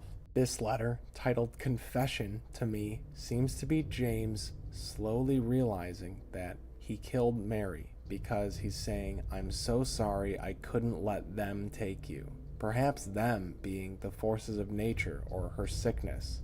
I also think the and now you're blank might be and now you're dead, but James can't bear to see it or read it perhaps. And then on the back of it, he's questioning and hoping, is she still there? But I think he knows in his mind she isn't. It is during this courtyard puzzle that we attempt to put together the pieces, much as James is putting together the pieces, and attempt to find what is the lesser of all the evils here. To me, it has some relation to the story as a whole in that there are shades of gray to every decision made. James took Mary's life because he wanted to end her suffering, but he also took her life because he wanted his own back and felt deprived of it by being tethered to her. Is it right? Is it wrong that he mercy killed her? There are shades of gray in all of this. The court systems and jails act as a direct mirror in relation to these questions as well. It's fitting that James is framed so well in the noose here, tying into the many themes of his possible suicidal thoughts regarding his guilt and his desire to be judged and sentenced for his crimes, culminating in a final drop of faith that he takes. As you go through the game, the town is helping James's mind reveal itself to him. When the time finally comes for him to be presented with other corpses beside his own, like the Eddie doppelgangers, in this morgue, he's deeply intensely disturbed by both the smell and the possibility of movement. Now think about the fact that James has a dead body on the back seat of his car. If he leaves it there, it will turn gray, smell bad, and start to twitch like these bodies in the morgue. It's too horrible a thought to contemplate. Also, this final body here that is about to be cast down into the abyss is covered in a sheet. This is the third and final hole that we will jump through, relating to the prison. After completing the prison, we find this elevator, which will take us deep down into what is the beginning of the labyrinth, as well as the very bowels of James's psyche. This place holds no true physical form, and it only reveals itself to James as he explores it. I really like how the elevator continues to pick up speed for a while and is scraping the edges of the walls, which to me is a direct relation to how James is going deeper and deeper and he's almost out of control, and the very apparatus that is carrying him there might fail itself. Once down in the labyrinth, we find a piece of newspaper that is covered in blood and is alluding to the murder that Angela committed against her brother and father. I also noticed in this carbon copy room, which is referencing all the way back to the apartment where we met Angela during her what I call reflective period, that the room on the right, i.e. the reflective room, is boarded up, and now we have access to the previously boarded up room on the left. To me, the room on the left symbolizes her trauma and the events that led her to become who she is, which we are now going to examine. Something that I saw someone mention online that I thought was really interesting is the height of these cabinets are way out of the reach for a normal adult, and they theorized that this kitchen room and the height of its cabinets is some kind of reference to Angela's childhood and how she saw the world during the time of her abuse, which would be like everything was high up and out of reach, much like cabinets are for a young child. I also took note of this door, which to me rubs me very much like the door of a teenager's might be, with favorite band stickers and etc. on the door itself. And the door next to it is the one that I would presume would maybe be her father's. I also find this picture in a cracked wall. To me, it represents how Angela has no memories of a loving family that might be hung up in a picture frame like this. The cracked and grimy wall symbolizing the broken foundation of her home. James finds Angela in a dark room and she is uttering, "Please, I'll be good, I promise." Here, the reflective mirror that James provides to Angela is 100% him embodying her abusive father. James's almost angry reaction to not being recognized here can maybe be paralleled to that Angela's father angrily reacted to these very same things. It's been theorized that the daddy enemy that James sees that attacks him right here is not the same thing that Angela's seeing. The lower sphere head of this monster represents Angela and the pain that was inflicted on her. Because it manifested from her subconscious, James does not see it in the same way that she does. The designer, Masahiro Ito, added that James will never know the true design of this creature. To James, the frame of the creature was influenced by his memories of Mary when she was bedridden. I think this is ultimately why it's referred to as abstract daddy, because this is not a solid concept in James's mind. He is kind of gleaning some of this from Angela's subconscious and combining it with his own, creating an abstract being. At first, I was initially going to comment on how I thought this fight was a bit of a letdown just in terms of the difficulty of it, because the creature's AI seemed very slow and sluggish and easily avoided, and you could just put a beat down on this thing. But my brother made a great point to me that was, this is a representation of Angela's dad. What we know about Angela's dad is that he was a basically 40-year-old lumberjack who was also a drunk. So a hefty man who is drunk is not going to be very agile, and with someone like James, who is generally athletic and at this point a pretty adept fighter, it kind of makes sense that you can just beat the hell out of this thing. Here's one thing that I thought was interesting. In this scene, we see Angela go and hide in this closet, which obviously she couldn't have gotten out of, and no one is inside when we go and inspect it. There's a couple things I'd like to touch on with this closet and what we just saw with Angela. First, while I know that the creators of the game have in fact confirmed that Angela, Eddie, and Laura are real people, to me at times it feels like we are seeing images of them that maybe existed in some capacity at some point, but not actually them. The fact that we see Angela run into this closet but no one is in here makes me think that. The closet is also clearly something that Angela probably used as a kind of defense mechanism in her childhood, and it's so sad to think that she would be hiding in here, and we see this broken down wall implying that she hid in here, but her father broke it down to get to her. Furthermore, while we're hiding in these closets, we will hear the low grumbles and groans and screeches of the creature from outside, a horrifying reminder to what Angela must have gone through. Hiding in the closet, hearing her drunk father raging about in their home, and knowing that he was coming for her. The contents of the closet represent the duality of Angela to me and her horrible situation. We have a teddy bear and a small blanket signifying her innocence, but the closet is also papered with the articles referring to Angela killing her father and brother. The duality of this being that Angela was a victim, and some people would say she even rightfully murdered her abusers. But she also did, and the key word is, murder her abusers. Do two wrongs make a right? Some might say yes, and some might say no. That's what I find so beautiful. The game poses us these questions, and I find it all incredibly deep and worth exploring. What we hear next, I believe, are fragments of things that Angela's father said to her during these horrible times. Warning. These are graphic. You, but you're sick. Care of you all these years. Everything. What I did. Look at me. Here we get flashes of Angela's father verbally and likely physically abusing her by saying, "Look at me." And my guess is, do you know what it is about you that makes me sick? I took care of you for all those years. Repay me. Give me what I need.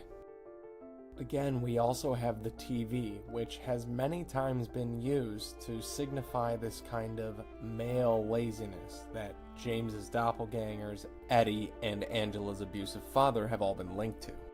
I think it's also worth noting that destroying the TV draws out the creature.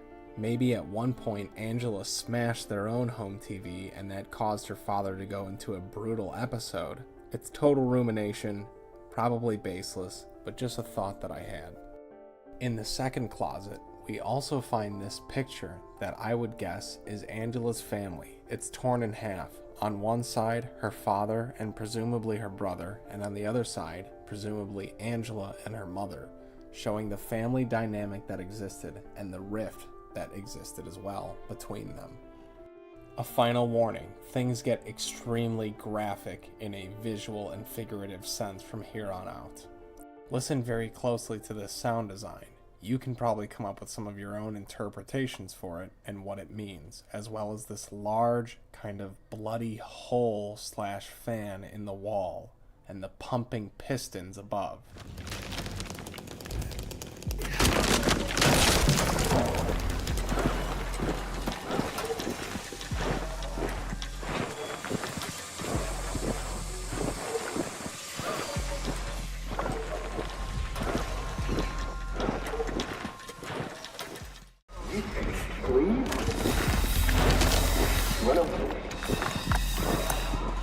Where would you go? Nothing. No one cares. Best for you. What you are.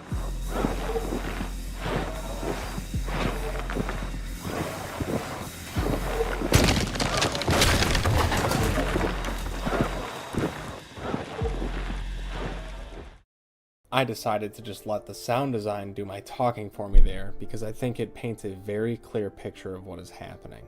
All I can say is that this is just absolutely incredible, honestly, that they were able to get all of this detail and meaning put into this scene in a way that wasn't necessarily gratuitous, but painted a realistic picture of the horrors of such a thing.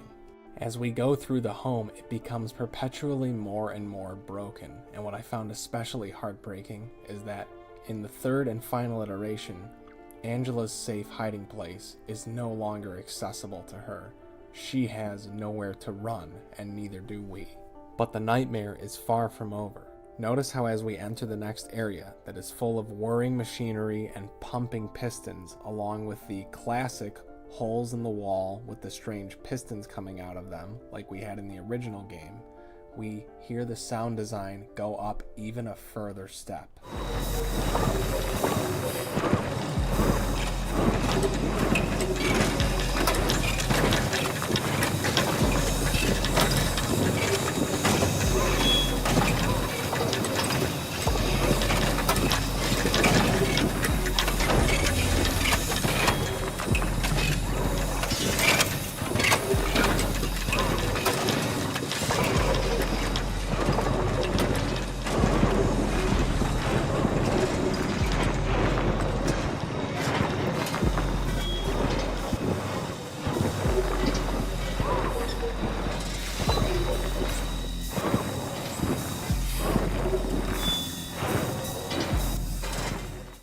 This is, in my opinion, the absolute pinnacle of brutality that this game's sound design meets.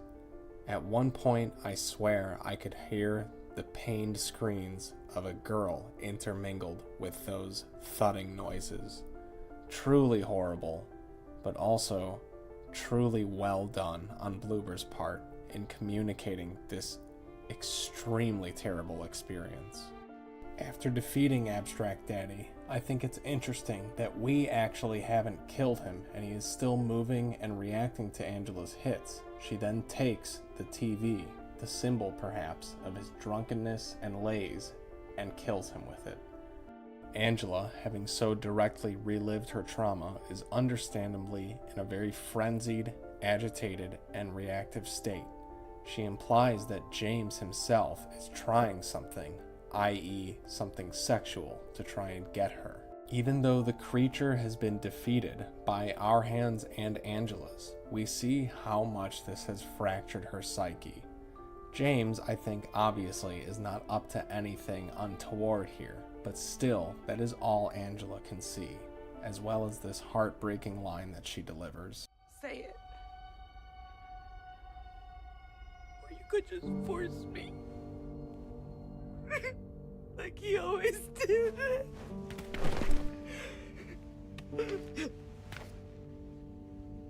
disgusting pig. I hate you. I hate you.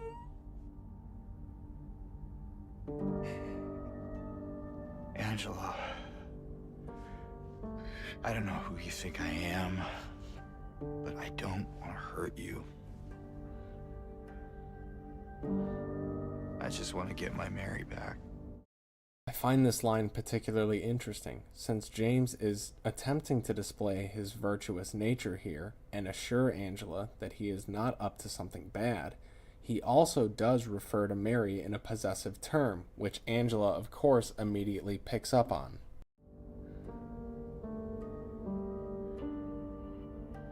You're Mary. Your own little Mary. At least she was. For a while. Again, I'm very conflicted because while Angela has been said by the creators to be a real representation and a real person, I also can't help but feel like she is also a part of James's subconscious, because she knows, just like James knows subconsciously, that while James did love her, he also eventually grew to hate her. What? Admit it. You didn't want her around anymore.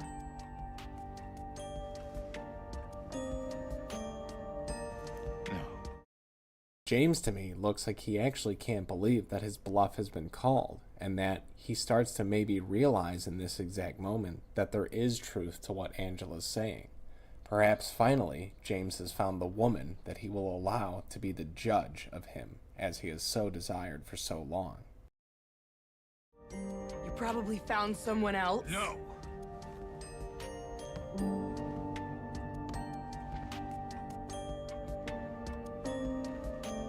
I need to find my mama.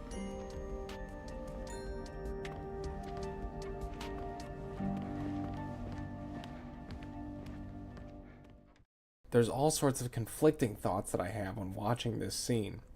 When Angela accuses James of finding someone else, he seems rather defensive and yells no at her.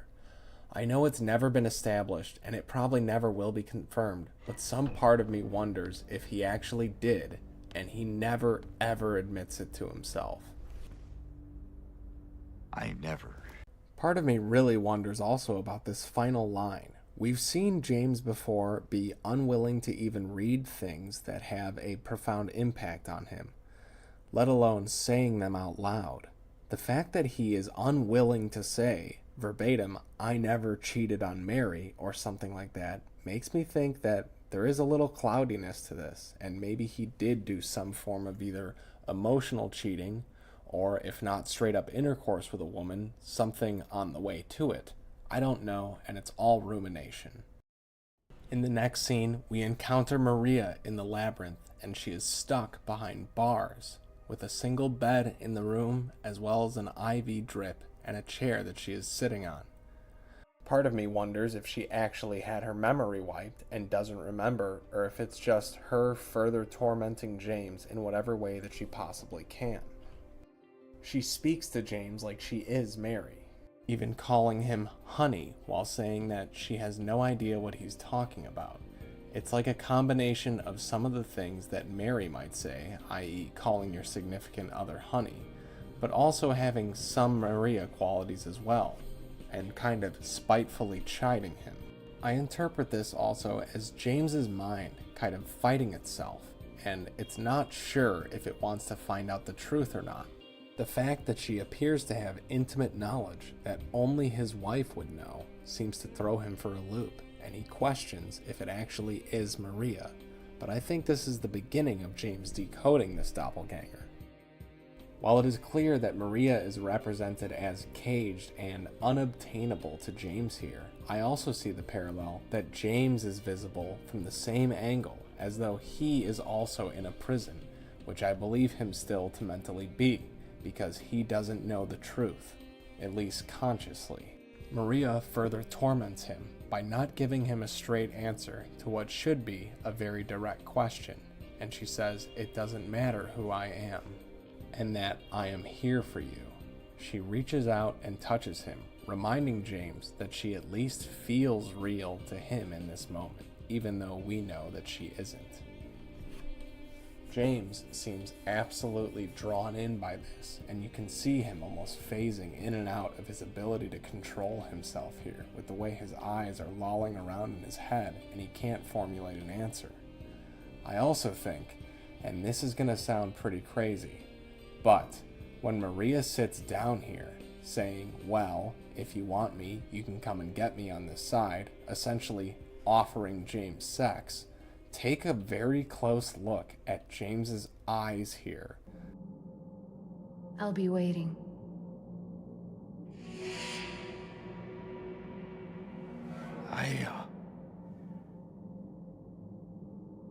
I'll find some way to...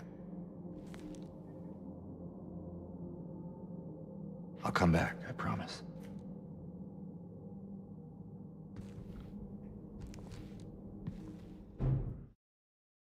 I know this is going to sound ridiculous, but I swear to God, she basic instinct him. The way his eyes go down there, we have a slight musical crescendo of maybe even something a little horrifying to him in his mind, the idea and the prospect of having sex with Maria, which is a betrayal of Mary, and just the way that he continually kind of looks down like his eyes are locking onto something, and he looks generally shocked. I don't know, man. It's maybe crazy in a fan theory for sure, but I think she flashed him right there, just off camera. Even take note of the way she's confidently sitting in this chair with the skirt on. To me, it really all is just like Basic Instinct. The very same themes of power through sex that are in Basic Instinct are, I think, also present in this scene. And ultimately, I think James cracks under the pressure. He resolves to find Maria again, and the delusion has succeeded. To me, the expression Maria has and body posture, although blurry, seems to indicate that she knows that she is one with this move here, and James has resolved once again to chase the delusion.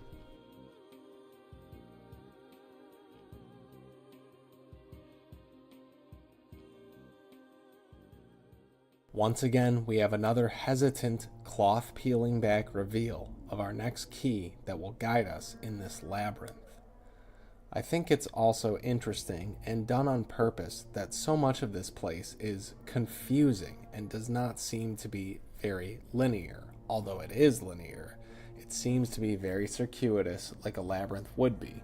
And it's because James is at the crucial point in his mind, I think, where he is trying to figure things out, but is really, really unsure-footed and not sure of which way is up or down, as far as whether the delusions are real and what his role is in the whole thing. One way that we can interpret the labyrinth is that it's also James's mind's last big attempt to stop him from learning the truth, as it is right before the ultimate moment.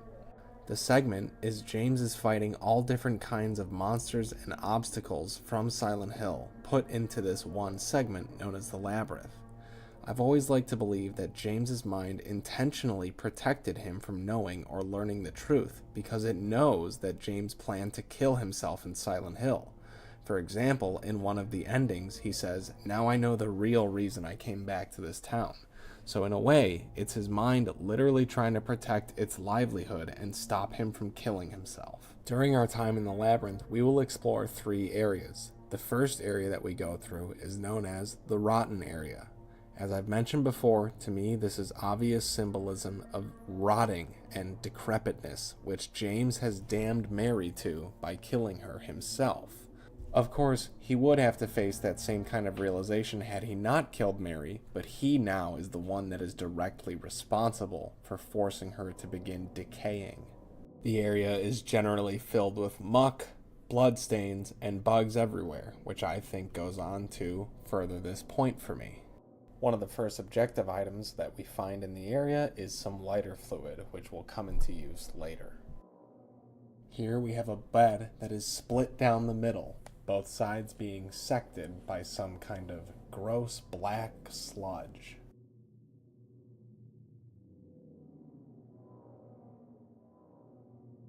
James, of course, has to reach into a gross hole with black sludge flowing out of it to get the next object. He does not look too happy about this. Upon entering this room with a single cubicle facing the door, James says, "What the hell?" To me, it signifies that James actually recognizes this cubicle even from the back side of it, and it is very likely the one that he worked at his job. In the Book of Lost Memories, it is established that James had a job as a clerk at one point. He also finds the iron key in this desk. To me, the symbolism is very clear. It's like a key to a shackle, perhaps. Like a lot of people, unfortunately, it is possible that James's job to him was another prison, a thing that he hated doing but had to do. Also, I noticed that these papers on the ground are the same papers in the photo that we found in the apartments that said "Career's Humble Beginnings." Now, this is crazy fan theory to me, and maybe it just means the humble beginnings of his career as a clerk. But what if James was a bit of a dreamer, and at his clerk job, maybe he was writing up a manuscript for his first novel or something like that. But in a depressive and kind of negative rage, he might have crumpled them up and tried to throw them out. Another small detail that gives us some insight into just how twisted, confused, and desperate James is now is when he tries to reach into this bathtub of literal acid to get something. After finding enough items in the area to construct a lighter, we will light this thread that is holding up a cage and seemingly body in the middle of the room that will then crash down and reveal another hole for us to jump through. I want to talk real quick about this rotating face block that we use to go from area to area. To me, it has some symbolism in that everyone has multiple faces that they wear to different people depending on in what situation they are. Some of them are inversions of each other. To me, it's all representative of how the labyrinth is the ultimate examination of James's many different minds that he has inside of him. The killer aspect of him, the kind aspect of him, the nurturing aspect of him, the sexual side, so on and so forth. We are now going to be entering the desolate area, which is the second trial awaiting James in the labyrinth. I feel like the desolate area perhaps represents the feelings of extreme isolation and loneliness that James felt during the end of the sickness and post-murder. I think it's worth mentioning that this is the only area in the labyrinth where Pyramid Head exists. Perhaps this means that during the end of the sickness and after Mary's murder, the hardest thing for James to cope with might have been the isolation. Upon entering, we are even given an early warning sign that Pyramid Head lurks in this area. We also find a bed that is somewhat reminiscent of Mary's deathbed next to a hole that will allow us to descend. It is down here in this hexagonal room that we will run into Pyramid Head, who is restricted to patrolling this one area in an endless loop, possibly representing the cycle of yearning, denial, and repressed guilt James is trapped in until he acknowledges his crime. Apparently in the old game, Pyramid Head would only attack you if you got directly in his way. If you came from behind him, he would not notice you. Something worth noting that I found online is that if you stop in this barred off area, Pyramid Head will turn and face you. Much like we faced the manifestation of Maria between bars, now we are doing the same thing with Pyramid Head. In the hexagonal circuit room with Pyramid Head, you can go up the middle and find this photo that is, to me, basically blacked out with some white scratches on it that says "whole world ahead of us." Maybe representative of how now that phrase means nothing to James. As we exit the desolate area, we get one more flash of Pyramid Head before disappearing below the ladder rung. I'm not sure what the significance of this is, and honestly it might just be there all in all to be creepy, and it really is, and very well done, I think. But either way, I wonder. We find our second hole to jump in, and we are sent back to the block puzzle. The final area in the labyrinth is the ruined area, and I see it having a double meaning of both the sickness ruining James and Mary's life, and then James further ruining his life by murdering Mary. The ruined area has a room and bedside that is very similar to the one that Mary dies at. We will notice, as these room iterations continue, which there are 3 of, that while the room gets progressively worse and worse, the bed will remain white and pure until the 3rd iteration when it is crushed by a falling wall. The next scene we have has Pyramid Head chasing us through this wall of human body parts, legs, and arms. Eventually, we will come out on the other side and come to a white door with the numbers 208 on it. There are a lot of theories about 208, and I am not too sure of its significance myself, but some of the things I found online that interest me are this.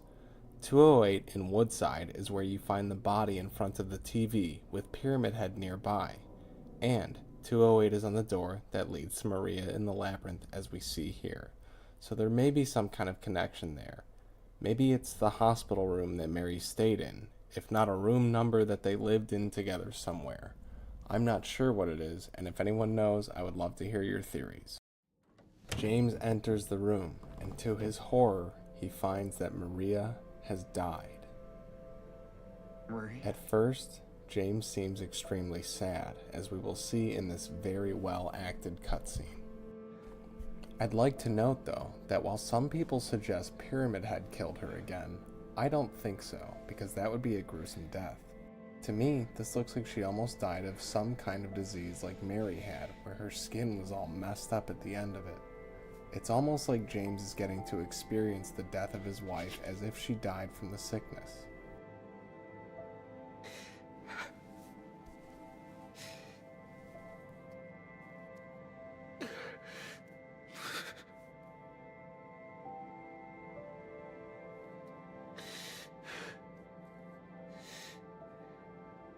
Now I want to make note of something here. It seems like suddenly James snaps out of it, as though he's maybe remembering something. Perhaps this shows that he is slightly remembering that this is not the death that Mary had, a natural one at the hands of the sickness. Maybe he is slowly remembering that he killed her. Even after all of this, though, James still seems determined to maintain his illusion by whispering Mary and continuing his search. Mary.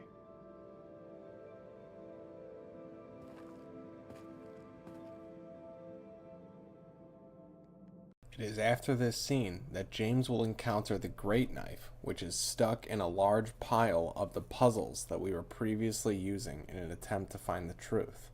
Perhaps it is a metaphor. At the bottom, these puzzles and ways that James is trying to justify what he's done. But on top of them, and crushing through them all, is the knife, the representation that the murder is the true answer. I think it's fitting as well that James is barely able to drag the Great Knife. In a way, he is barely able to shoulder the guilt that comes along with the knowledge of knowing deep down that he murdered her. If James is to find absolution and reach the truth, he must fully embody the aspect of the murderer by wielding Pyramid Head's great knife. One final note worth mentioning, perhaps, is that after James has carried this great knife, we will never see Pyramid Head wield it again. We will then find a graveyard that has several graves in it, one of which has this inscription in it. While some people relate this to James, as he was in the past a big drinker, other people think that it is for Thomas Orozco, the father of Angela. A newspaper found in the same area mentions that Thomas had a history of drunkenness, and that same newspaper also highlights he was murdered, or as the epitaph states, executed. We also have the headstone of Walter Sullivan, who, as we know, is a character that was involved in the game in some capacity lore-wise for having butchered and killed Billy and Miriam Locane. We also have this gravestone that says Miriam K. Trader, which I believe is still largely a mystery to most of the Silent Hill 2 community. We then have the gravestones of Angela, Eddie, and James present.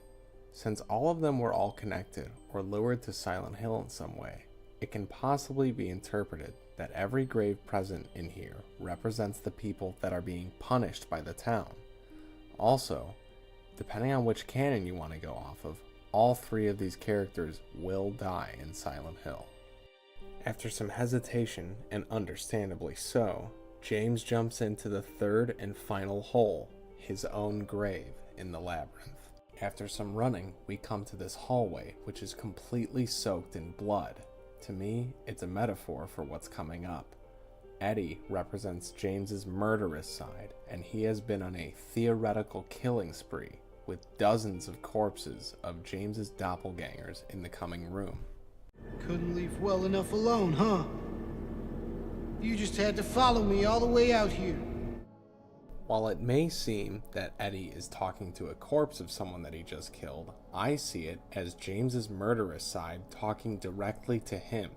It's almost as though James's murderous side is threatening James and saying, "You shouldn't have dug this deep.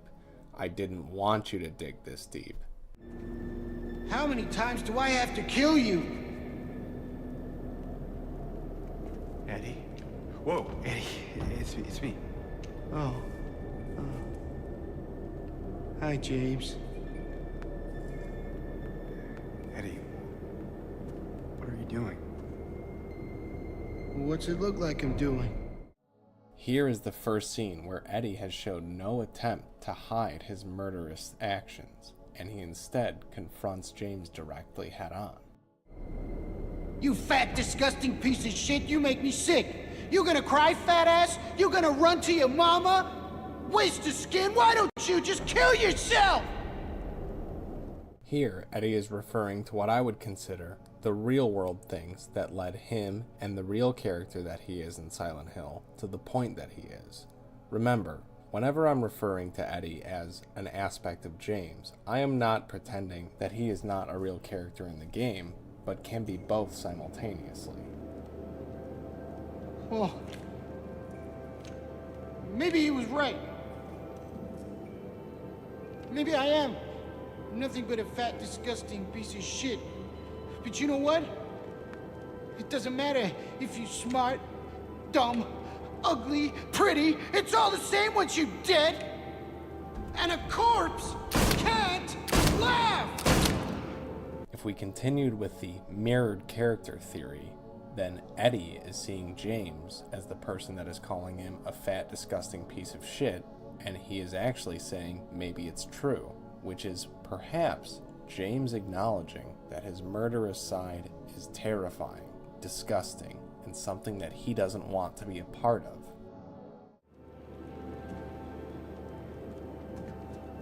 Eddie. What's that? You want to talk down to me some more? Tell me to relax? You're just like the rest of them, James. No, I don't want... Shut up! You think I'm stupid. You think I don't see it. But you've been laughing at me all along. Ever since we first met. I think this line is actually pretty true. James usually is in a position of kind of looking down on Eddie throughout all of their interactions in the game, in the same way that his logical side likely looks down at his murderous side. You ain't laughing now, are you? James to me here once again embodies the bully that Eddie always knew by punching him out. Even when Eddie goes with a big display of aggression, James is able to see through it and call his bluff. Also, part of me feels like this is representative of James being able to neutralize his murderous side, at least for a time being.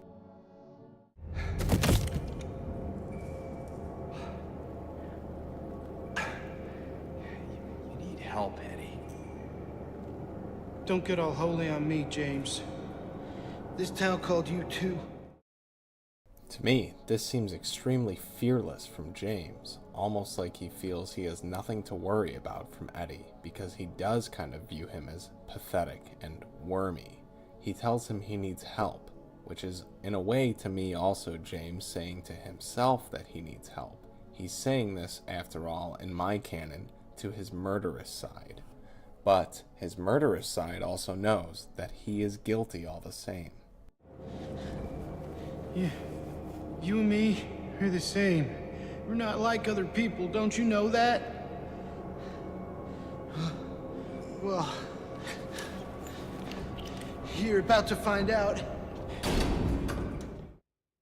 In my opinion, these doppelgangers that we find in this room are dead ringers for James. If the other ones were questionable, these ones aren't even close, honestly. They all look just like him.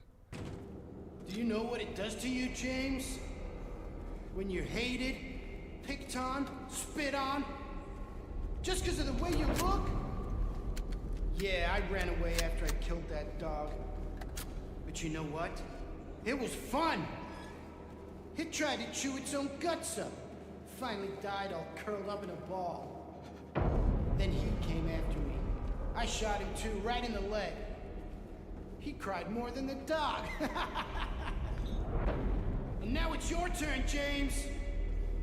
I froze it during this frame in Eddie's monologue because I thought it was the one that most closely hit to home for explaining both his and James and their mirrored psychosis. We can see that Eddie, the character himself, was driven to madness by being bullied, but we can also see that Eddie is attempting to justify his heinous actions, kind of like how James wanted to justify the killing by saying that it was putting Mary out of her misery and a mercy killing. Ultimately, the logical side of James rejects this argument and does not think that it is okay to kill even when you might have good reasons technically to do it. In this, he is finally confronting that what he did to Mary was wrong, even though at the time he felt somewhat justified in doing it. I put in this clip just because of how visually awesome it is. I mean, look at this devilish expression. This next scene, I've seen a lot of people online saying that to them it indicates time loop theory because Eddie says you're gonna die just like before. Die here, James. You'll squirm and squeal and cry like a little girl. And then you'll just curl up and die. And it's gonna feel great. Just like before. Although, to me, honestly, what I see when I examine it is maybe Eddie just saying that James is going to curl up and die like the dog, and it's going to feel great for Eddie just like before. Anyways, here we have the scene where Eddie is finally defeated and he falls over dead. Now, I know this is crazy, but really look at his face here. Doesn't this almost kind of seem like James? I don't know, just the hair and the face and all that just reminds me of him. They don't have the same eyes. Eddie's eyes are blue. But part of me wonders if maybe that's a representation of how Eddie always portrays himself as innocent. Here, we get a mirrored scene to the very opening scene of the game, where James looks at his trembling hands after realizing he's just killed someone. To me, these are directly linked.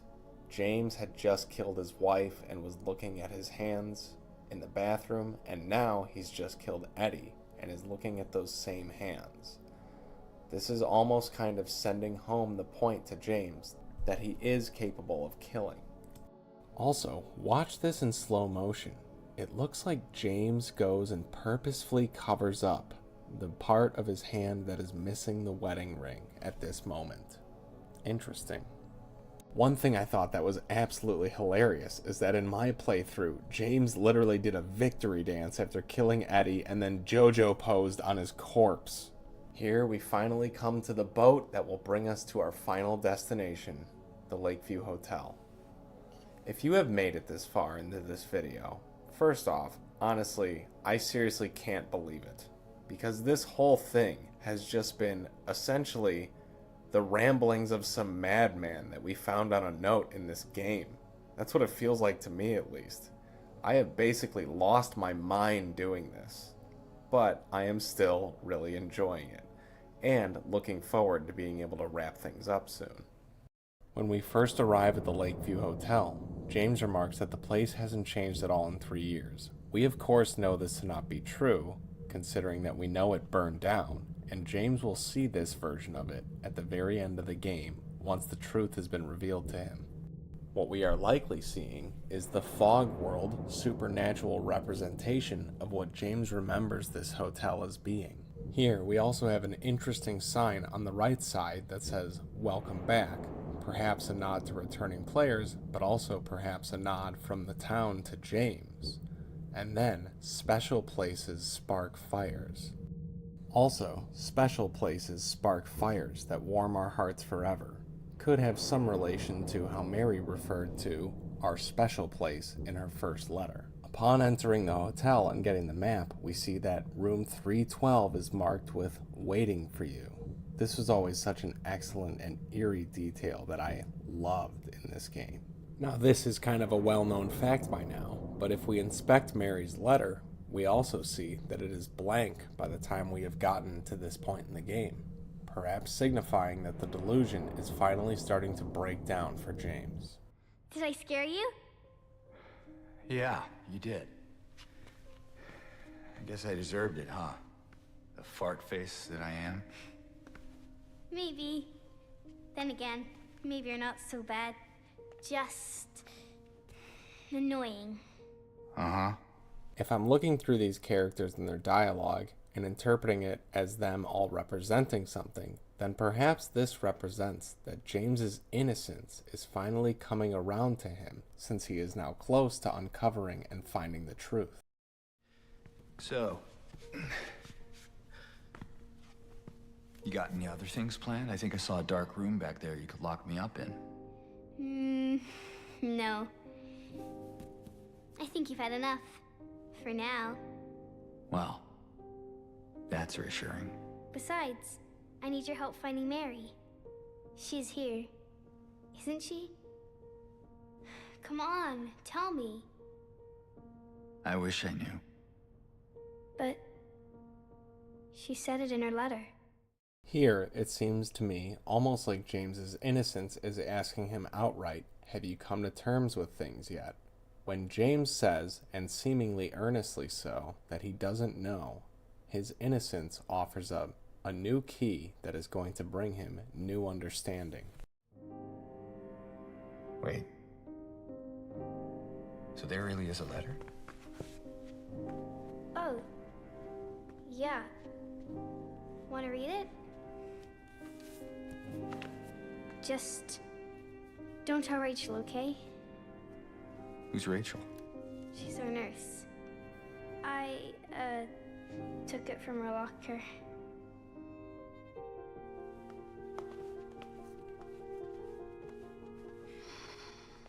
My dearest Laura, I'm leaving this letter with Rachel to give to you after I'm gone. I'm far away now, in a quiet, beautiful place. Please forgive me for not saying goodbye before I left. Be well, Laura. Don't be too hard on the sisters. And Laura, about James. I know you hate him because you think he isn't nice to me, but please. I know this is probably a huge reach, but the way James kind of jostles the letter there and gets a stern look on his face almost makes me feel like he has some kind of anger over the fact that Mary said she thinks she knows that Laura hates him because she thinks he isn't nice to her. Give him a chance. It's true, he can be a little surly sometimes, and he doesn't laugh much. But underneath, he's a really sweet person. I love you, Laura. I love you like my very own daughter. I wish things were different. I wish we could be happy together, like we talked about. Even so, I know you will have a good life. You're a strong, smart, beautiful girl. Happy 8th birthday, Laura. Your friend, Mary.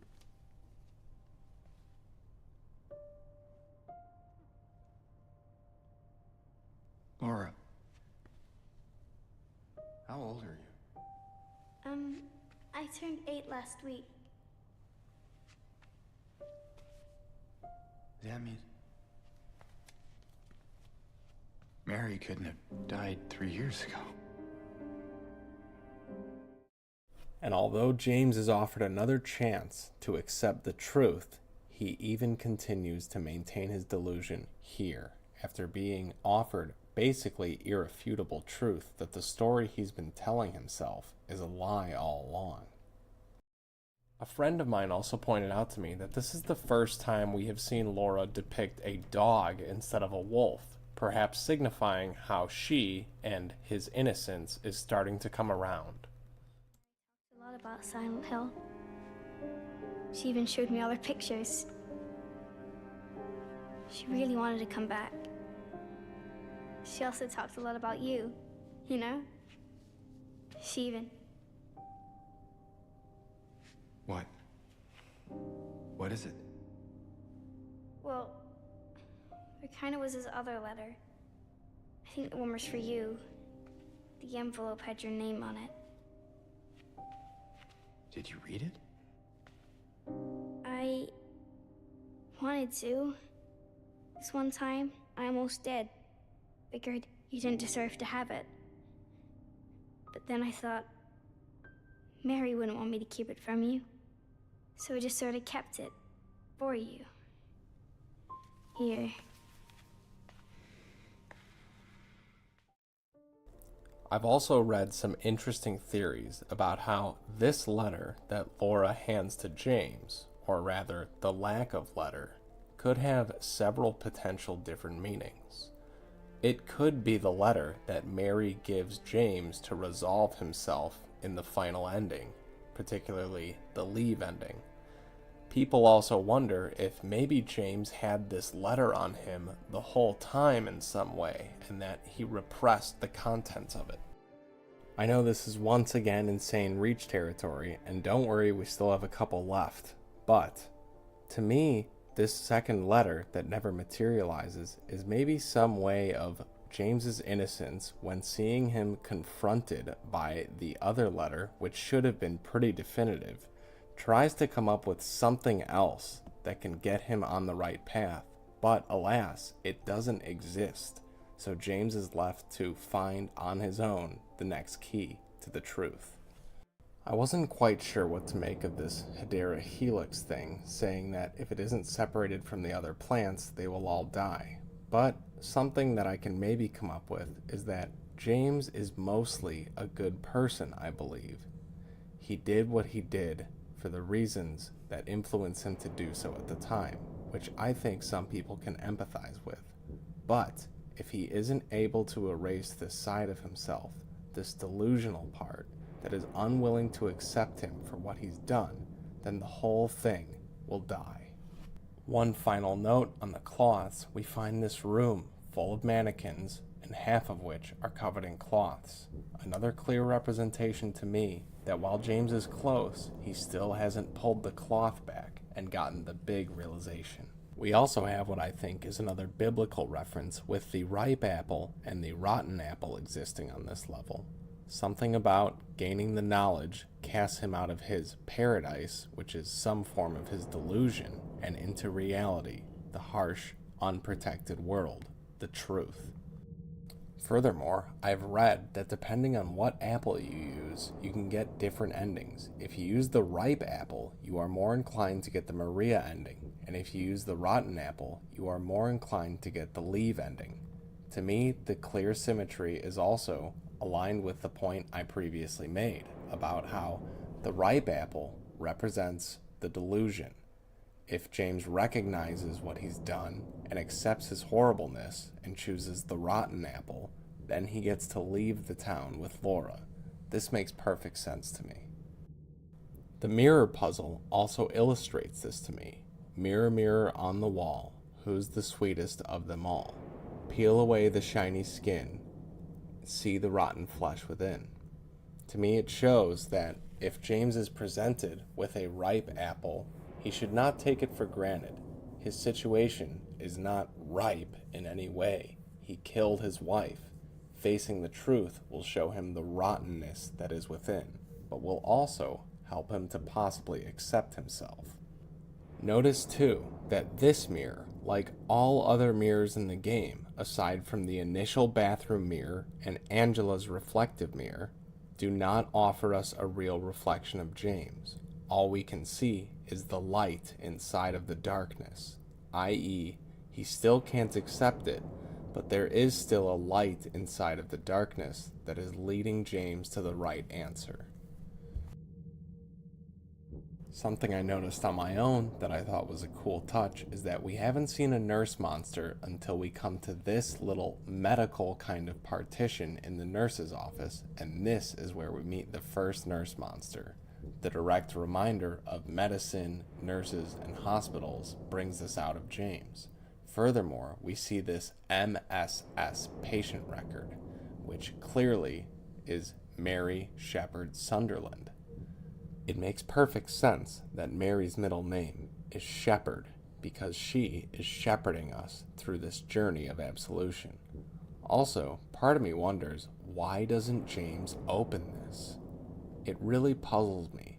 Maybe because he doesn't want to face the horror again of what happened with Mary, or he doesn't want to know the truth deep down. I'm not sure. But the fact that that file is non-interactable and you can't open it is puzzling to me. James would almost certainly jump at the sight of those initials. He knows those initials are Mary's full name, yet he doesn't investigate it, which I find very interesting. After a boss fight with a Mandarin in the conference room, which honestly I felt was a little out of place, and the one time in the game where I felt like it was kind of being padded a bit, we find this blood red paint can. We also get this puzzle in the study that I believe all 4 books have some kind of meaning and symbolism tied to the story. The pride before the fall could be James killing Mary out of selfish reasons. Revelations is the revelation that James will eventually have that he killed her. Stalwart to the end is possibly Mary, as she was stalwart and brave until the very end. And the one who soared is Mary's spirit, possibly. One thing that I'm glad they included, but I wish they had done a little differently, is that in the original game, when you try to go to, I believe, either floor 3 or 2, there's a gate lock, and you will hear a very faint James that sounds like Mary's voice. I remember this scared the absolute hell out of us back in the day. There was no subtitle or anything. And while I think it's cool that they kept it in the game, it felt a little too strong, and I kind of wish there hadn't been any subtitle for it. James!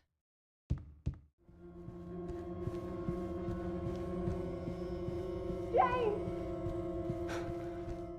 This is a very minor detail. One other thing that we'll find as a key item is a light bulb.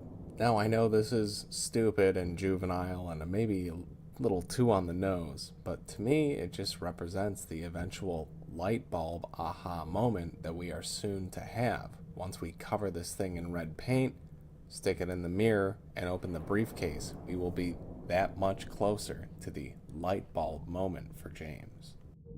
Now this I find extremely interesting. We finally get a semi-reflection of James, but his face seems obscured. On the mirror is written Dark Wish, almost like him confronting this term, Dark Wish, slightly unobscures the mirror to us and gets him that much closer, which he is now very close to understanding. His reflection is almost becoming clear. On the other difficulties, we have Deed Done and Love Lust, which obviously all tie into James's story, but I just wanted to blast through this to get footage, so I went on light for everything in this run. One of the final things that we will do is put all of our belongings in this employee locker and then take the elevator to descend. The way I interpret this is that in order for James to find the truth, he must let down his defenses and be completely vulnerable. Only then will he receive the answers he's looking for.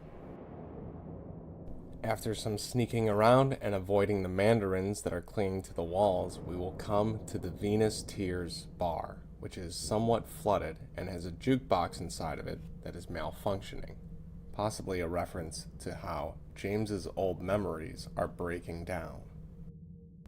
Also, there is a small detail in the hotel lobby concerning the music box area that I thought was worth noting. Throughout the whole game, we have been pulling the cloth back on the key items and objectives that have been leading us to the truth. But there is a sheet to the right of this music box that has seemingly already been pulled off by the time we get here.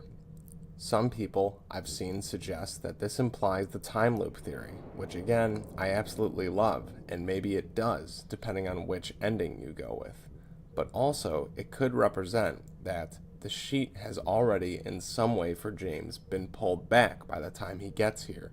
This is the place where he finally faces the truth, and maybe subconsciously, he knows what is under the sheet already. It is also worth noting that after you come back and collect your items from the locker, if you go to examine the letter, it is simply empty, perhaps signifying that after James has dropped his defenses, gotten the tape, and is willing seemingly to face the truth, the delusion has finally, almost completely broken down. After completing the music box puzzle, we will finally come to room 312, where we are ready to face the truth and our destiny.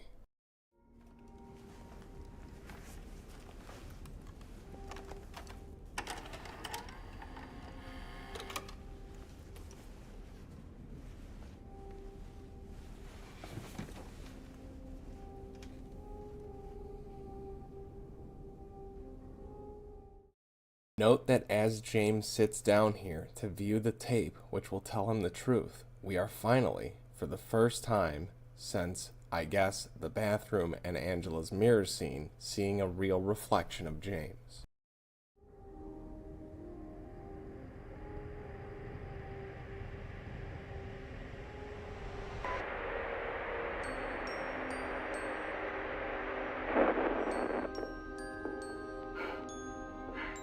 Are you taping again?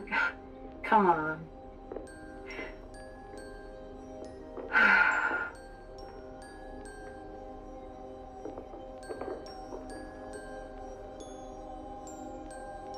I don't know why, but I just love it here. It's so peaceful.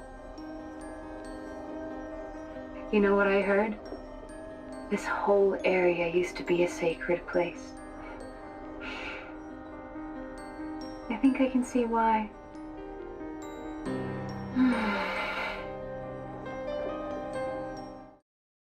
Take notice here how when Mary turns and approaches the camera, she seems to almost start fading out, as though the opacity on her was being turned down. And right after this, she coughs. It's too bad we have to leave. Promise you'll take me again, James.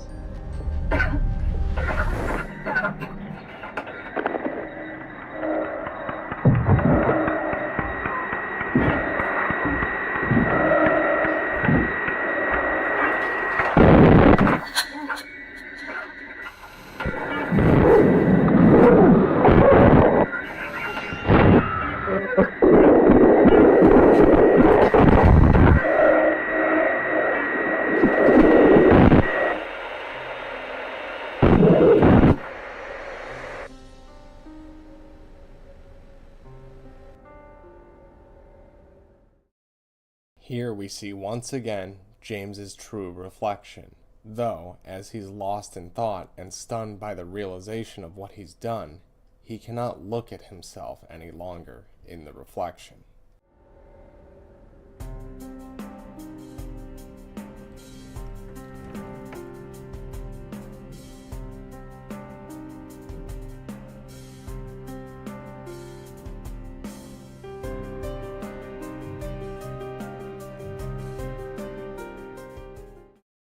I also want to point out here the amazing attention to detail that the team has accomplished, with now James having this horrible, bedraggled expression, the sunken bags under his eyes. It's all so well done.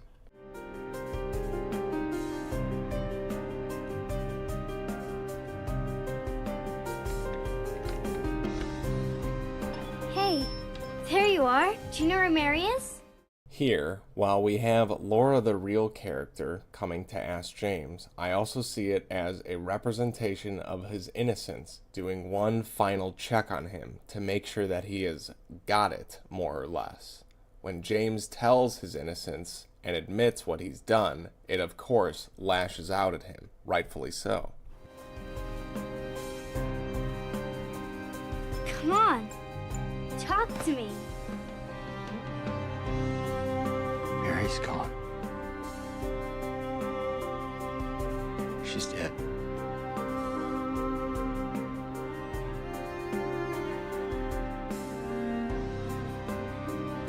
Liar. That's a lie. No. It's the truth.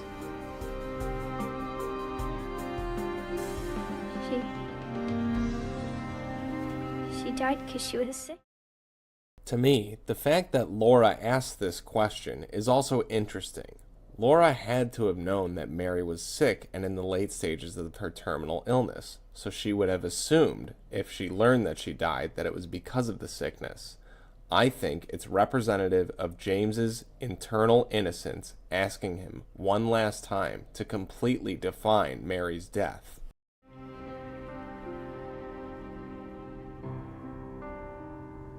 I killed her.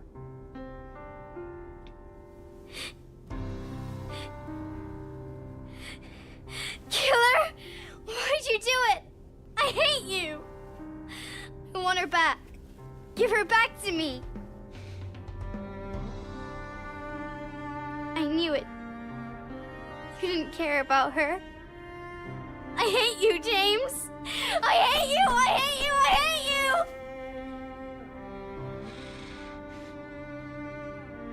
She was always waiting for you. Why? Why? I'm sorry. Mary, you know, isn't here. I also find this line very interesting. James saying, "The Mary you know isn't here," which to me implies that James still has some version of Mary around inside of himself that he knows exists. This is further supported by when Mary comes in through the radio talking to James here. Even though he has discovered the truth, he still has a final demon that he needs to work out. Here, we meld out of what I consider to be the supernatural fog world version of the hotel that James has been inside of, and with the illusion being more or less shattered, we see the hotel as it really is.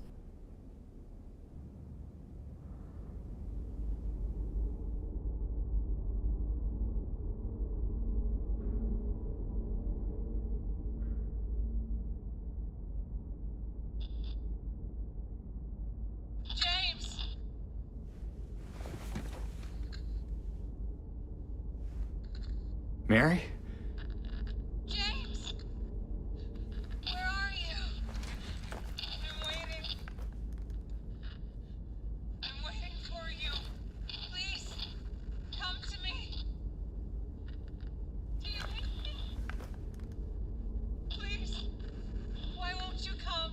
But where? Where are you?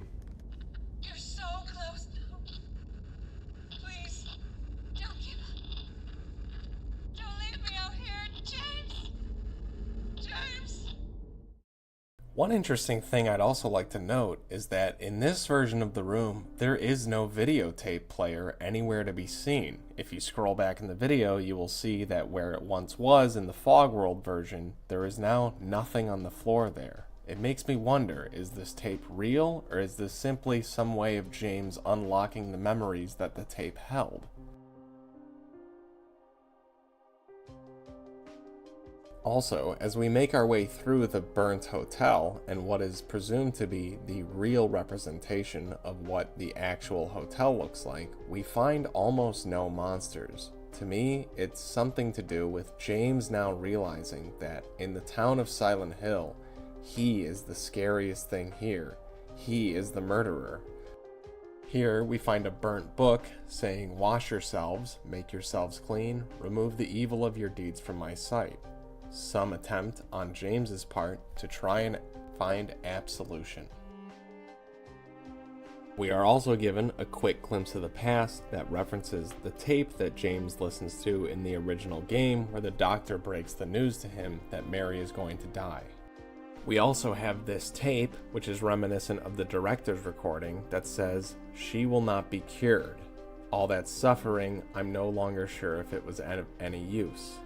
To me, this is almost like an internal monologue that James is having with himself, that even though he has this newfound understanding of what he did and possibly some of the reasons why he did it, he is unsure still if he will be able to accept that and learn from it and possibly move on, although he hopes that he will be able to.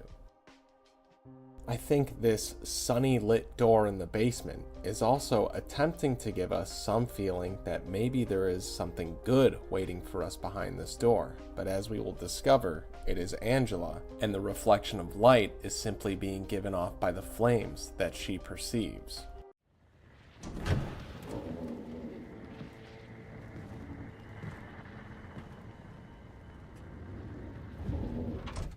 I would like to make a quick note first that Angela has on both sides of her two seemingly flayed bodies with their genitals having been mutilated. One body seems fatter, and though it would be of an older person, representing her father, and the other body seems skinnier and younger, representing that of her brother.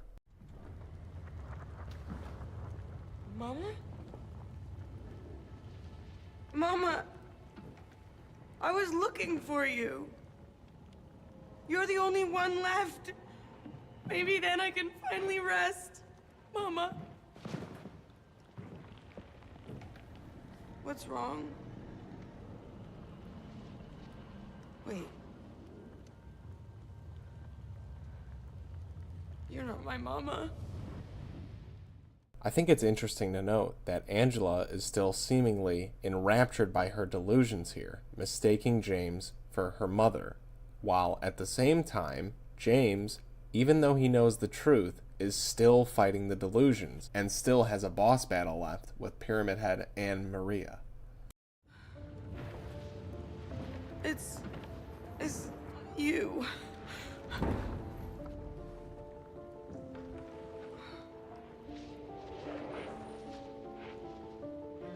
Sorry, Angela. I think you were right.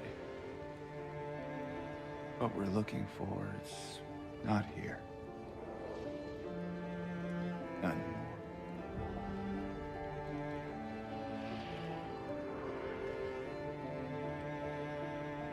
Thank you for helping me earlier. But I wish you hadn't. Even Mama said it. I deserve what happened. No, Angela, that is not true. Don't pity me. I'm not worth it.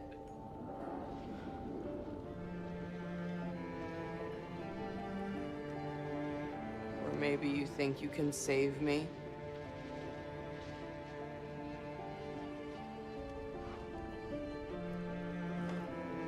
Will you love me? Care for me?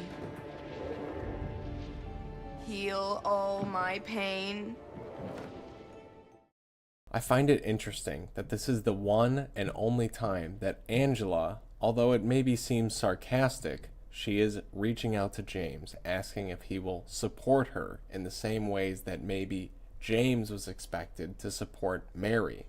Although James gives her no answer to this, possibly because he knows now that he cannot. Much like he ultimately failed to do these things for Mary, so he would for Angela. That's what I thought.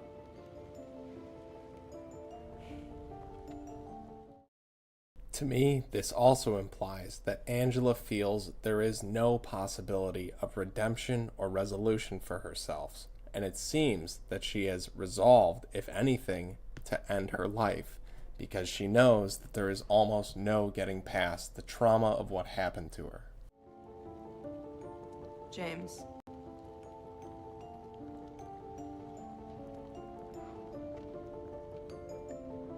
Give me back the knife.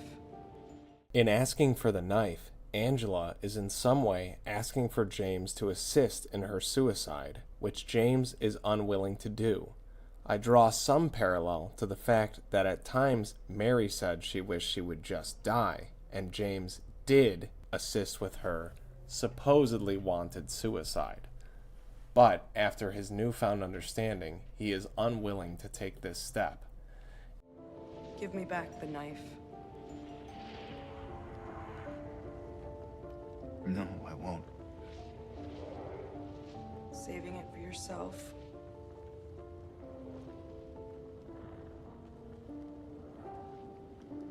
Have it your way. It doesn't change anything. I also find this line interesting in that Angela very obviously implies to James that he is going to use the knife to kill himself, to which he actually has no answer, because possibly James is still unsure about how he is going to attempt to resolve the fact that he now knows that he killed Mary. Will he accept it? Will he kill himself? Watch James' eyes very closely during this next small scene. To me, it looks like he is contemplating this very question. He is not even paying attention to Angela, who has turned and is moving away from him. Instead, he is staring dead ahead, as though lost in some kind of thought.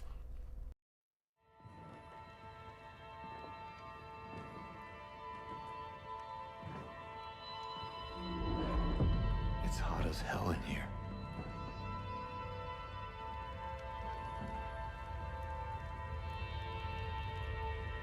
You see it too?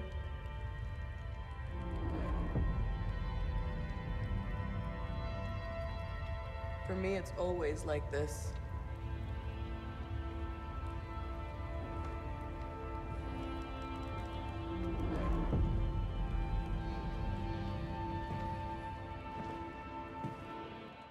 Another thing worth noting is that James remarks it's hot as hell in here, which seems incongruous, given that we know the room is on fire, at least from the player perspective. It's been theorized that James doesn't actually see these flames, but that the player does. Some people theorize that Angela ascends these stairs into some kind of heaven where she might die and then in some way be able to end her pain. Personally, I'll say that I really don't know what happens to Angela after this. Maybe she continues looking for answers or trying to find a way. I also think it's worth mentioning and thinking about that ultimately she wasn't allowed to defeat the manifestation of what traumatized her. James is basically what defeated it. In some way, maybe James has made it so she is unable to accept what happened because he defeated her demons for her. That might also be why she says she wishes that he hadn't. Though in some way implying she wished she would just die, maybe that has something to do with it too.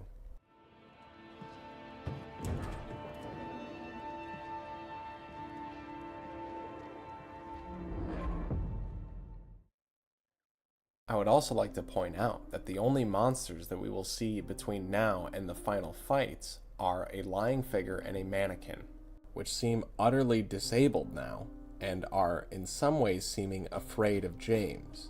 To me, it represents how James knows he is the killer now, and that he ultimately is the one that is more dangerous than any of these other things before him. The final note we will find in the game says 312 to be cleared out, possibly referencing how James is now at the ultimate point of attempting to reconcile what he did, Mary's legacy, and what it means to him going forward.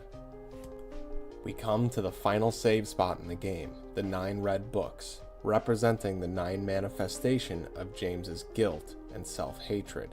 They are all here compartmentalized neatly.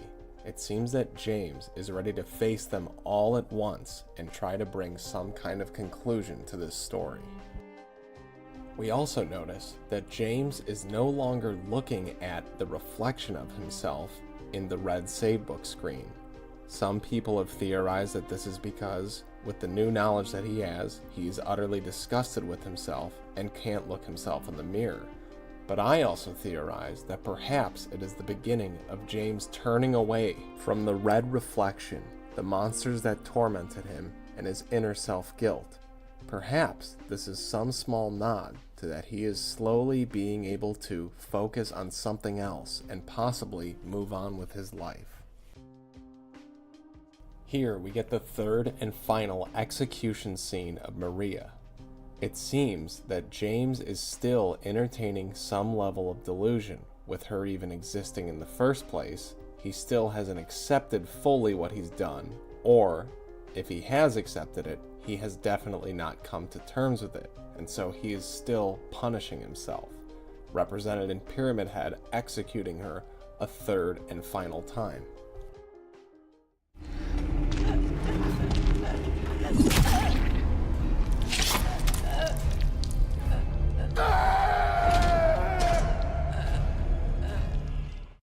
To me, this represents that James is still not off the hook mentally and has to answer to himself for what he's done, which is represented here, I think, by the final fight with Pyramid Head, where instead of James directly defeating them, they neutralize themselves once perhaps they realize that James no longer needs them and he feels that he no longer has to punish himself for the guilt.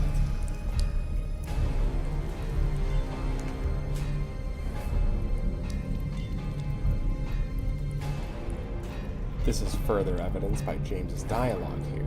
It should also be noted that there are now two Pyramid Heads, which some people theorize represents the murder of Eddie, which James also might be feeling guilty about. I know what you are. I know why I needed you. But it's all over now. I don't need you anymore.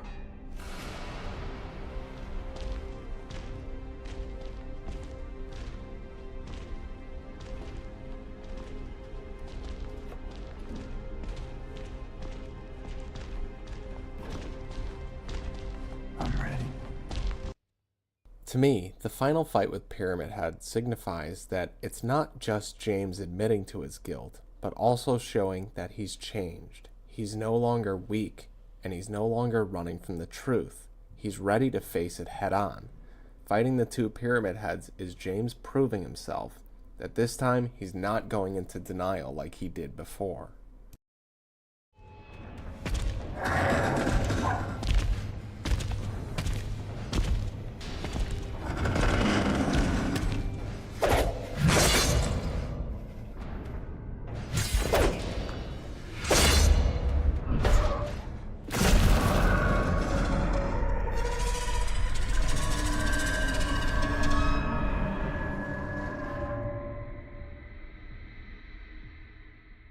These two eggs that you get from both Pyramid Heads can represent a lot of things, I think.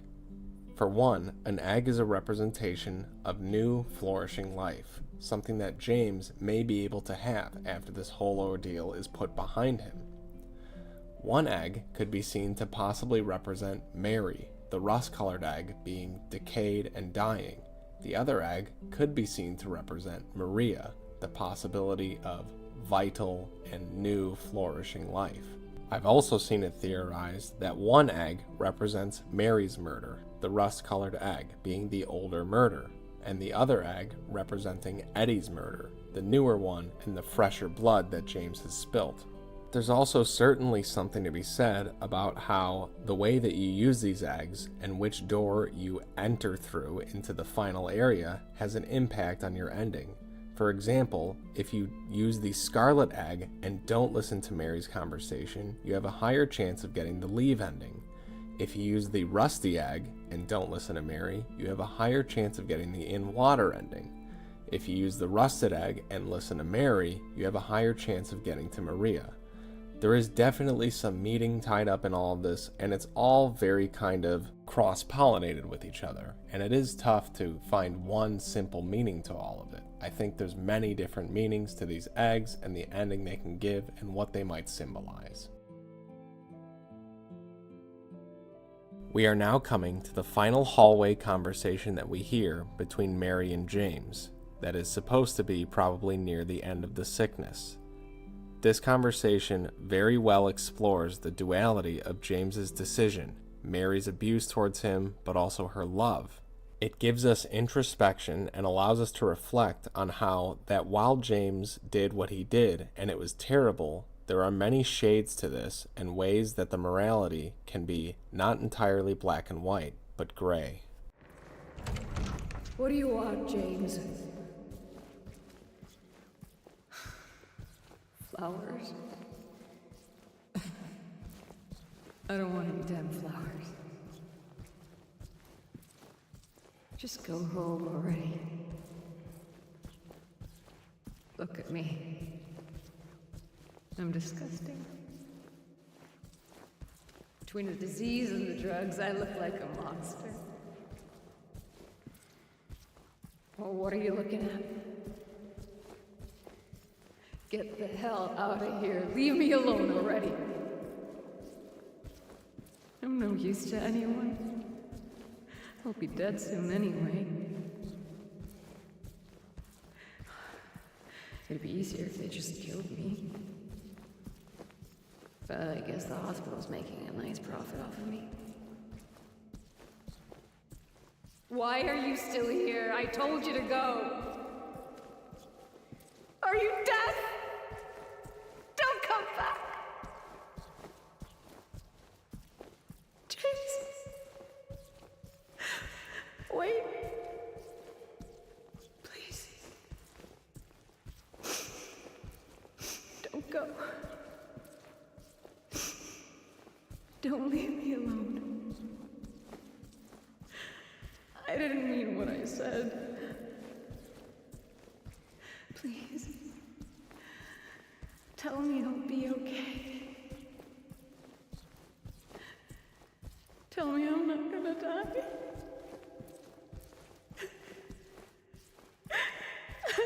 Help me.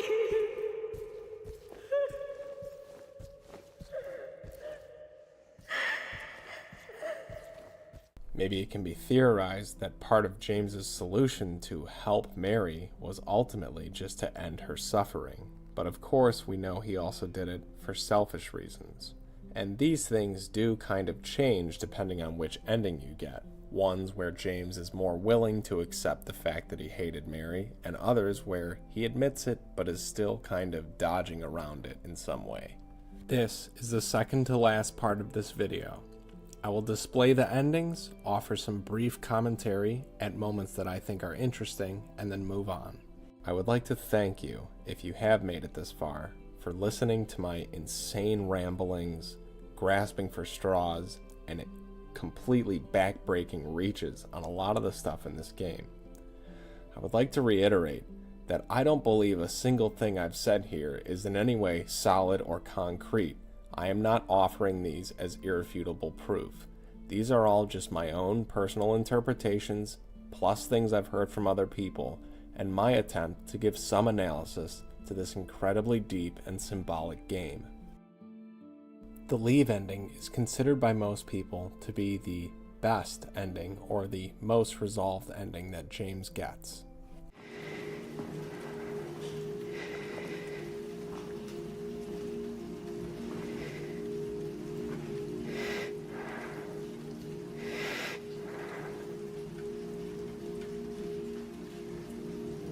Mary?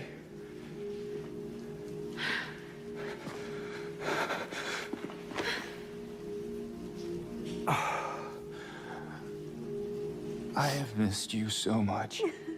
I find this intro very interesting, considering that in just a couple seconds, James will reveal that he knows full well that this is an illusion and it has to end when he says she's gone. I've missed you too. We can finally be together. Forever.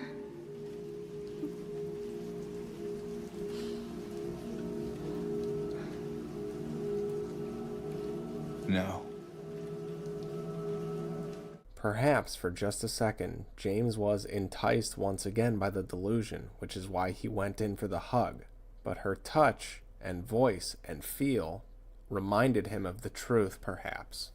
Or possibly he went in for the hug because even knowing that it's a delusion, he couldn't resist the sight of Mary as she was and wanted to feel her touch one last time.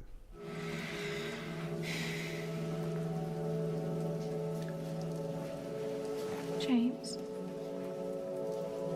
Honey. What's wrong? I think an often underrated and not much discussed aspect of this game is that the town itself, I believe, has a kind of will as it is a supernatural force.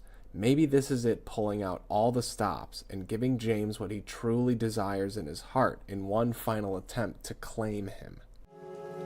I'm sorry. I know you tried. To me, when James says, "I know you tried," I feel like he is directly addressing the delusion that is Mary/Maria that the town has conjured, and he knows full well what it is. Also, take note of this sharp inhale that Mary/Maria does when James says she's gone. I think this is the town reeling at the fact that James has realized what it is. James, please. But she's gone. I know that now. Stop it. And I can't just keep pretending. Shut up! Also notice now that when the Mary Maria avatar says shut up, her name has changed from Mary to Maria. Perhaps it is the town finally just breaking down its facade and getting aggressive towards James, and once again tries to entice him. What do you want? Do you even know anymore? I'm yours. I'm here for you. So what if I'm not her? I can give you what she never could. I can be better than her. What else do you want me to be? What else can I be? I am so sorry, Maria. I really am. But this has to stop. It's time to let it go. I believe that Maria and this projection is simply an extension and an agent of the town, which has a desire, likely, maybe, to trap people inside of it. Avatars that it can then use to further torment new people who come to it.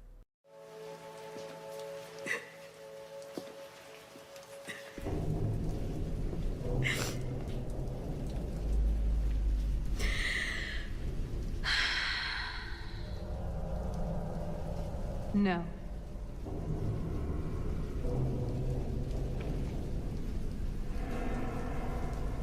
What? I won't let you do this to me. I won't let you go. I can't!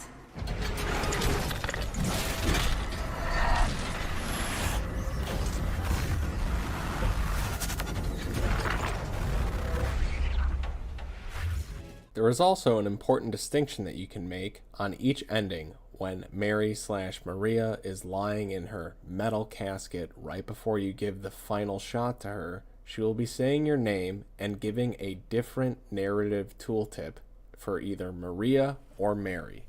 This is significant, I believe, because in this version, James is able to vanquish the image of Maria, and that helps him to move on. Mary. Hey, handsome. I'm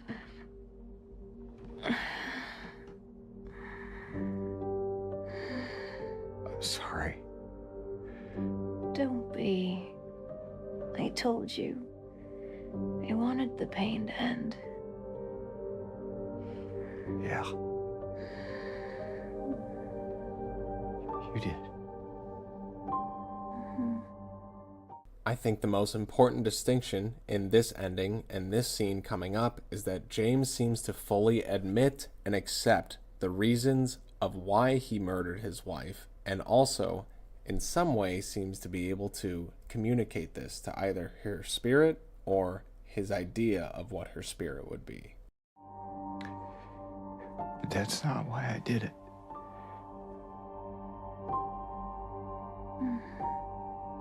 The truth is, I hated you. I wanted you out of the way. I wanted my life back.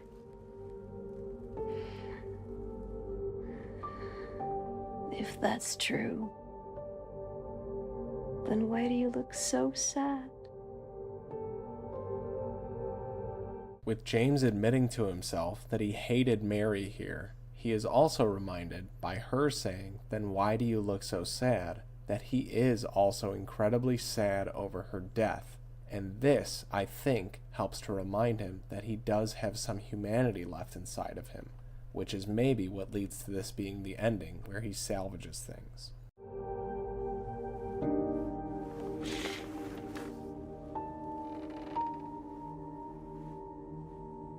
Mary. It's okay, James. Here.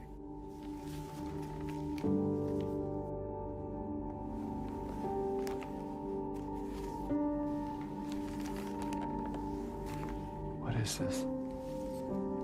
It's what you've been looking for.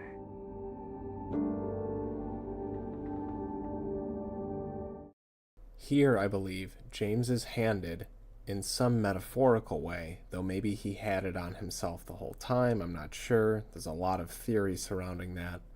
But I think he's handed the ending read letter here, and he is able then to really, in his decent headspace, listen to it and absorb its message.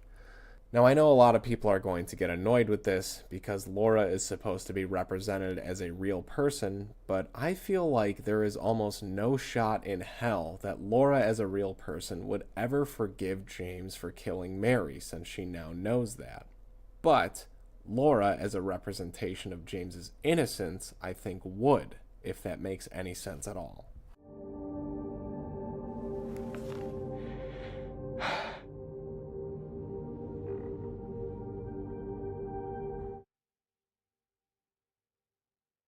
Here in this outro cinematic, we see James, who approaches Laura and hands her a letter, which I guess somehow convinces Laura, if she is real, like the creators say she is, and other people, that somehow convinces her that it's okay that James killed Mary, and they leave happily together from the graveyard. I don't know. I understand that it's kind of canon, but it just doesn't make any sense to me in any world where this 8-year-old girl would forgive him for killing Mary. So to me, I end up just viewing it as James is giving this letter in a way to his innocence, which is then able to read it, absorb it, and James is able to forgive himself and leave Silent Hill. That's about all I got for my interpretation of the Leave ending. Obviously, you are welcome to disagree with as many aspects of it as you like. I myself am still pretty confused on some of this stuff, but just doing my best to give some interpretation that I can. Next, we will discuss the In Water ending, which has the exact same intro as the Leave ending, except it omits the scene where Mary gives James the envelope. This screenshot from the In Water ending also shows that James believes himself to have killed Maria, the manifestation, in this version. Though it's been said by the creators that technically all endings are canon, I know a lot of people consider In Water ending the most realistic probably. To me, I kind of agree. What James has done is totally heinous, and I think most people would not be able to forgive themselves for this thing, and they would probably regret it for the rest of their lives. So, instead of leading a life of regret, James chooses to end his.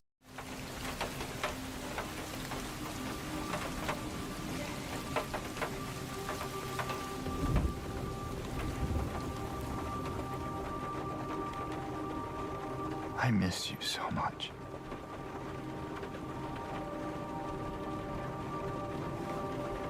I tried. I really did, but I can't.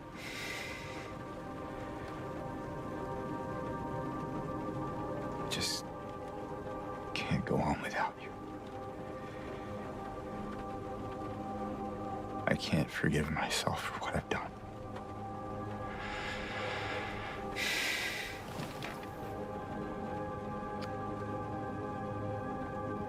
I know this isn't what you would want.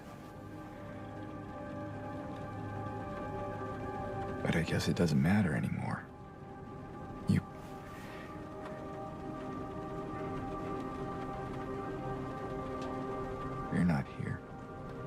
The largest difference I can see in this ending is that James never gets a moment of redemption. He doesn't get to kind of commune with Mary's spirit in the way that he does in the Leave ending, and so he is never able to confess his true feelings and his guilt around them.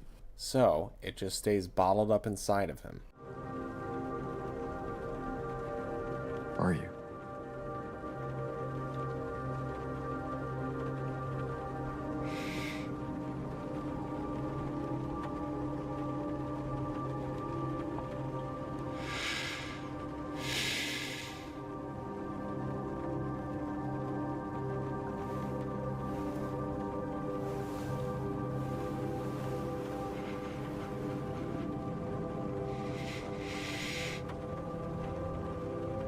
The way he looks back also out of barely the corner of his eye makes me feel like he can't still really face what he's done, and he definitely can't live with it, which then of course leads him to his natural conclusion.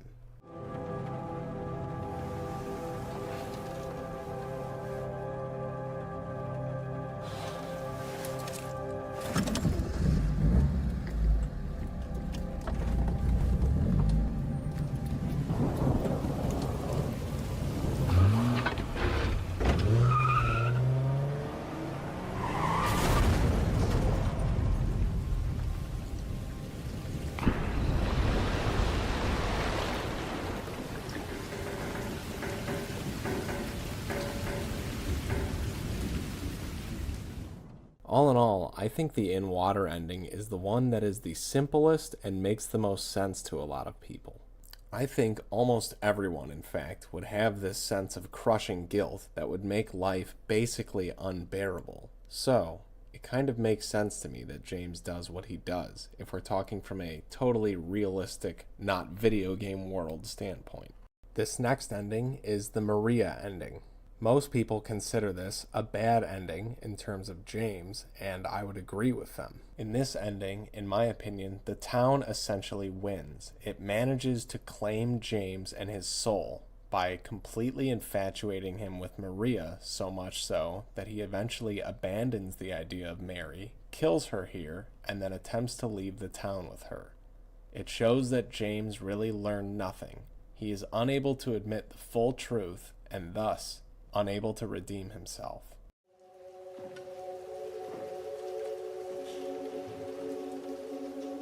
Mary? James. I've been waiting. It's been so long. Didn't you want to see me? Yes, more than anything. You're all I ever wanted. This is the first lie that James tells Mary and himself. We know from other endings where James does find resolution that there came a point where James wanted his life more than he wanted Mary around. That's not true, is it? Mary? You killed me, James.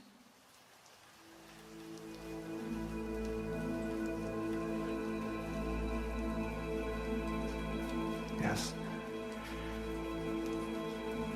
I did.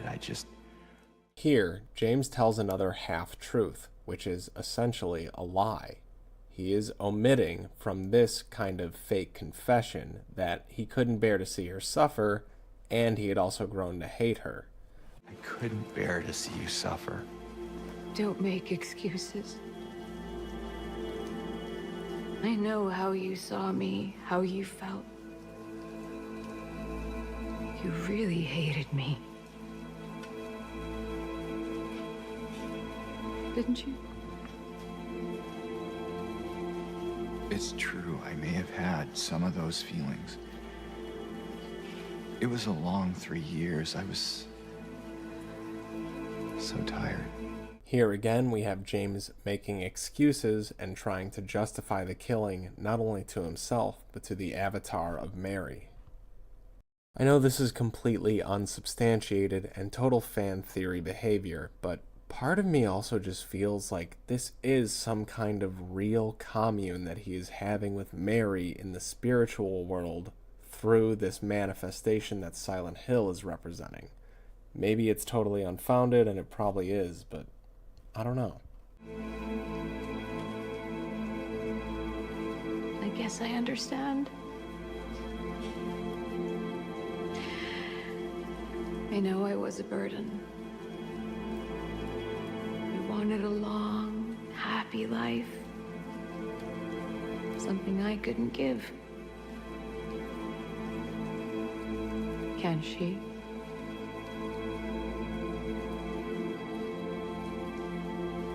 Mary, please, if I could... No, James.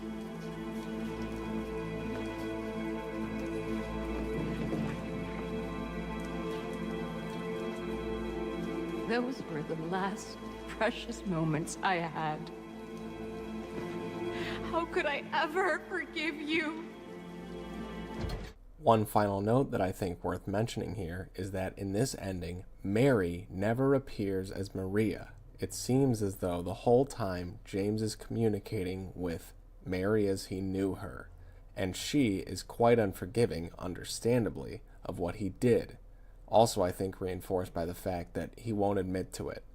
Part of me is just so confused. It's like, I want to believe that there is some part of the real Mary in this, but would the town know all of these things and really be able to portray this accurate of a conversation? I don't know. I'm just getting totally off the rails here as we get to the end of this, I think. I noticed here that it is Mary in the cage saying James, and James, I guess, kills her for a second time. In my opinion, it's him killing the idea of her and fully accepting the delusion.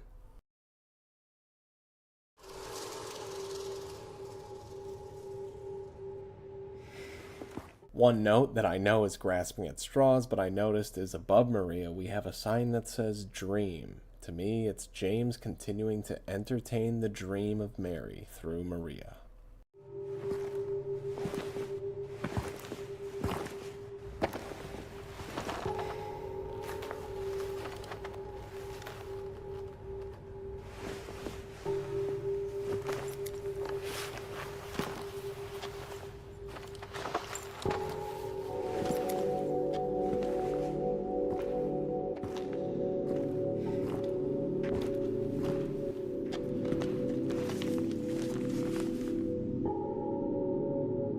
What is this?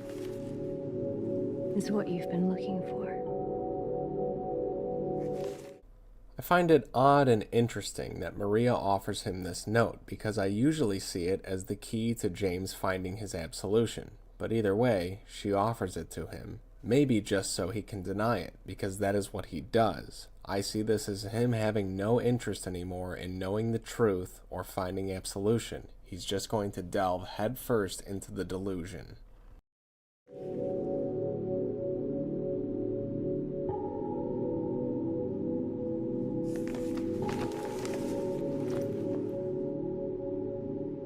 Let's go.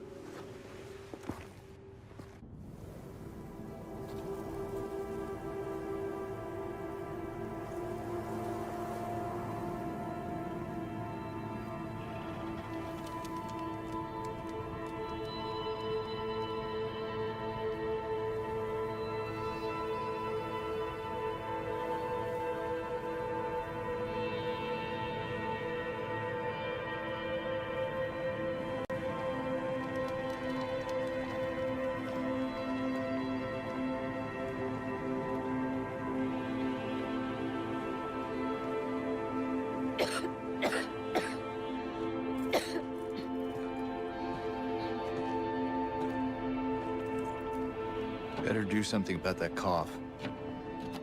Here, James coldly tells Maria that she should do something about the cough. To me, it of course signifies that he is just going to relive these events again, as ignorant as ever and having learned nothing. To me, I feel like this also helps the time loop theory kind of establish, even though it's not technically canon, I believe. This feels like an ending where James is heading back to Silent Hill eventually, in some way or another. The next ending that we'll talk about is the rebirth ending, one that I think is very cool, albeit very dark. I would again consider the town the victor in this one, as I believe it also claims James and possibly even Mary's soul. It starts off as well with James approaching who he knows to be Maria with these strange metal clanking sounds taking place in the back.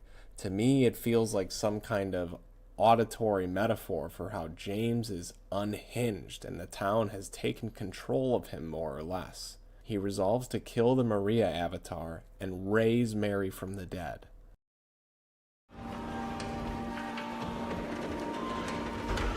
James.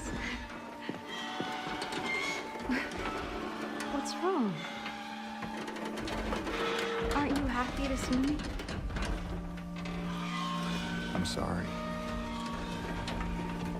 I know what you are.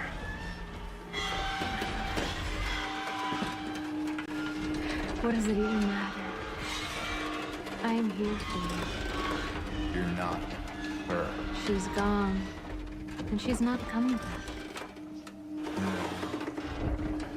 There's a way. I can still bring her back. What? No.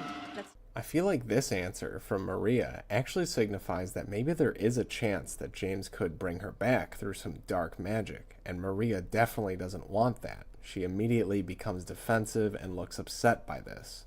Since I think that she understands the town's powers intuitively, this makes sense to me. Not true. But before I do, I need to kill that part of me that still clings to you. Who the hell do you think you are? You don't get saying this. Not anymore. Like it or not, I am here now. And I won't let it end like this. Once again, we'll notice that we do kill the avatar of Maria in this, which makes sense to me because James is still clearly set on getting Mary back, just now through the power of the old gods.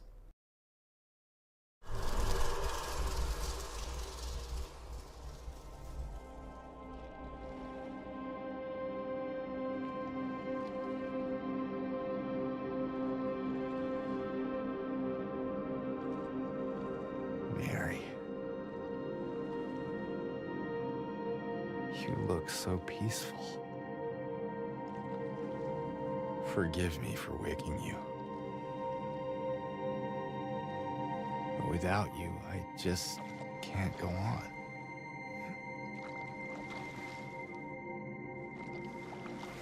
This town, Silent Hill.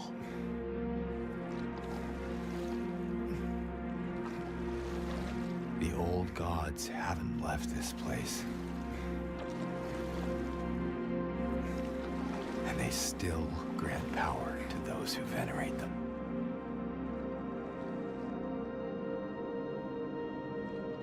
Power to defy even death.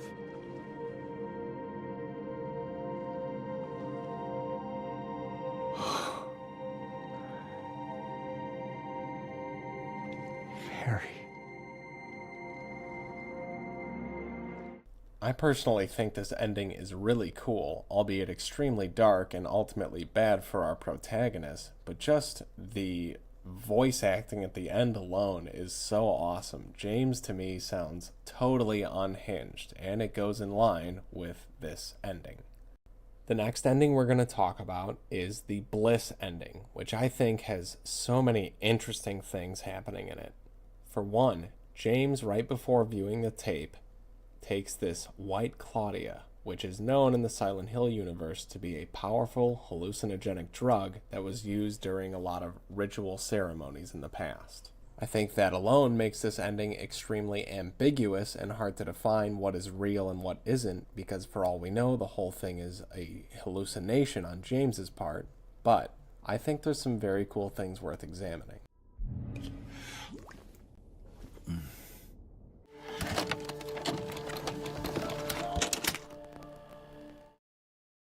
The first thing I noticed that is interesting, and I don't really have an explanation for, but we hear the kind of crackling coming out like an old school VHS tape or some kind of vinyl or something would make.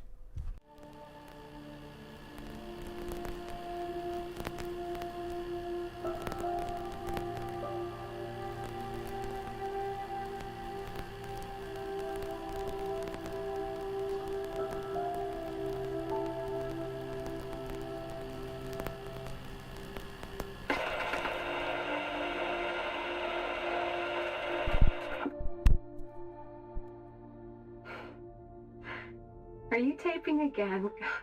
Come on.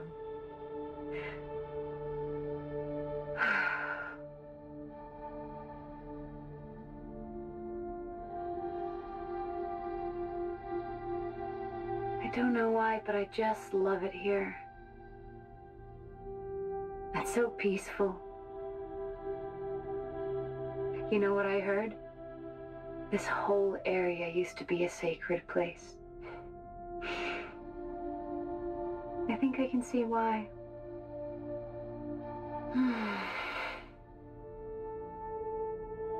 It's too bad we have to leave. During this scene here, we'll also notice that when Mary turns to the camera, unlike in the original videotape where she starts to fade from existence, here she stays solid. Also, it's worth noting that while her voice sounds like it is on a VHS tape, James's voice sounds like the real him coming up in this scene here. Promise you'll take me again, James.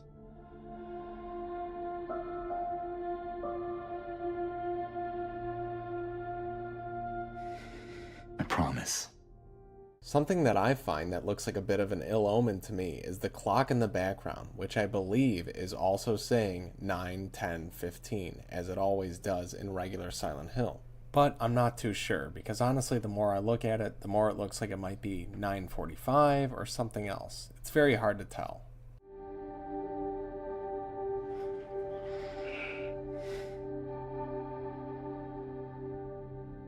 Come on, we need to finish packing. Also notice how James still has his flashlight in the breast pocket, which I really have no idea what this implies, but that is kind of why I love this so much.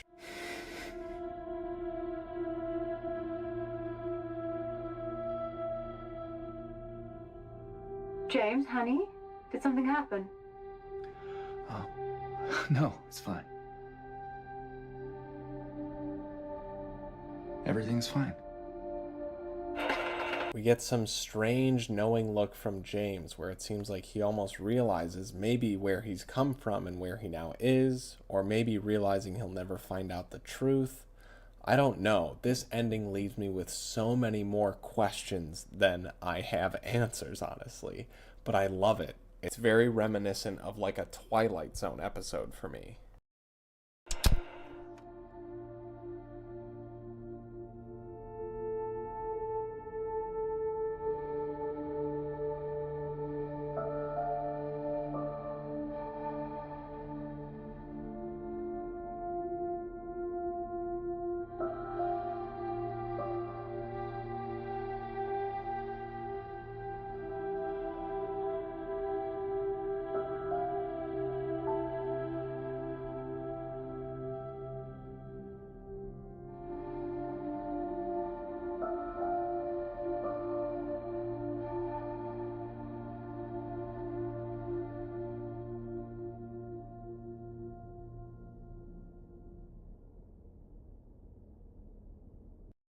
And that's it. After that, it fades to black, with the chair being empty and the camera circling. It raises so many questions for me. Did James, in some way, somehow, through the power of the town, go back through time and right his wrongs and never end up in Silent Hill? Is this all just an illusion? A further illusion, rather, caused by the White Claudia? Did he get sucked into the TV and the VHS tape to essentially live his life out in there in some strange way? We don't know, but I love that Bloober added this ending. Also, finally, I think there's something maybe to the ending being called bliss, in that James never learns what he did in this and goes to possibly some alternate reality, and ignorance is bliss. If he never learns about him killing Mary, then he'll never view himself in the horrible way that he does. The stillness ending is another ending where James seemingly chooses to end his life, but he is given some form of absolution by a vision of Mary that is in the backseat of his car.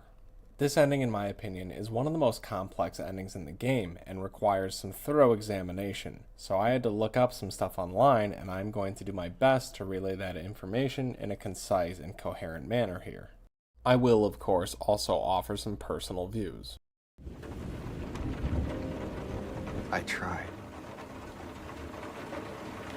I really did, but I can't go on without you. I can't forgive myself for what I've done. I know.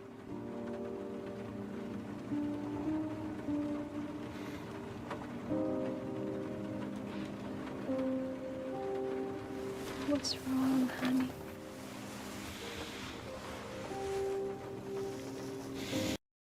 This ending mirrors the in-water ending up until this point, when it seems that Mary is in the backseat of the car and she attempts to console James. To me, this is some way of James trying to offer himself absolution through this figment of Mary that he has created.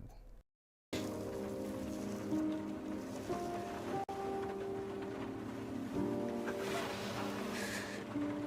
miss you so much.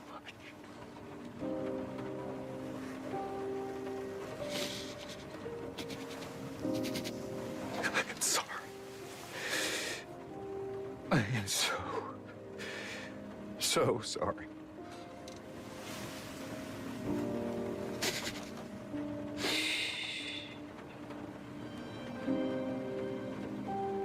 It's okay.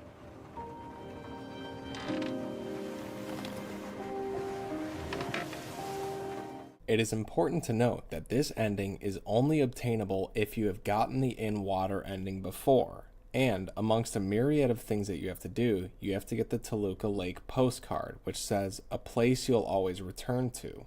A lot of this relies heavily on the time loop theory that some people have postulated. I personally think it's really cool. Also, you have to get the Key of Sorrow from the back seat of a green car, very similar to the one that James drives. All of these are recurring elements to James that lead him to this ending. The Toluca postcard is a reminder, and just like every other item that he has to get to achieve this ending, it all points back to that his journey will end in Toluca Lake, showing that James is cyclically stuck in Silent Hill. While that may not strictly be the case, the Stillness ending perhaps shows how easy it is for James to make the same mistakes, just like how the Maria ending does.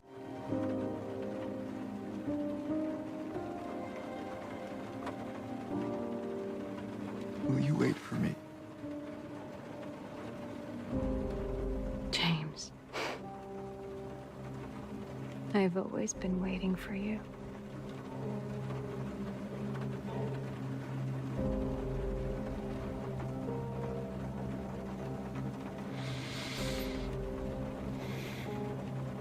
Some people think that the vision of Mary he conjures up in here is how he remembers her, and not how she wanted to be remembered. James looks at the letter before the end, though he doesn't read it. He doesn't actually read the words of what Mary really wants. Mary wanted James to live, yet the Mary he sees almost seems to beckon him to join her in death, saying she has always been waiting for him. It is a Mary that smirks just like Maria as well. It is a version of Mary that isn't quite there, the Mary that James needed to convince himself to die.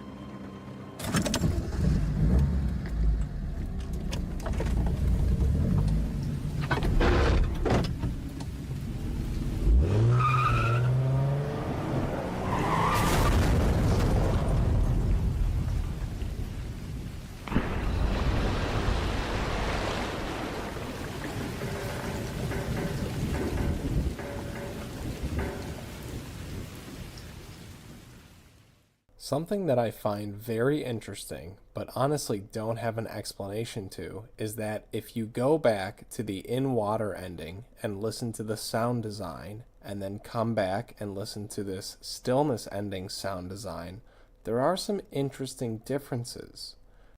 One I noticed is that in the stillness ending, there is the sound of a car door opening and a very distinct shift between the sound of the rain inside of the car and outside of the car that is not exactly present in the in-water ending.